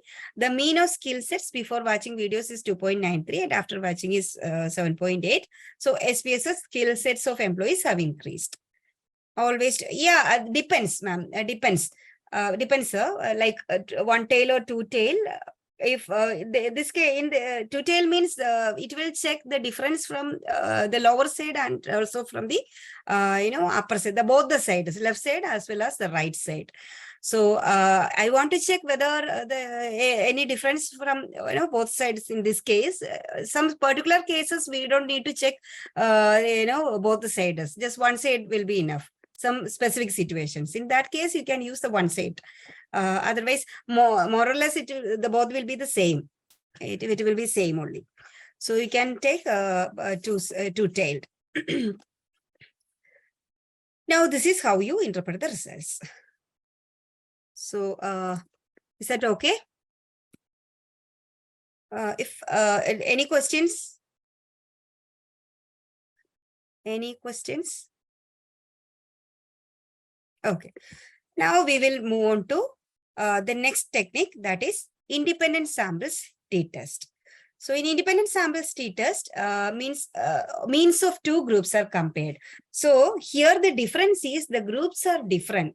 I'll give you an example. If I'm taking the gender and I'm having two categories only, I'm having two categories only. So for example, male and female. I'm not considering the other category. So I'm considering only male and female. And I'm having two categories only. In such situations, I want to compare for example, I want to compare the salary of female and male candidates and male employees and female employees. I want to compare the salary. So the groups are different. So I want to compare the means. So here the difference from this technique and the earlier one, the paired sample t-test, is like paired sample t-test, the numbers should be the same. The number of respondents should be same. That means the number as well as the respondent will be exactly the same before and after. If 50 respondents, we are taking data from 50 respondents. After training, we have to take data from exactly these 50 respondents, 50 participants. So here there is nothing like the numbers should be the same. For example, male 50 and female 40, that is absolutely okay. So here we are comparing the mean value of between two different groups, not the same groups. That is the difference between paired sample t-test and the independent sample t-test. You try to remember with an example. So it will easy for you to recognize which test at what time, what what situation, which test you need to apply. So one sample t-test, I will repeat whatever we have learned till now. So one sample t-test we will use to compare the mean with a population mean, sample mean with a population or a hypothetical value. We compared with the sample mean, sample salary with the proposed salary of 40,000, claimed salary of 40,000. The second one, paired sample t-test, some pre-post scenarios. Before training, what is the skill level, and after training, what is the skill level? Is there any significant difference in pre and post scenarios? In independent sample t-test, we will compare means of two entirely different groups, just like salary and gender. Whether males are getting more salary than females or females are getting more salary than, is there any difference among these two groups? So this is the situation. Now here the null hypothesis is there is no significant difference in means of two groups. Now you know how to frame the null hypothesis. There is no significant difference in means of two groups. So all the t-test and ANOVA we will use the term difference, and for correlation we use relationship, and for chi-square we use association. Okay. Now the research hypothesis is male employees are paid more salary in comparison to female employees. Or now we want to check this. Research hypothesis, male employees are paid more salary in comparison to female employees. Now our null hypothesis is there is no significant difference in salary of male and female employees. Alternative, there is significant difference in salary of male and female. We will see. Okay, we will see by running the analysis. So open employee data. So open the previous employee data. Open employee data. Go to analyze. Compare means and independent samples t-test. Okay, independent samples t-test. Go to analyze, compare means and independent samples t-test. Click on the same. Click on independent sample t-test. Again, you select current salary. Click here. It will appear in the test variable. Test variable, you select current salary. And for grouping variable, you select gender. So we need to check whether any change among gender categories, different gender categories, whether there are any change in salary, in case of salary.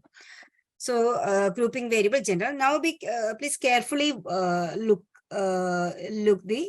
what I'm doing. I'm going to do is define groups. So there is some option called define groups. Under the grouping variable, there is an option define groups. So click on the button define groups. And here we need to enter group 1 and group 2. For this, we need to check the coding. Okay, we have to, usually what we have to enter the coding. If we have coded like male 1, female 2, we will enter 1 and 2. But here, this is in this data set, how they are coded, that we need to check. So I'm just closing all these, and I will go to the variable view, and I will check how the gender variable is coded. So we'll click over here. See, so gender variable is coded in such a way that F, the letter F has given for female and M is given for male. Since it's a categorical variable, 1, 2, or F, M, it's there is no issues with this type of coding. So F and M, just keep in mind. Now again, go back to analyze. Compare means independent sample t-test. Select current salary to test variable. Gender to the grouping variable. Click on define groups. Group 1 F and group 2 M. Click continue. Are you able to follow? Yes, ma'am. Yeah, yes. Okay. Okay. So gender, F and M, we have defined the groups. You can remove the estimate effect size. If you don't want, you can remove this. For the time being, you can remove this. And yeah, that's enough. You can click OK.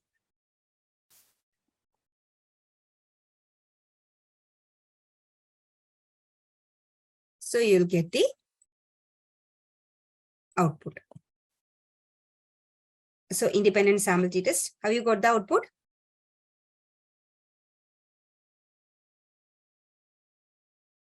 Yes? Yes, ma'am. Okay. So I have copied the output to PDF. So show, yeah. So from the first, first table, you will get that for females, the mean salary is 26,031 and male salary is 41,441. So that's clearly indicates that there is a difference. There is the male employees are getting more salary compared to females.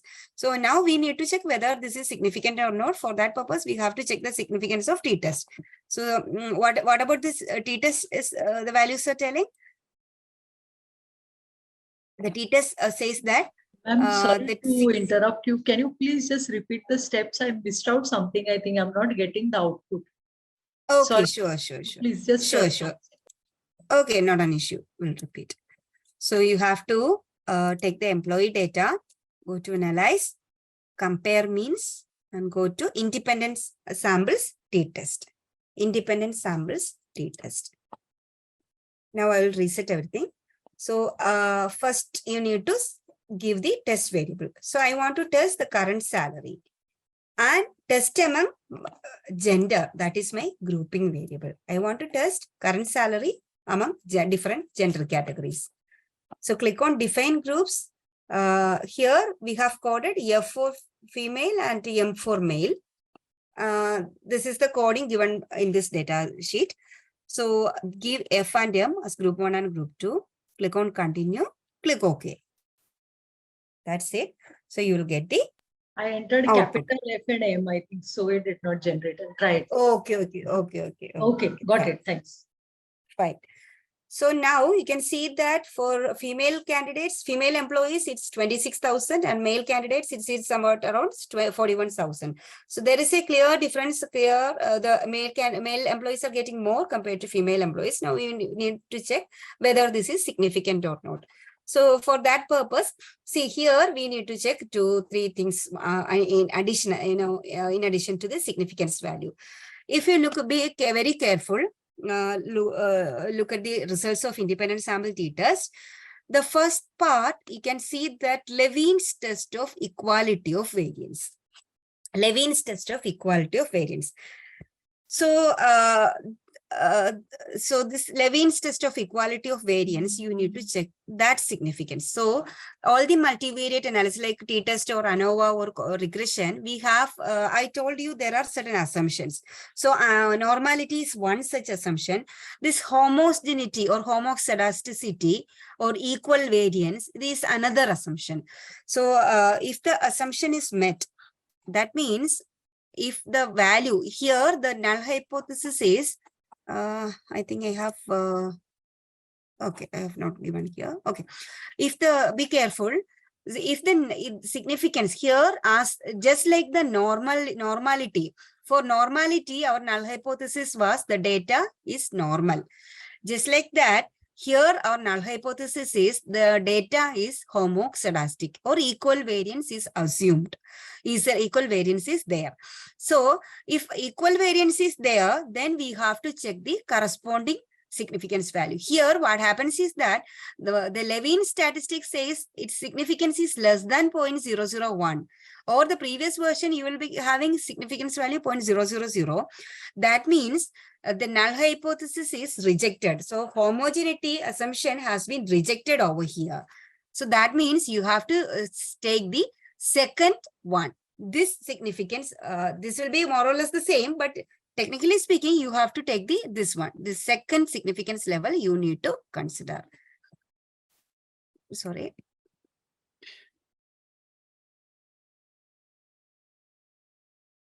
Okay, you need to consider the so this is the t-test significance, one-sided, two-sided, and we are again having Equal variance assumed, we are having the two-tailed significance over here, and equal variance not assumed significance is there.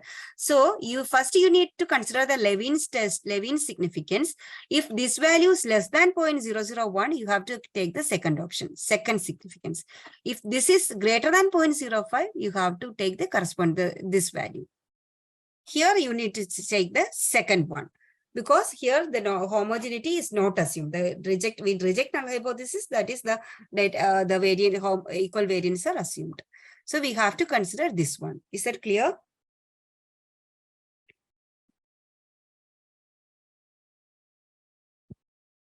Is that clear? Could you please once more repeat? Yeah, sure. So the independent sample theory part. See, this is all about the equal variance. There is some concept called homoscedasticity or homogeneity that speaks about the variance. Hope you know the concept of variance. That is how far your data points are from the mean value. I think I have a PPT for the variance, and let me check that. See, it's a small example. Here on the left side, we have all the male members of, assume that it's all the male members of your family. On here you have all the female members. So if you consider the hair length, male groups having lower, variance. The length will be more or less the same or near to the mean value. So all are having somewhat equal length, hair length. But if you consider the female hair lengths, they will be it will be very different from the mean value. So that means the variance are higher. The standard deviation. This is the equation for standard deviation. Square root of the variance. So I think this, if I go deeper into the statistical theory, it will take longer time. So I'll just quickly explain what the concept of variance. So the square root of variance, we will get the standard deviation. So in this case, the standard deviation for the females, the standard deviation will be more when we compare with the male. Male people, male members. So just like okay.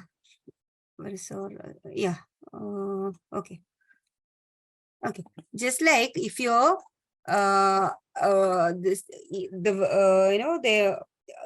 variance, equal variance, if your data is showing equal variance or the homogeneity is there, then that means you have to select its corresponding t-test significance. So simply speaking, you have to first step, you have to check the Levin's test of equality of variance. And here the hypothesis, null hypothesis is equal variance. See, all variances are equal. All variances are equal. But that means both the groups are equal variance. In the earlier example, male and female, male members are having less variance, and female members are having large variance, but large variance of standard deviations. Here, the same way here, imagine that the male member's salary is having less variance. They are all close to normal, or females are having, there is no such variation from the mean value. So if the variance is assumed, that is the concept of variance or homoscedasticity.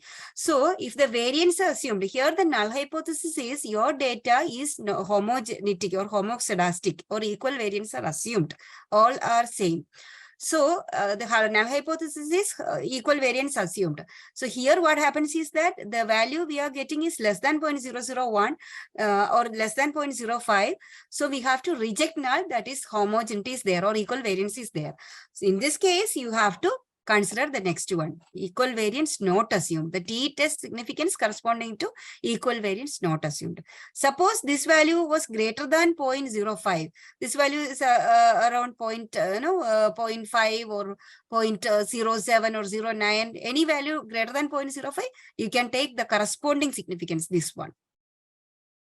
Is that clear now? Yes, ma'am. Okay. So in our case, the interpretation, t-test interpretation will come from the second row. from the second row. So less than, again, it is less than 0.001. That means we reject null hypothesis. What is our null hypothesis? Both the groups have same salary. There is no difference in the salary, mean salary of male and female. We reject that. That means the difference. The females are getting 26,000, males are getting to 41,000. The difference is significant. Males are getting more salary. So that will be our interpretation. So how to, how to write this? As the p-value of Levin's test for equality of variance, here we need to write out the F statistic 119.669, which is 0.000 or less than 0.001, which is less than 5% level of significance. And hence we reject null hypothesis that all variants are equal. As the p-value of t-test 11.668 is 000, or in this case less than 0.001, which is less than 5% level of significance. So we reject null hypothesis, which means that the salary of male and females are not equal. The mean of male salary is 41,000 and mean of female salary is 26,000. So we can conclude that males are paid more salary in comparison to females. Is that clear? Is it clear? Yes. Okay. Now we will move on to the next technique, that is ANOVA, one-way ANOVA. So here in independent sample t-test, we are having two groups, male and female. If we are having more than two groups, we will use ANOVA. The independent sample t-test and ANOVA are technically speaking, both will do the same thing, both will do the same way. But if you are having exactly two categories, you will go with independent sample t-test, just like male and female. If you are having more than two categories, suppose in the earlier example, if I'm taking gender, male, female, and others, I'm including another third category, that is others, I have to go with one-way ANOVA. So the null hypothesis here is there is no significant difference in marks of more than two groups.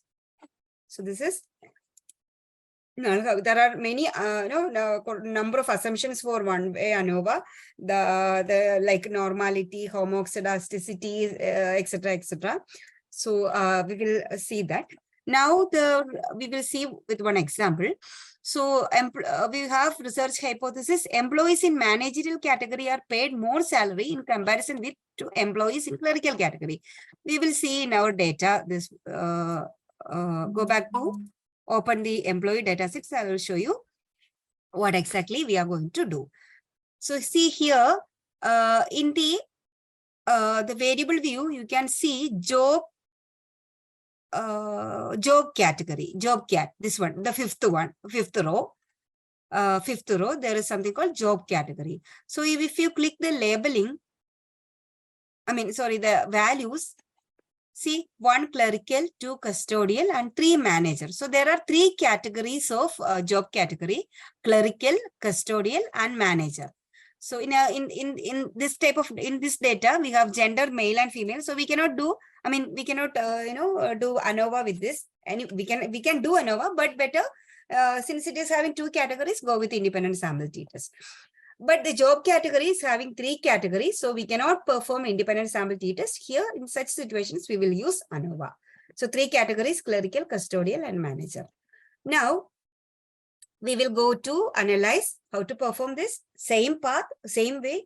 Analyze, compare means, and one-way ANOVA. Analyze, compare means, one-way ANOVA.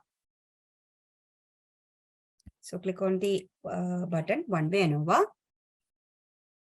And dependent list, you can select current salary. And factor list, you can select job category, job employment, this one, job category. Okay. So dependent list, current salary; factor list, employment category or job cat. Here you need to do 2 things. You need to click on post hoc. After selecting the dependent and the factor variables, dependent variable is current salary, factor variable is employment category. You need to click the post hoc option, post hoc button. Here you need to select 2 key. This is a post hoc.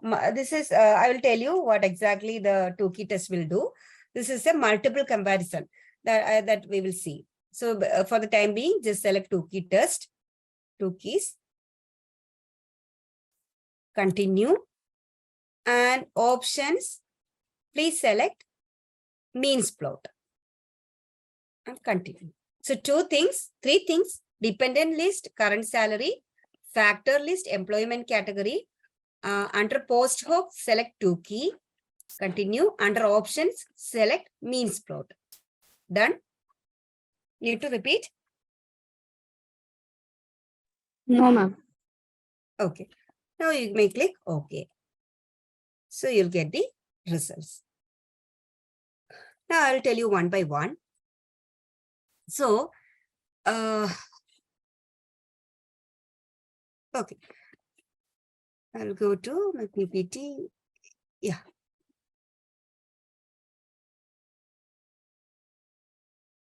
Okay. So here, the mean salary of clerical category is 14,000. Custodial is 15,000. Manager is 30,000. So there is a narrow difference between clerical and custodial, but there is a huge difference between clerical and manager and custodial and manager in terms of salary. So there is a difference between clerical and custodial. Anyway, there is a difference, but the difference is very small difference. But while we compare clerical and manager and custodial and manager, the difference is very huge. Now we want to see whether these differences are significant or not. So we will check ANOVA table, and now you can interpret the results like the significance is less than 0.001. That means you will reject null hypothesis. Our null hypothesis states that there is no difference. There is no difference among the 3 groups. Among the 3 groups, there is no difference, and we will reject here. So that means there is a significant difference among these groups, but we don't know where exactly the significance is, the difference is. So here for clerical 14,000 and custodial 15,000 is there. There is a very narrow difference. We don't know whether this is significant or not. And here custodial to manager 15 and 30, clerical 14 and 30. Whether this is significant, that also we don't know.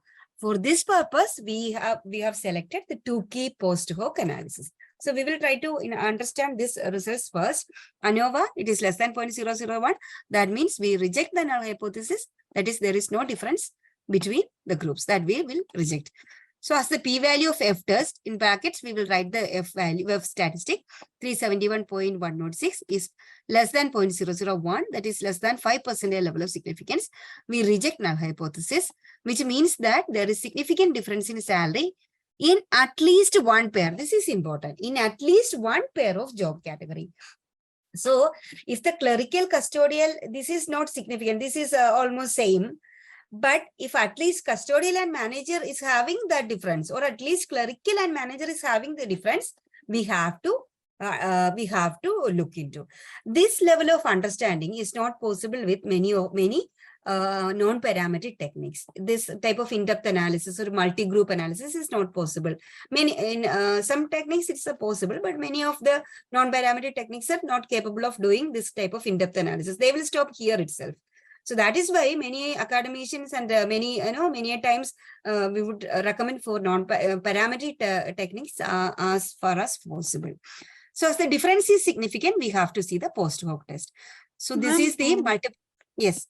Yeah, ma'am, can you just go on to the question of ANOVA? I just want to see one thing over there. This is the question of ANOVA. Yeah. Okay, this was the question. This was the case study. Okay, ma'am.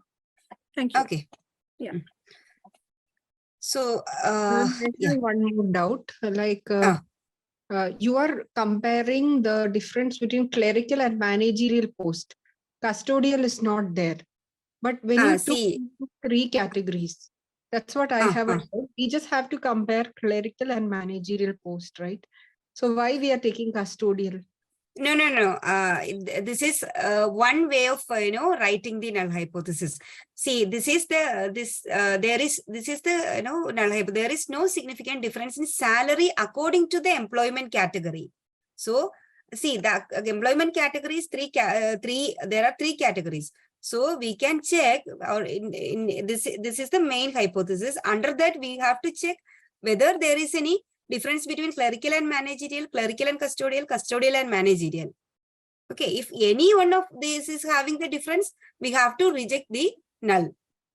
Okay. Okay, we have to see that is where the post hoc analysis arises, like the need for post hoc analysis. This is for multiple comparison. Here we understood that any one, at least one pair of groups are having the difference. Whether it is clerical to custodial, clerical to manager, or custodial to manager, that we don't know from here.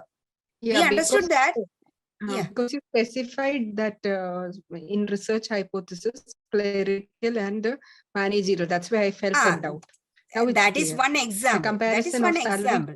Managerial and clerical. Yeah, exactly. That is one hypothesis we can test. Okay, the overall hypothesis is according to the employment category, is there any difference in salary? Under that, we can check clerical to custodial, clerical to manager, or custodial to manager. That's it.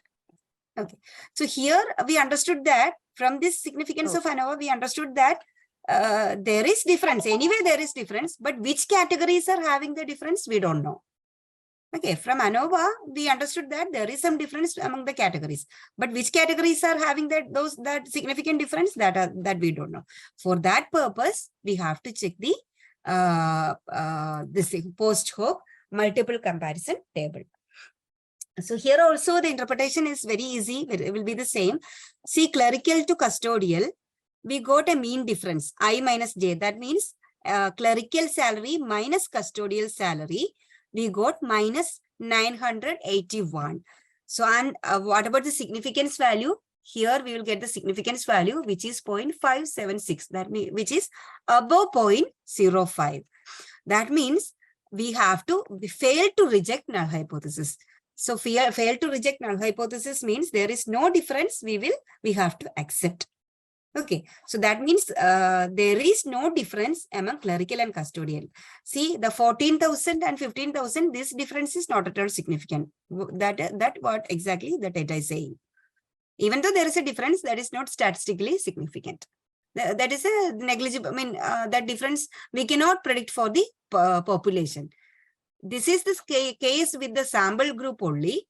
In this sample, the clerical staff are getting 14,000, custodials are getting 15,000, but we cannot predict, we cannot generalize this for the population. This is not significant. So that is what exactly the significance level is saying. So clerical and custodial, there is no statistical difference.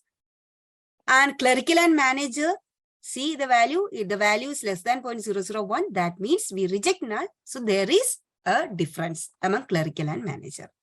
Now, the third category, custodial and manager. This one, custodial and manager. So the value again, this is less than 0.001. That means custodial and manager are having the difference. The clerical and manager again having the difference. So in conclusion, this clerical and custodial, these two are having there is no statistically significant difference among these two categories. But with clerical and manager and custodial and manager, there is statistical significant difference.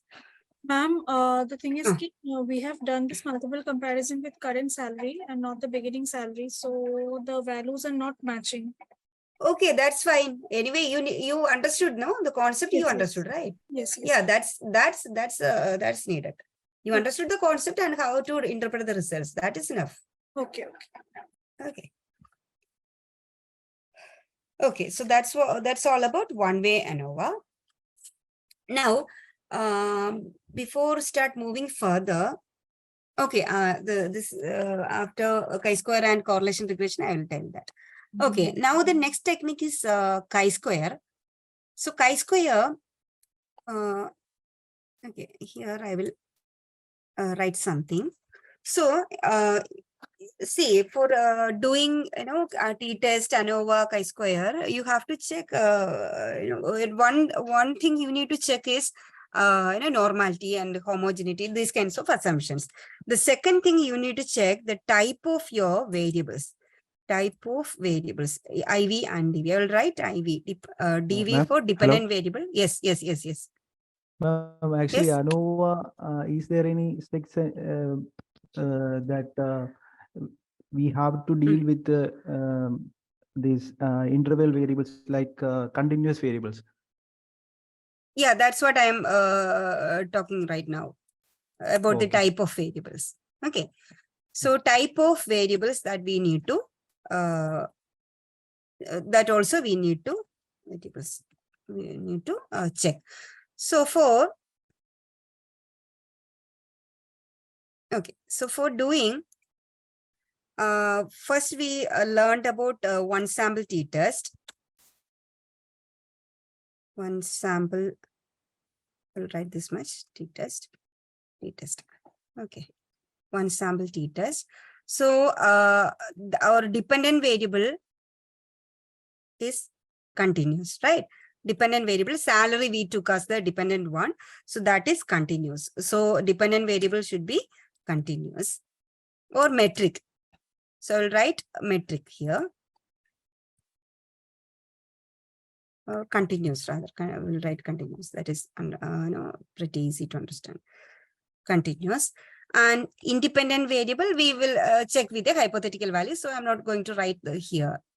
Now, when we, okay. So for paired sample t-test, we will compare same variable with two groups. So again, it will be continuous. One variable is there. We will compare one variable with two groups. And now, so these two I just have just written, but this doesn't matter that there is only one variable and which should be continuous. And now be careful about now what I'm going to write. Be cautious about this part. So independent sample t-test. Independent sample t-test. Dependent variable should be continuous. So here we have to salary, that is the dependent variable, that should be continuous, and independent variables should be categorical and exactly having two categories. Categorical having two categories. Categorical having two categories. And for doing ANOVA, dependent variable should be continuous, and independent should be categorical, having more than two categories. Clear? And for doing correlation and regression,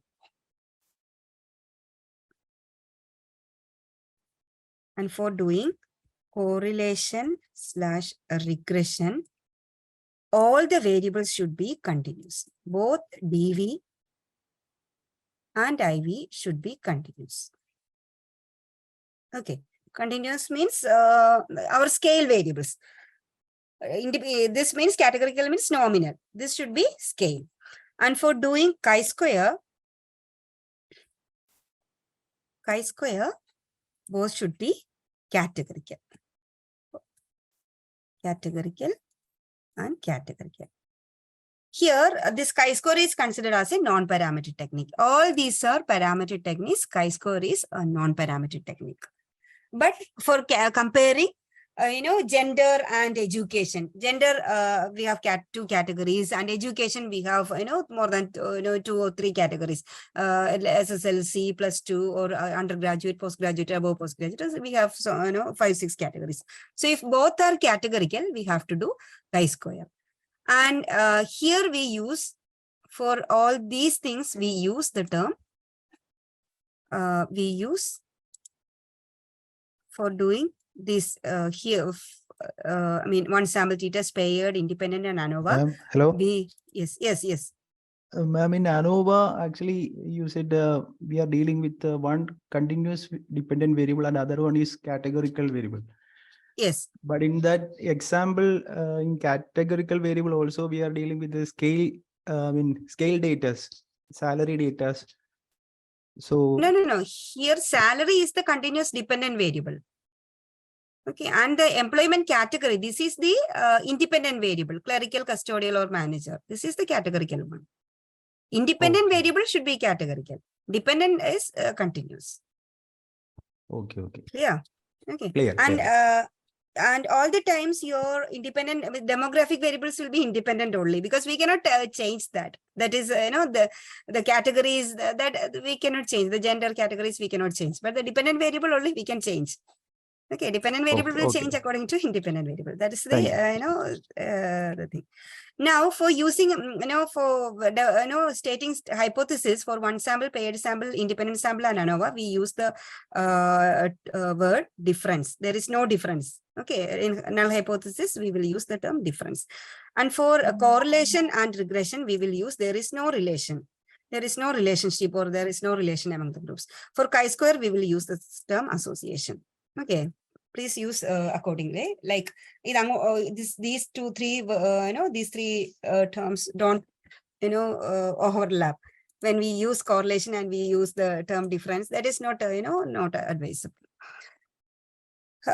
Okay, so that's it. So keep in mind, one sample t-test, paired sample t-test, ANOVA, independent sample t-test. The dependent variable should be continuous. The other variable should be categorical. Correlation, regression, both should be continuous.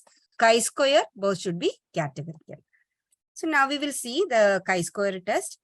So for chi-square, the hypothesis is something like proportion of voting in age group above 60 is more than proportion of voting in age group below 30.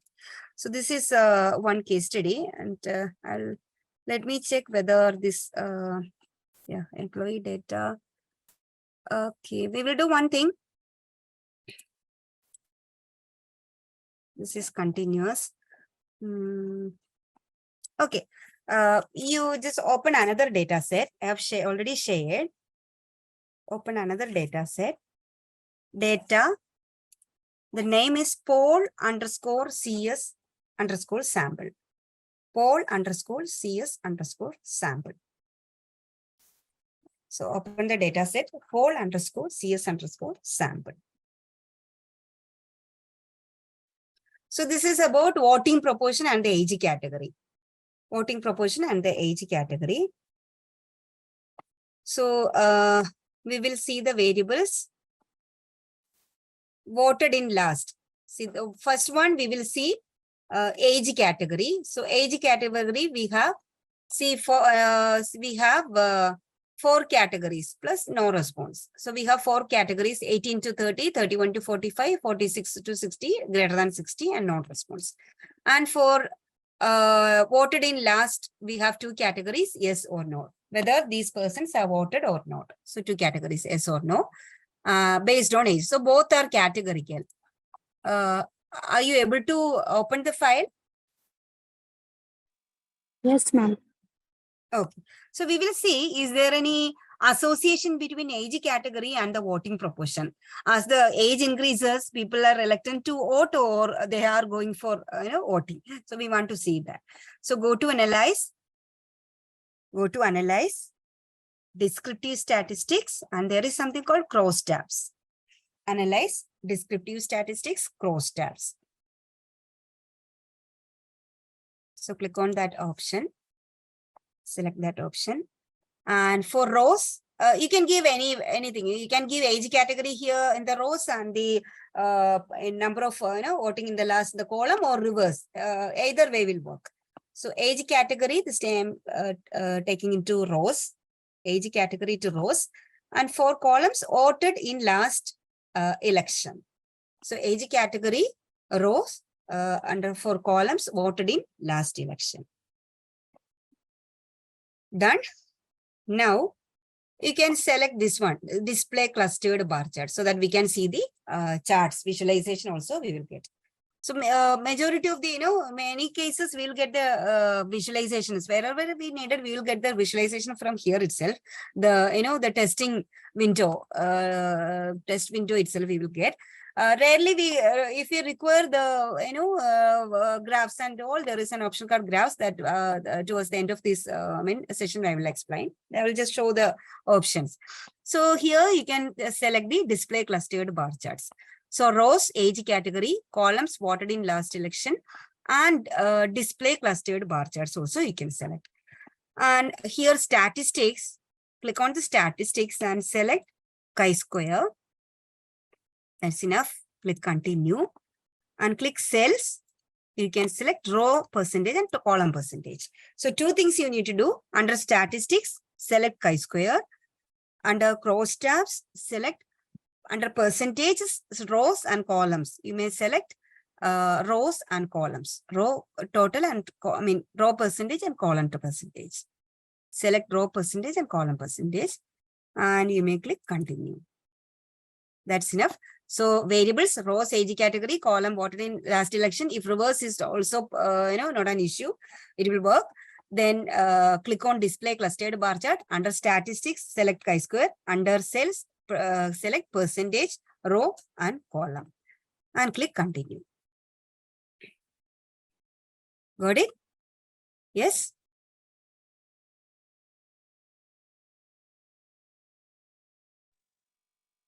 Yes or no? Yes, ma'am. Okay. Now I will explain the results. Okay.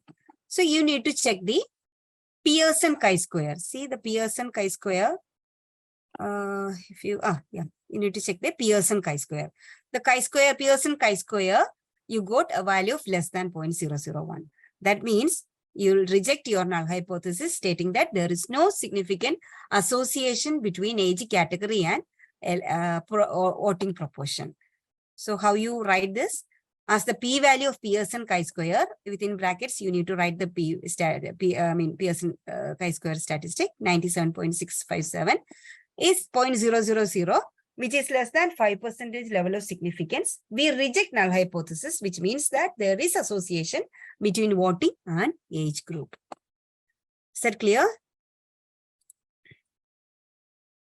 Is that clear?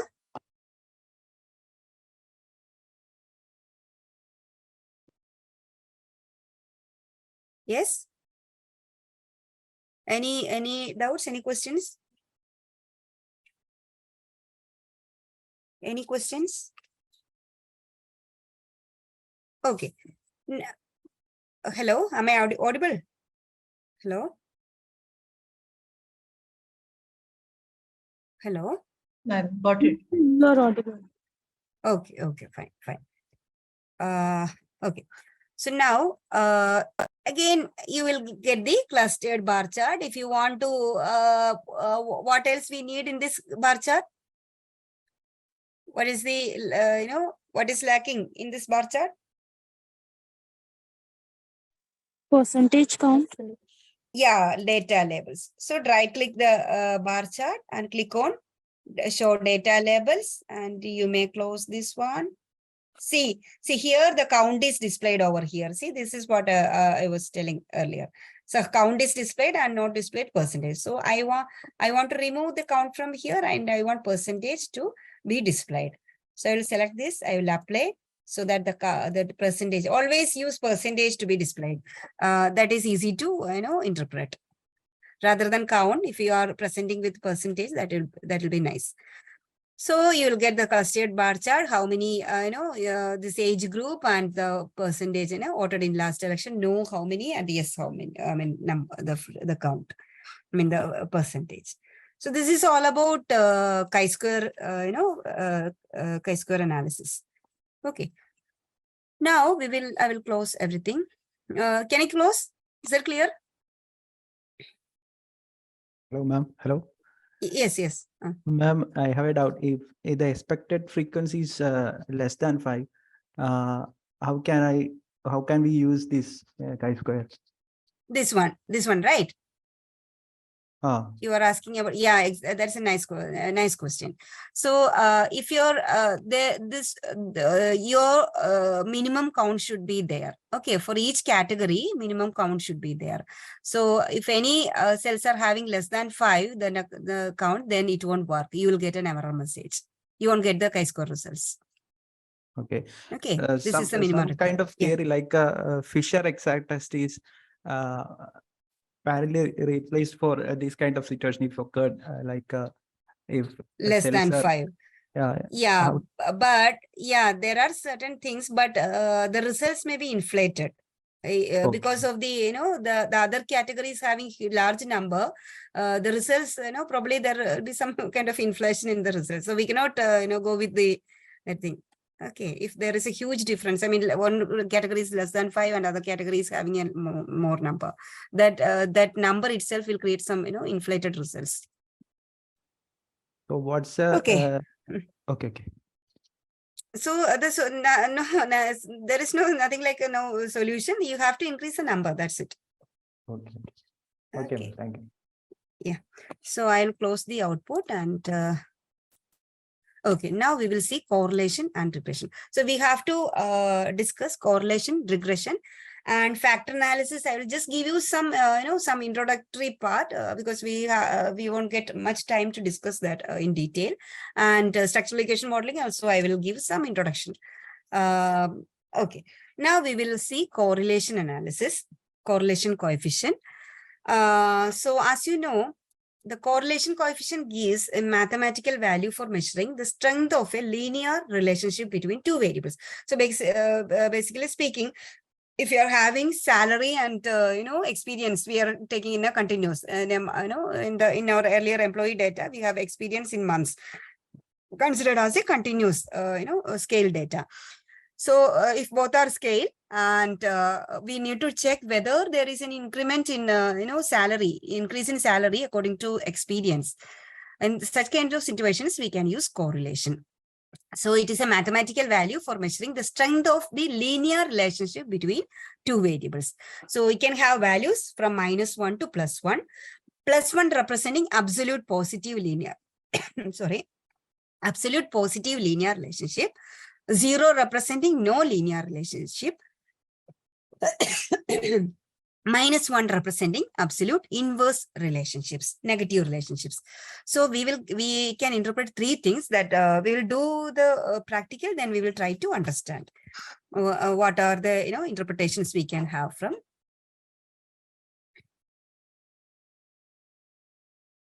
correlation coefficient.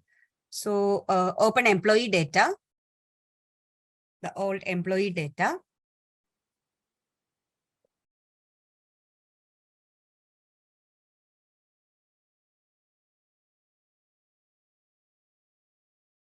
Employee data. Go to sorry. Okay, go to analyze. Okay, and correlate, bivariate. Go to analyze, correlate, bivariate. So click on bivariate, and you can select salary. So oh,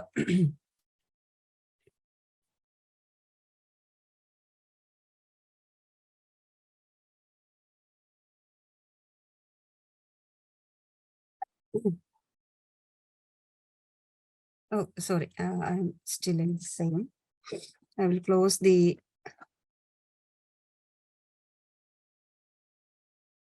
school data and title. Okay. Okay, now go to analyze, correlate, bivariate, select current salary, or salary, and beginning salary. Here, I want to check whether there any relationship between current salary and the beginning salary. Those who are getting a higher beginning salary, so also the current salary is also higher, or is there no relationship between beginning salary and current salary? So I want to check whether any relationship between the beginning salary and the current salary. So just select these two variables, current salary and beginning salary, to the variables list. And okay, that's enough. You just click OK. Just select these two variables and you can click OK. Got it? Yes? Yes, ma'am. Okay. So here, see the Pearson correlation here. it's 0.880, and there is 2 stars are there in as the superscript stars are also there. See, from correlation coefficient, we can interpret 3 things. First one is about its strength. Second is direction. Third is it's significant or not. The relationship is significant or not. So about the direction, see, this is 0.880, which means it is positive 0.880. That means there is a positive correlation. The positive sign indicates that as beginning salary increases, current salary also increasing. Okay, it is not like the strength, the value. We have to take, for considering the strength, we have to consider the absolute value. Strength means 0.880 means any value. It's a thumb rule, like, less than 0.4 considered as low correlation. 0.5, above 0.5 to 0.7 is considered as a medium level, and above 0.8, 0.9, these are considered as high correlation. Okay, so first thing we need to check the sign. So here it is positive sign. That means as one variable increases, other variable also increases. So as the beginning salary increases, current salary also increases. Now the second one is about the strength. Here it is 0.880. So any value above 0.82, see, the range is -1 to +1. So above 0.8, 0.9, these are considered as comparatively stronger, stronger relations. And third one is significance. This you will get it from the significance. So the significance is less than 0.001. That means we will reject null hypothesis. That is, there is no relationship. So that means there is relationship. And we can conclude that there is strong positive relationship between statistically significant and strong positive correlation between beginning salary and current salary. Is that clear? See, as the p-value of, as the p-value of Pearson correlation is less than 0.001, which is less than 5% level of significance, we reject null hypothesis, which means that there is a significant relation between beginning salary and current salary. Moreover, Pearson correlation is 0.880, which suggests a strong positive relationship between beginning and current salary. So that's all about correlation. Any questions? Any questions? Okay. So we'll move on to regression now. Now the correlation will tell you about the relationship, whether one variable is related with other or not. In regression, we can predict. Actually, regression is a predictive technique. We can predict one variable. One means the dependent variable based on one or more independent variables. So regression analysis is used to assess the relationships between one dependent variable and several independent variables. Basically, we can predict the dependent variable based on one or more independent variables. So the regression coefficient is a measure of how strongly each independent variables, also known as predicted variables, predicts the dependent variable. There are two types of regression coefficients, unstandardized and standard. We will see while doing the practicals. Then there is something called R-square value. We will discuss this also. And multicollinearity. There is a concept of multicollinearity. Everything we will discuss while doing the practical.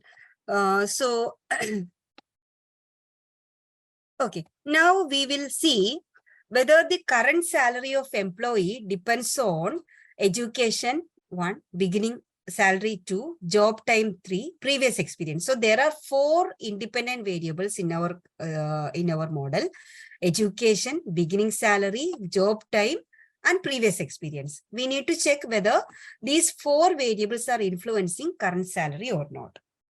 Okay, is it clear? Yes, ma'am.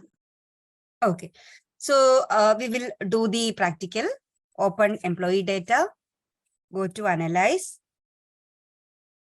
regression, linear. Analyze, regression, and linear. Analyze, regression, linear.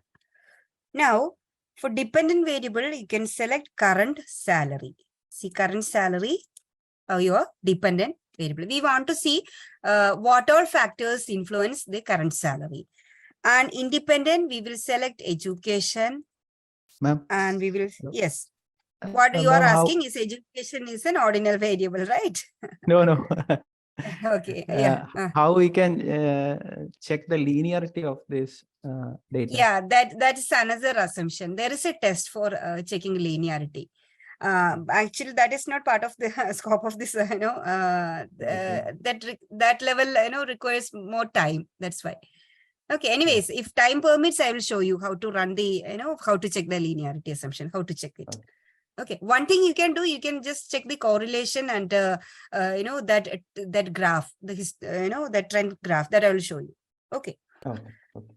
So current salary and now the independent side. See, the education level, we considered this an ordinal scale. That is why in this data set, the education level is considered as an ordinal level, as there is an order.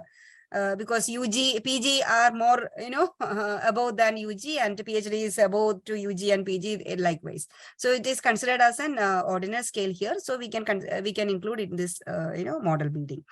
So education level, then beginning salary, then job time, month since higher, that is job time, then previous experience. So we have 4 independent variables: education, beginning salary, month since higher, that means job time, previous experience. So there are 4 independent variables, and we need to check whether all these variables are influencing our dependent variable current salary. So too many things you need to do. I'll tell one by one. So statistics, just select collinearity diagnostics. Collinearity diagnostics. Statistics, check collinearity diagnostics. And press continue. Plots, click Z predict to the y-axis and Z recede to the x-axis. Z predict to y-axis, Z recede to the x-axis.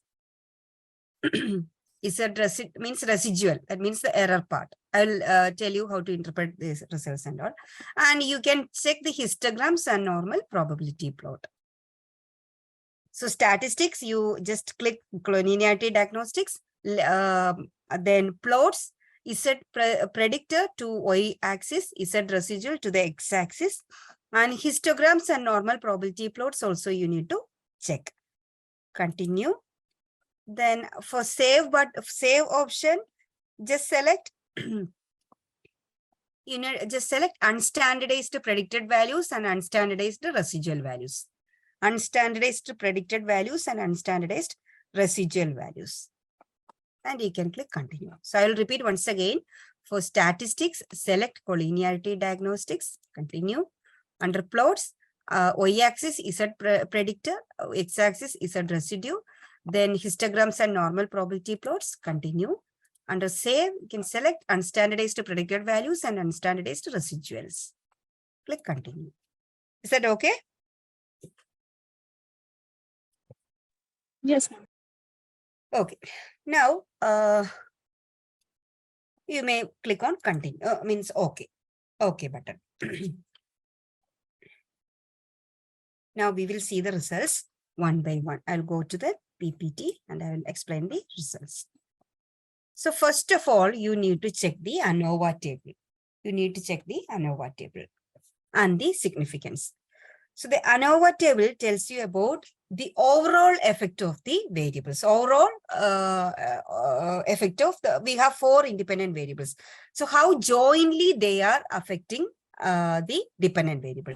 See, an ANOVA, the null hypothesis here is, this is not the ANOVA, earlier ANOVA. Don't confuse with our ANOVA thing. This is the ANOVA report from regression. So the concept or the idea will be different here.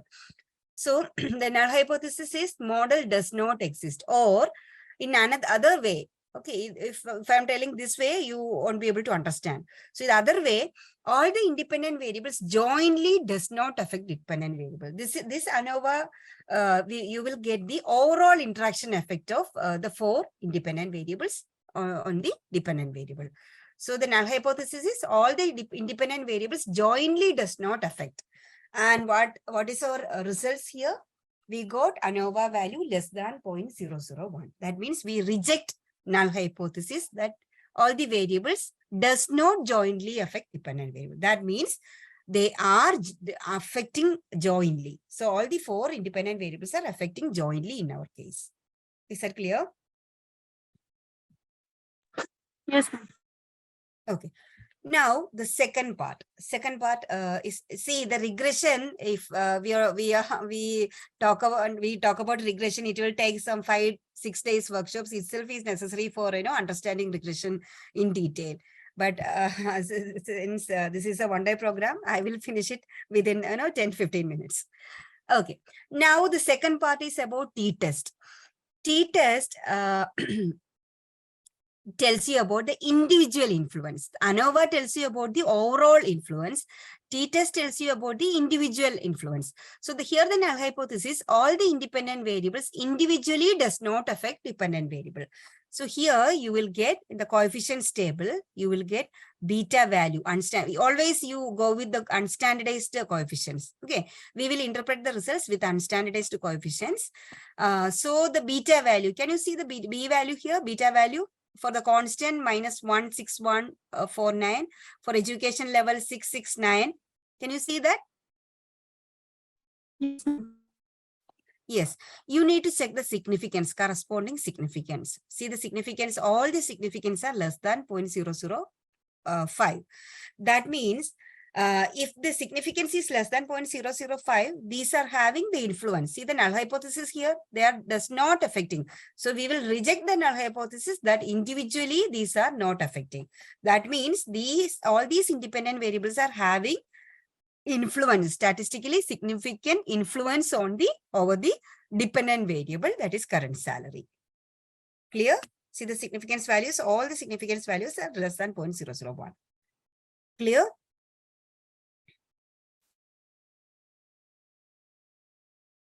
Clear?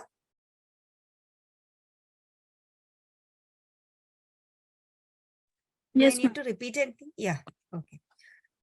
So now finally we need to check the goodness of fit or the model summary. So we have to check the R-square value. So from the model summary table, we have to check the R-square value. So we got an R-square value of 0.810.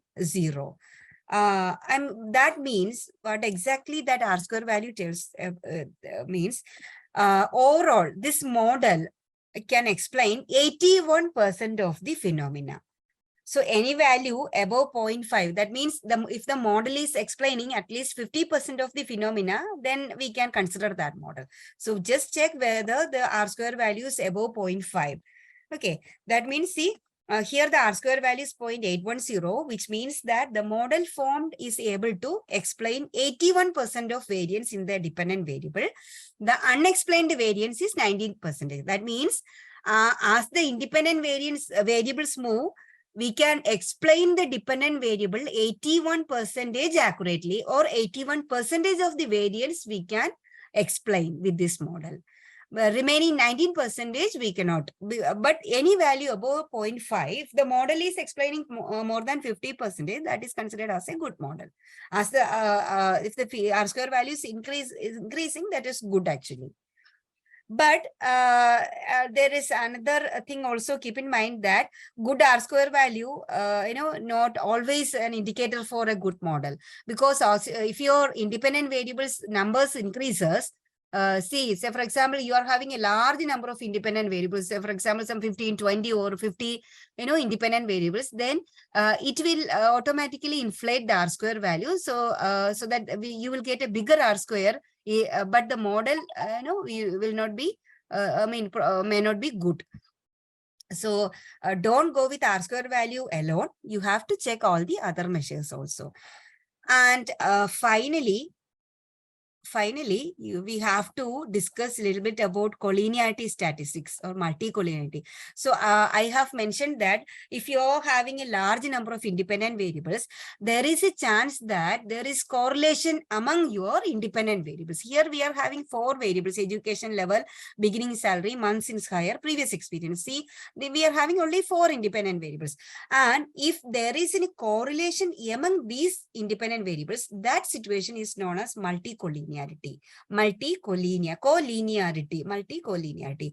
So if there is any correlation among the independent variables, that will be a problem. Your model will not be explained, the phenomena properly.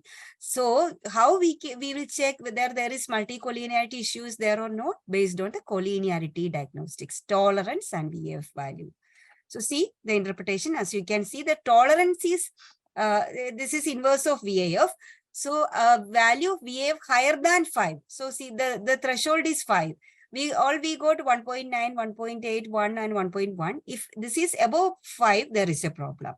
And the tolerance less than 0.2, then that is also a problem. So a value of VAF higher than 5 or tolerance less than 2 indicates the presence of multi-collinearity. Here we don't have any multi-collinearity issue. These values are above 0.2 and these are below 5. So this is acceptable. These independent variables doesn't correlate much. Clear? Ma'am. Yes. Ma'am, there is a question. It was written in your PPT that VIF or tolerance value, any one we should check, or both we can check. Like one is inverse of other. If you are getting the tolerance, automatically VIF will be also there. There is a conflict value, like tolerance value is less than 0.2 and VIF is okay, so can we proceed? It won't appear, it won't occur like that, ma'am. If your tolerance is less than 0.2, definitely your VIF will, tolerance is greater than 0.2, then your VIF will also less than 5. Okay. One increases, other decreases. You won't get the other way. Okay. This is the tolerance is just the inverse of VF. VF is variance inflation factor, which is inverse of this one. These both, if one increases, other decreases. So you won't, if with tolerance, less than 0.2, this one, higher, you won't get like that. Okay. Clear? Okay, now finally, am I audible? Yes. Hello. Okay. Because here heavy rain is happening, so that's what I'm asking in between. There is a chance that the network issues can happen, so that's why I'm asking. Okay. Now the coefficients. You have what is the final output from a regression model, or how to write a regression equation? So see, our dependent variable is, as you know, what is the general format for a regression equation? Anyone? This is general format for regression equation. Y is equal to Y A plus B, B1 x1 plus B2 x2 plus B2 like that. Exactly. Or we can say that Y equals M1 x1. Any notation you can do. M1 x1, M1 x1. Plus M2 x2 plus etc. Plus constant or error, anything. Okay, sorry, plus constant. So M1 means x1, x2. Y means your dependent variable, x1, x2 independent variables, M1, M2 coefficients, regression coefficients, C constant. So when we talk here, see, this is the final output, final outcome, how to write the regression equation. So current salary, here our dependent variable is current salary, equals, this is constant. So check the significance, this is significant. So we can, this is less than 0.05, which means it is significant, we can consider it to the equation. So minus 16149.67 plus education level, beta value 669, which is significant, which is less than 0.05. So you can include into the equation. 669 into education level. So this value we will get For getting the coefficients, we are running regression. So many a times people are confused about where to get the education level, these values for the independent variable. If we are having independent variables value, we can predict dependent variable. That is the concept. Now 1.78 into beginning salary, 161 into months since hire, minus 17 into previous experience. So this is our equation. So this means that with every increase in education level by 1 standard, for example, in our data, we have 8, 9, 12. In this way, the education level has been mentioned. So the salary will increase us by 669. Or with every increase in beginning salary by $1, the current salary increases by 1.768. Likewise, in this way, you can interpret, you can write the equation. Clear? Yes, ma'am. Okay, now, one more thing I will show you. And if you go and open the data view, you can see 2 new variables are formed. PRE _1 and RES _1. This is nothing but the residual. This is the predicted value.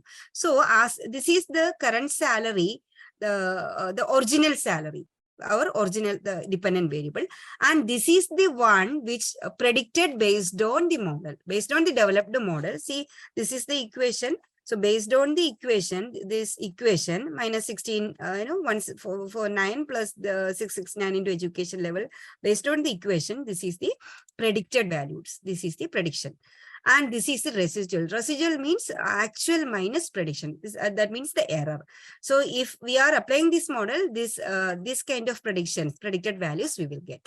Basically, regression used for prediction purpose, predictive purpose. So this is the actual values, this is the predicted values, and this is the difference. That means the residual, the error. Clear? Yes, okay. ma'am. Okay. Now, okay. Okay. Now we will move on to factor analysis. So I'll just give you just intro about factor analysis, because we want factor analysis itself will take 1 to 2 hours to complete. So I'll just give you some introduction, some idea about factor analysis. Many times you will require this for your studies. So factor analysis is used to reduce large number of variables into fewer number of factors. So I'll try to explain with an example. So this is actually taken from another professor, but I felt it very nice. It's very easy to understand. That is why I also took this from his lecture. So suppose we have different vehicles or travel means of transportation. We have private cars are there, bicycles are there, and we have commercial vehicles are also there. So suppose we see, if we count the number 1, 2, 3, 4, 5, 6, 7, 8, 9, and 10. So 10 items are there in my in my this slide. 10 items are there. But if I want to reduce the dimension, see, I can reduce it by all the private vehicles. I can be include in one dimension. All the commercial vehicles I can include in another one. All the bicycles I can consider as a third dimension. So from this 10 items, I can reduce the number to 3 dimensions. So this is the whole purpose. This is the objective of factor analysis. Now, when we talk about our social sciences, many a times we don't, we are not clear about, if we say, for example, I want to measure work-life balance, and I don't suppose work-life balance, there are established scales are there, but suppose assume that I want to develop a scale. I don't know what all questions should be asked to get the measure the work-life balance. So what I can do is I can incorporate all the questions, whatever I think I can go through literature, I can read all the related articles, journals, books, everything, and I will consolidate with, I'll come up with some 50 questions. Say for example, some 50 questions. So analyzing these 50 questions for 50 statements individually with some kind of, t-test ANOVA, with some gender or some kind of things, it will be very difficult. And it is not correct too. So what I can do is I can do dimension reduction. So dimensionality checking I can do. So from the 50 questions, I can reduce to some 4 or 5 dimensions. Then I can check, I can do all the statistical techniques using the 4 or 5 dimensions. So this is the whole idea of, the factor analysis. And we will do a practical thing. No need to do along with me. If possible, you can do. It will take too much time to understand, get the concept of factor analysis. I'll just show you how you can perform. So for this, I'll be using the data SAQ. Here I'm having 23 statements. See, I have 23 statements. So stat cry means statistics makes me cry. The question is something like statistics makes me cry. Afraid of SPSS. Okay, so there are some 23 statements are there. All these 23 statements are measured in Likert scale. Our objective is to make groups out of these 23 statements and then name the groups. So this is our objective. So what can I do? I'll go for analyze, then dimension reduction, then factor. This is the option. Just no need to do after the session. Anyways, we will be sharing the recordings to you, so you can check it after that. So go to analyze, dimension reduction, and factor, and select all the 23. I'm selecting all the 23. So for descriptives, I'm going to select univariate and KMO Bartley's test, and click continue. Under extraction, I will select which one, script plot I want. Then I want fixed number. See here, we can fix the number of dimensions. If you are not selecting this, the system itself will find out some 4 or 5 or some number of dimensions. I am fixing here as 4. I want 4 dimensions. All the 23, I want it in 4 different dimensions. And I will click continue. And rotation, I will select Verimax. All this theory, if I'm going to, I wish to explain, but there is no time to explain. So it will take, we will try to explain in another, this kind of a workshop. So click continue. And for scores, we will select serve as variables and Anderson and Rubin. This is I'm selecting continue. And options, I'm selecting sorted by size and suppress small coefficients. Okay, to 0.5, this value. And don't worry about these things. What I'm doing. I will just tell you how we will get the results, how to explain the results. So these are my results. Okay, now.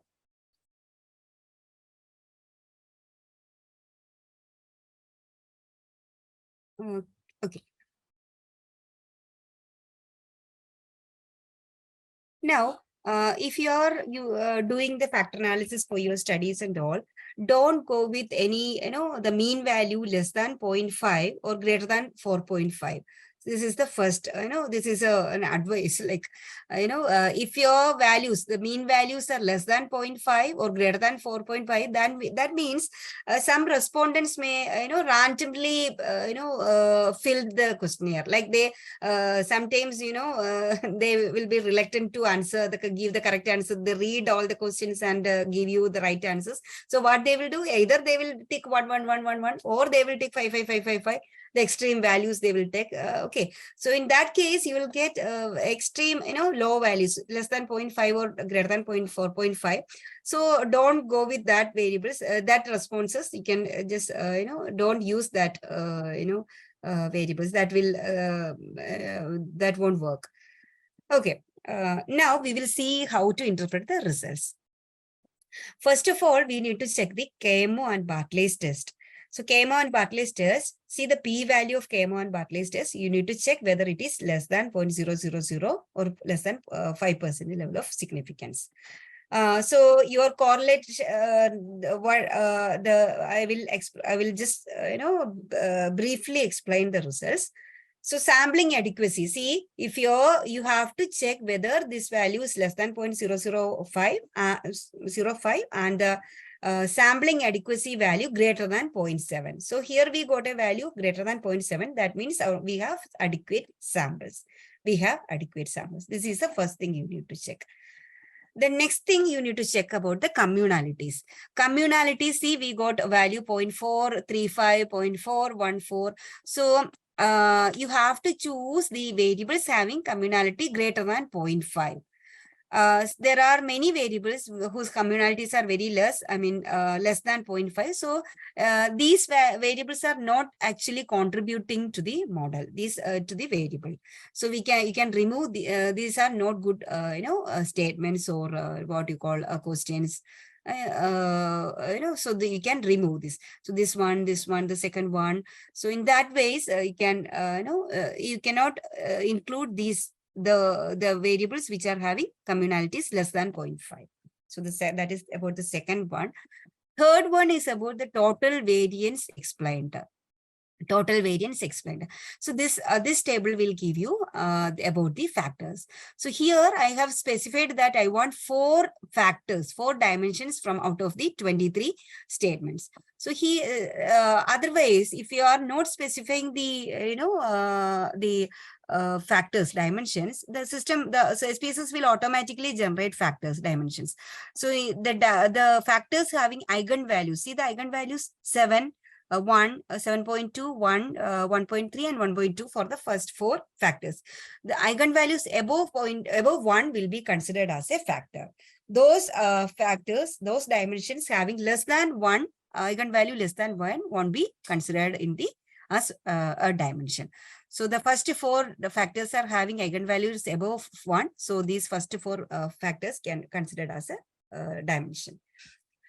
Now the script plot is exactly the eigenvalues are plotted. So if you plot a line over here in the the 1, so any factor above 1. So all these 3 factors, these 3 dimensions have eigenvalues above 1. This will be considered.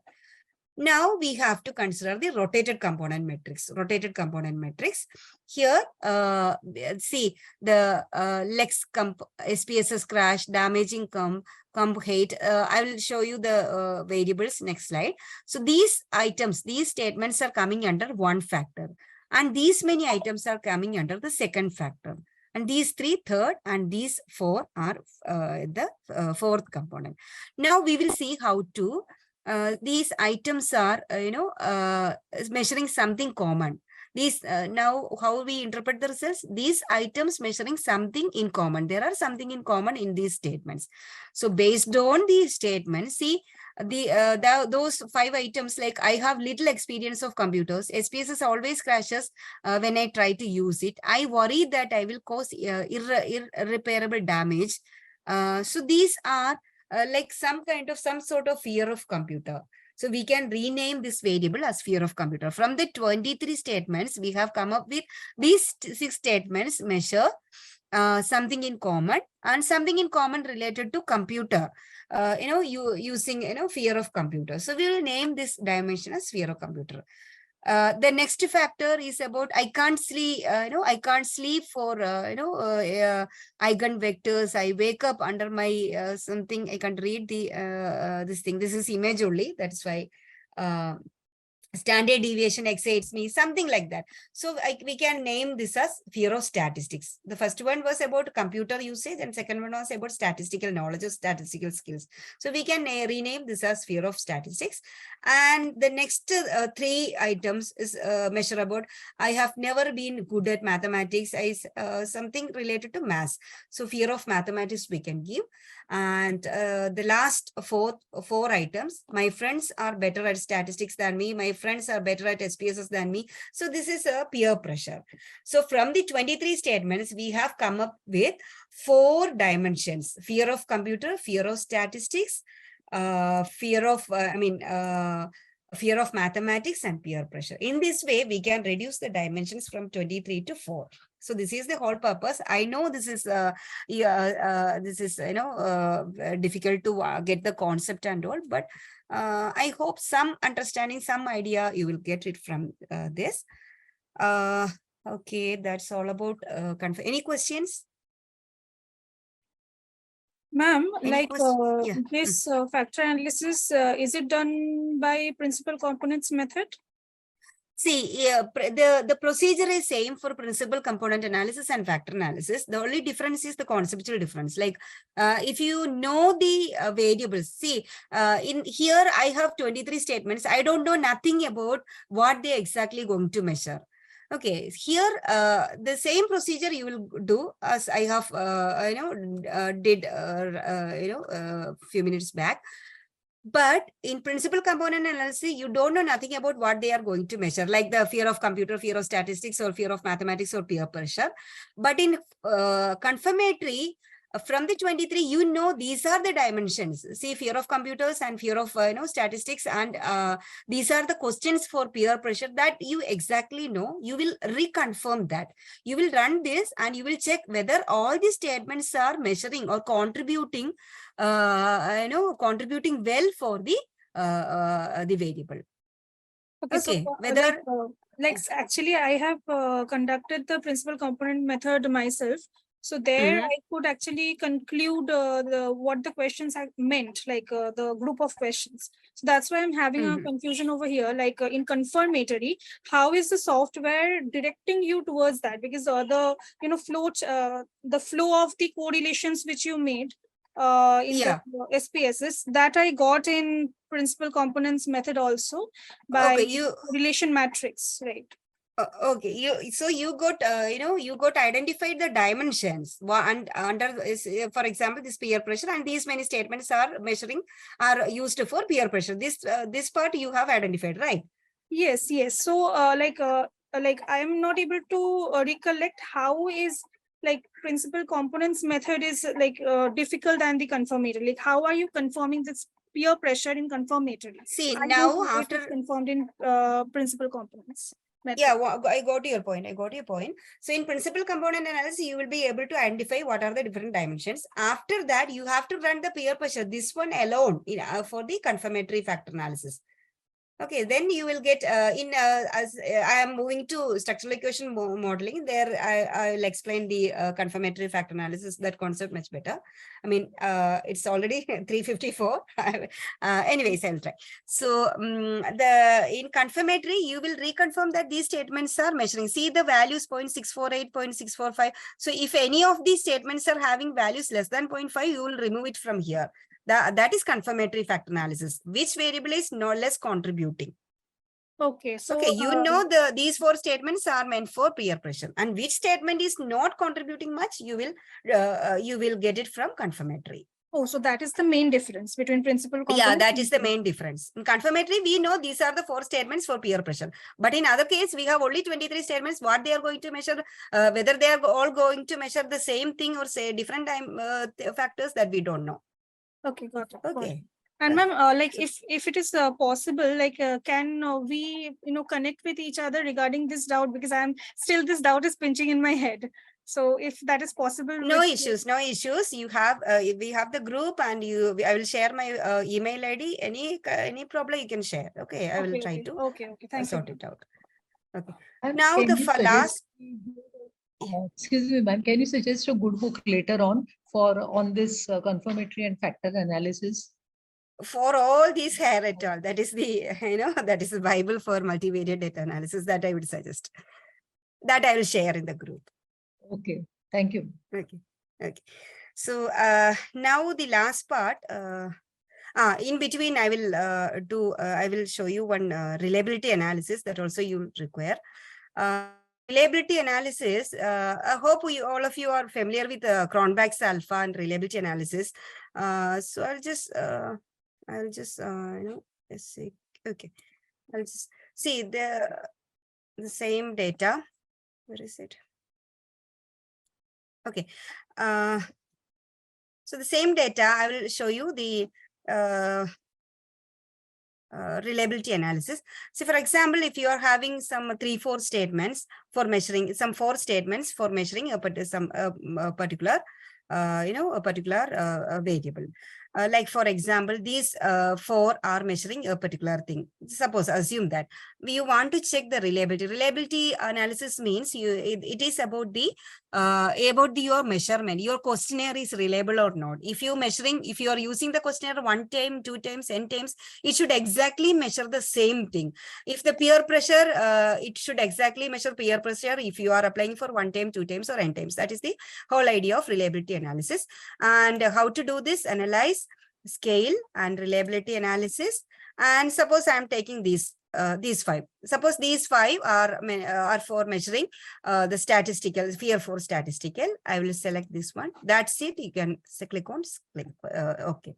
So you will get a Cronbach's alpha value. Here the alpha value is 0.030, which is very, very less. That means your question, you cannot use this questionnaire. The statements are having some problems. You have to restructure, reframe, or reconsider the questionnaire. The threshold here is above 0.7. You should get a Cronbach's alpha value of above 0.7 to be considered reliable your instrument. So this is reliability statistics. And finally, the final portion, this is the final topic of our agenda is about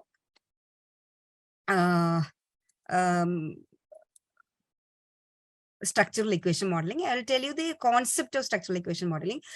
So now you know now you know about how to, if you are having 1 category, 2 categories, or both are, continuous variables, you will do correlation or regression, and chi-square. If both are categorical, you will do chi-square.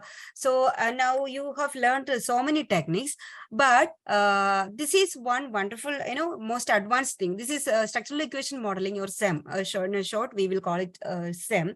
This is considered as the second generation technique. So all those, t-test ANOVA, those are considered as first generation, and this is considered as second generation.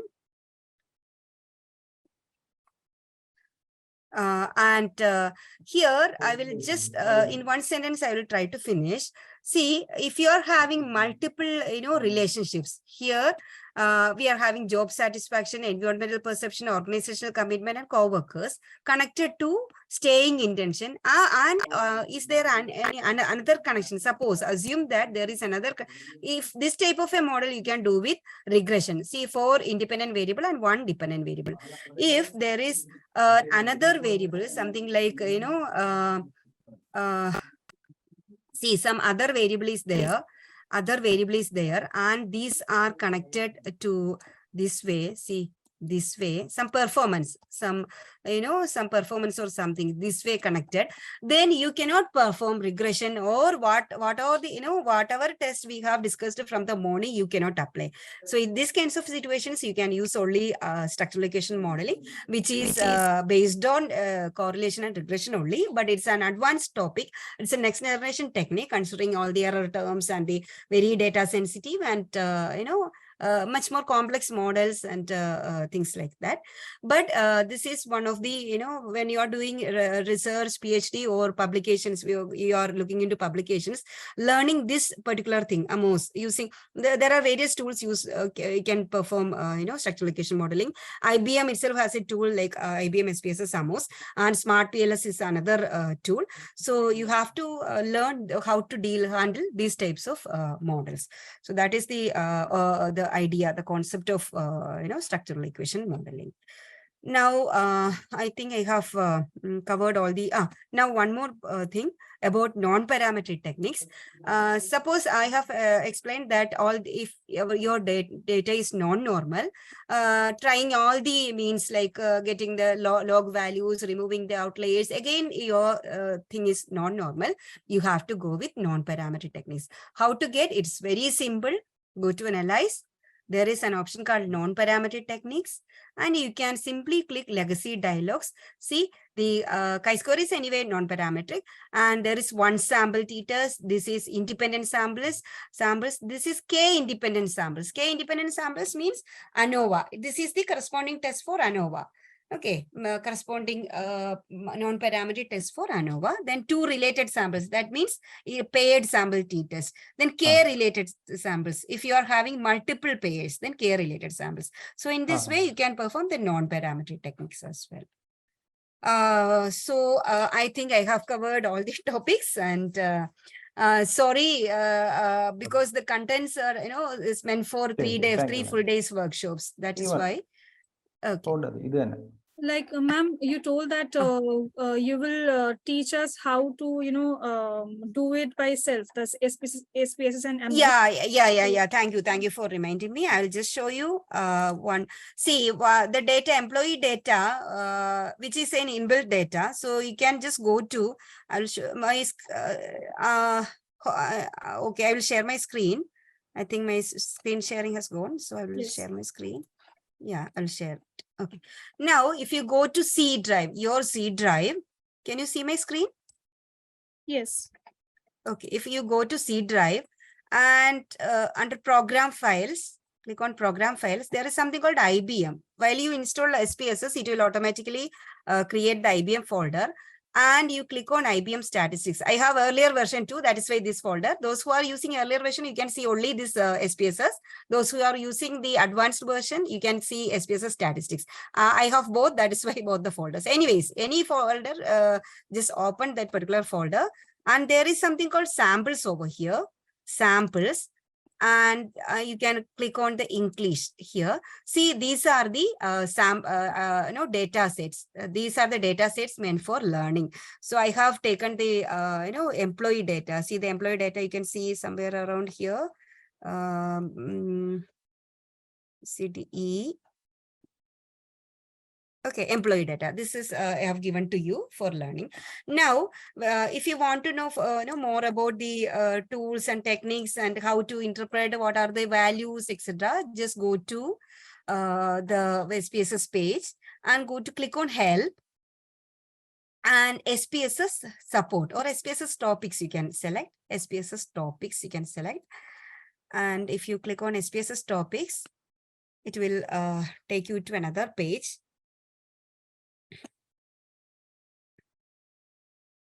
So here you can click on the case studies. See the case studies, you can click case studies. Now see here you will get all the analysis, everything, all the test techniques.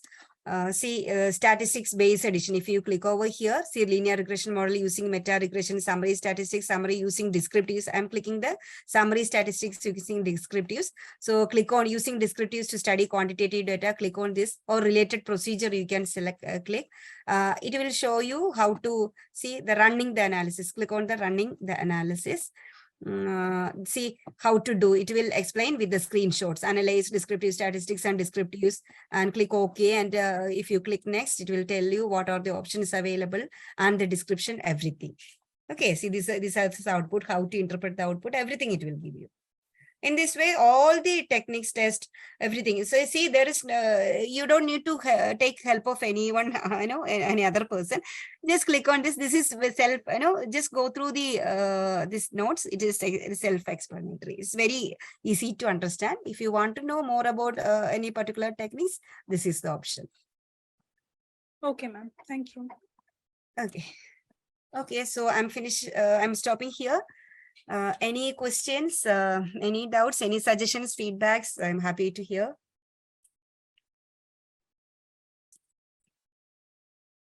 Ma'am, let's make other FDPs as well. That is the Sure. feedback, I should say, because it's like totally the time was not that appropriate for such lengthy syllabus. Exactly. We will plan for more days, 2 to 3 days workshops we will plan. Ma'am, I want to ask one doubt. The SEM, we are doing it in AMOS, right? Yes, there are two tools available, AMOS and Smart PLS. Smart PLS is for non-parametric and SEM for parametric. Okay, you just explained the introduction. You didn't show how we have Yeah, to. because it is no time is not sufficient. That is why I just in the agenda also I have mentioned introduction to this. I know it will take too much time to explain the SEM and all. That's why SEM itself, if you need to learn SEM itself, it will take more than 3 to 4 days, full days. Okay, okay, ma'am. Can we have a workshop on SEM then, ma'am, in the near future? Yeah, sure. We will plan a workshop with 2 to 3 days, and we will plan accordingly. Yeah, thank you Sure. so much. All the sessions were very, very lucid, easy to understand, and you explained the theoretical base as well as the practical component. I know there was a lot of time constraint, but you handled the sessions extremely well. And on behalf of all the participants, we are really indebted to you. Earlier, I thought this was only offline, so I had messaged you in the group, but I was very happy that it was online. I have done SPSS some years ago, and I just wanted again a revision. So this was like a very good opportunity for me, and I'm really grateful to you. Thank you. Yeah, thank you, ma'am, and all the best.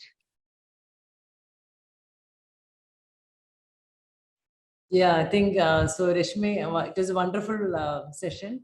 And I think I have attended many SPSS sessions, and I think the way you explained, in detail, minutely, it has never been done. I mean, I have not attended such a session where it was explained in a simple way. And I think the best feedback for a trainer is, when the participants say that they want more sessions. So I think that we just heard that. So it was really good, and thanks to all the participants, and and of course for Professor Alex also for organizing this, and of course for Reshmi for delivering it. I'm sure we'll hold more sessions in future for all the learners. So it was really good. Yeah, over to you, Alex. Yeah. Thank you, ma'am. Thank you, Reshmi, ma'am. I believe that we'll host more and more sessions. Definitely, this is only an introductory session. So we will have a detailed session based on the interest of the participants. So we will send you a feedback form where you can mention what are the topics we need to cover more specifically. So we will plan accordingly, and we'll get back to you. And the certificate will be sent as a physical copy to your the address. So when you send the feedback form, clearly you have to mention what is the name, exact name that should be published in the certificate. So make sure that. So definitely we'll get back to you. Thank you for all your support. We know that it's a very lengthy session, even though it is a one full day session. So next time, if you are interested, we'll host a 3-hour session in a span of week or something like that. We'll plan accordingly. So that might be more effective, I believe. So more practical orientation will give. One-to-one interaction maybe is possible if we'll host it that. So thank you once again for joining us today. So this is an introductory course.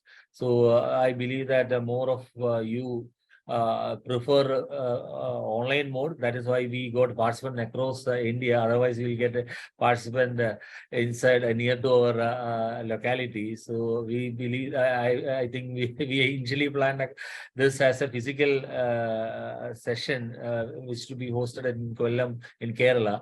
So now I feel that now this is the best way. we get people across Kerala. That is more nice for us.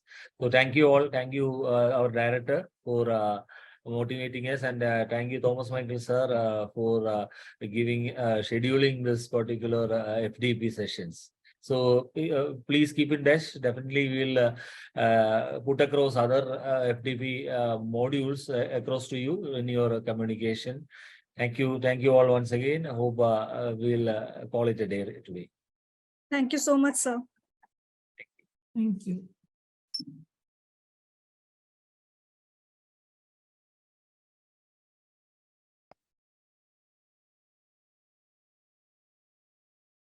So should we wait for the feedback form over here, or that will be communicated to us in mail? That will be communicated, ma'am. We will send you through mail or the WhatsApp group, both. Okay, ma'am. And ma'am, can we connect later? Because I really need to talk to you for some specifications. Like you actually made this class so easier for me. Like in YouTube, I have like searched a lot of stuff. I have done the PCM method of factor analysis, but this was really helpful. So I have to talk to you regarding the SPSS and AMO softwares and how I should operate that and different tidbits over there. So if you can Sure. you know, connect with me, like if you can give your contacts to in the WhatsApp group or anywhere in email also, that would be really helpful. Sure. That I will share. Definitely I will Thank you. share. Thank you. Thank you.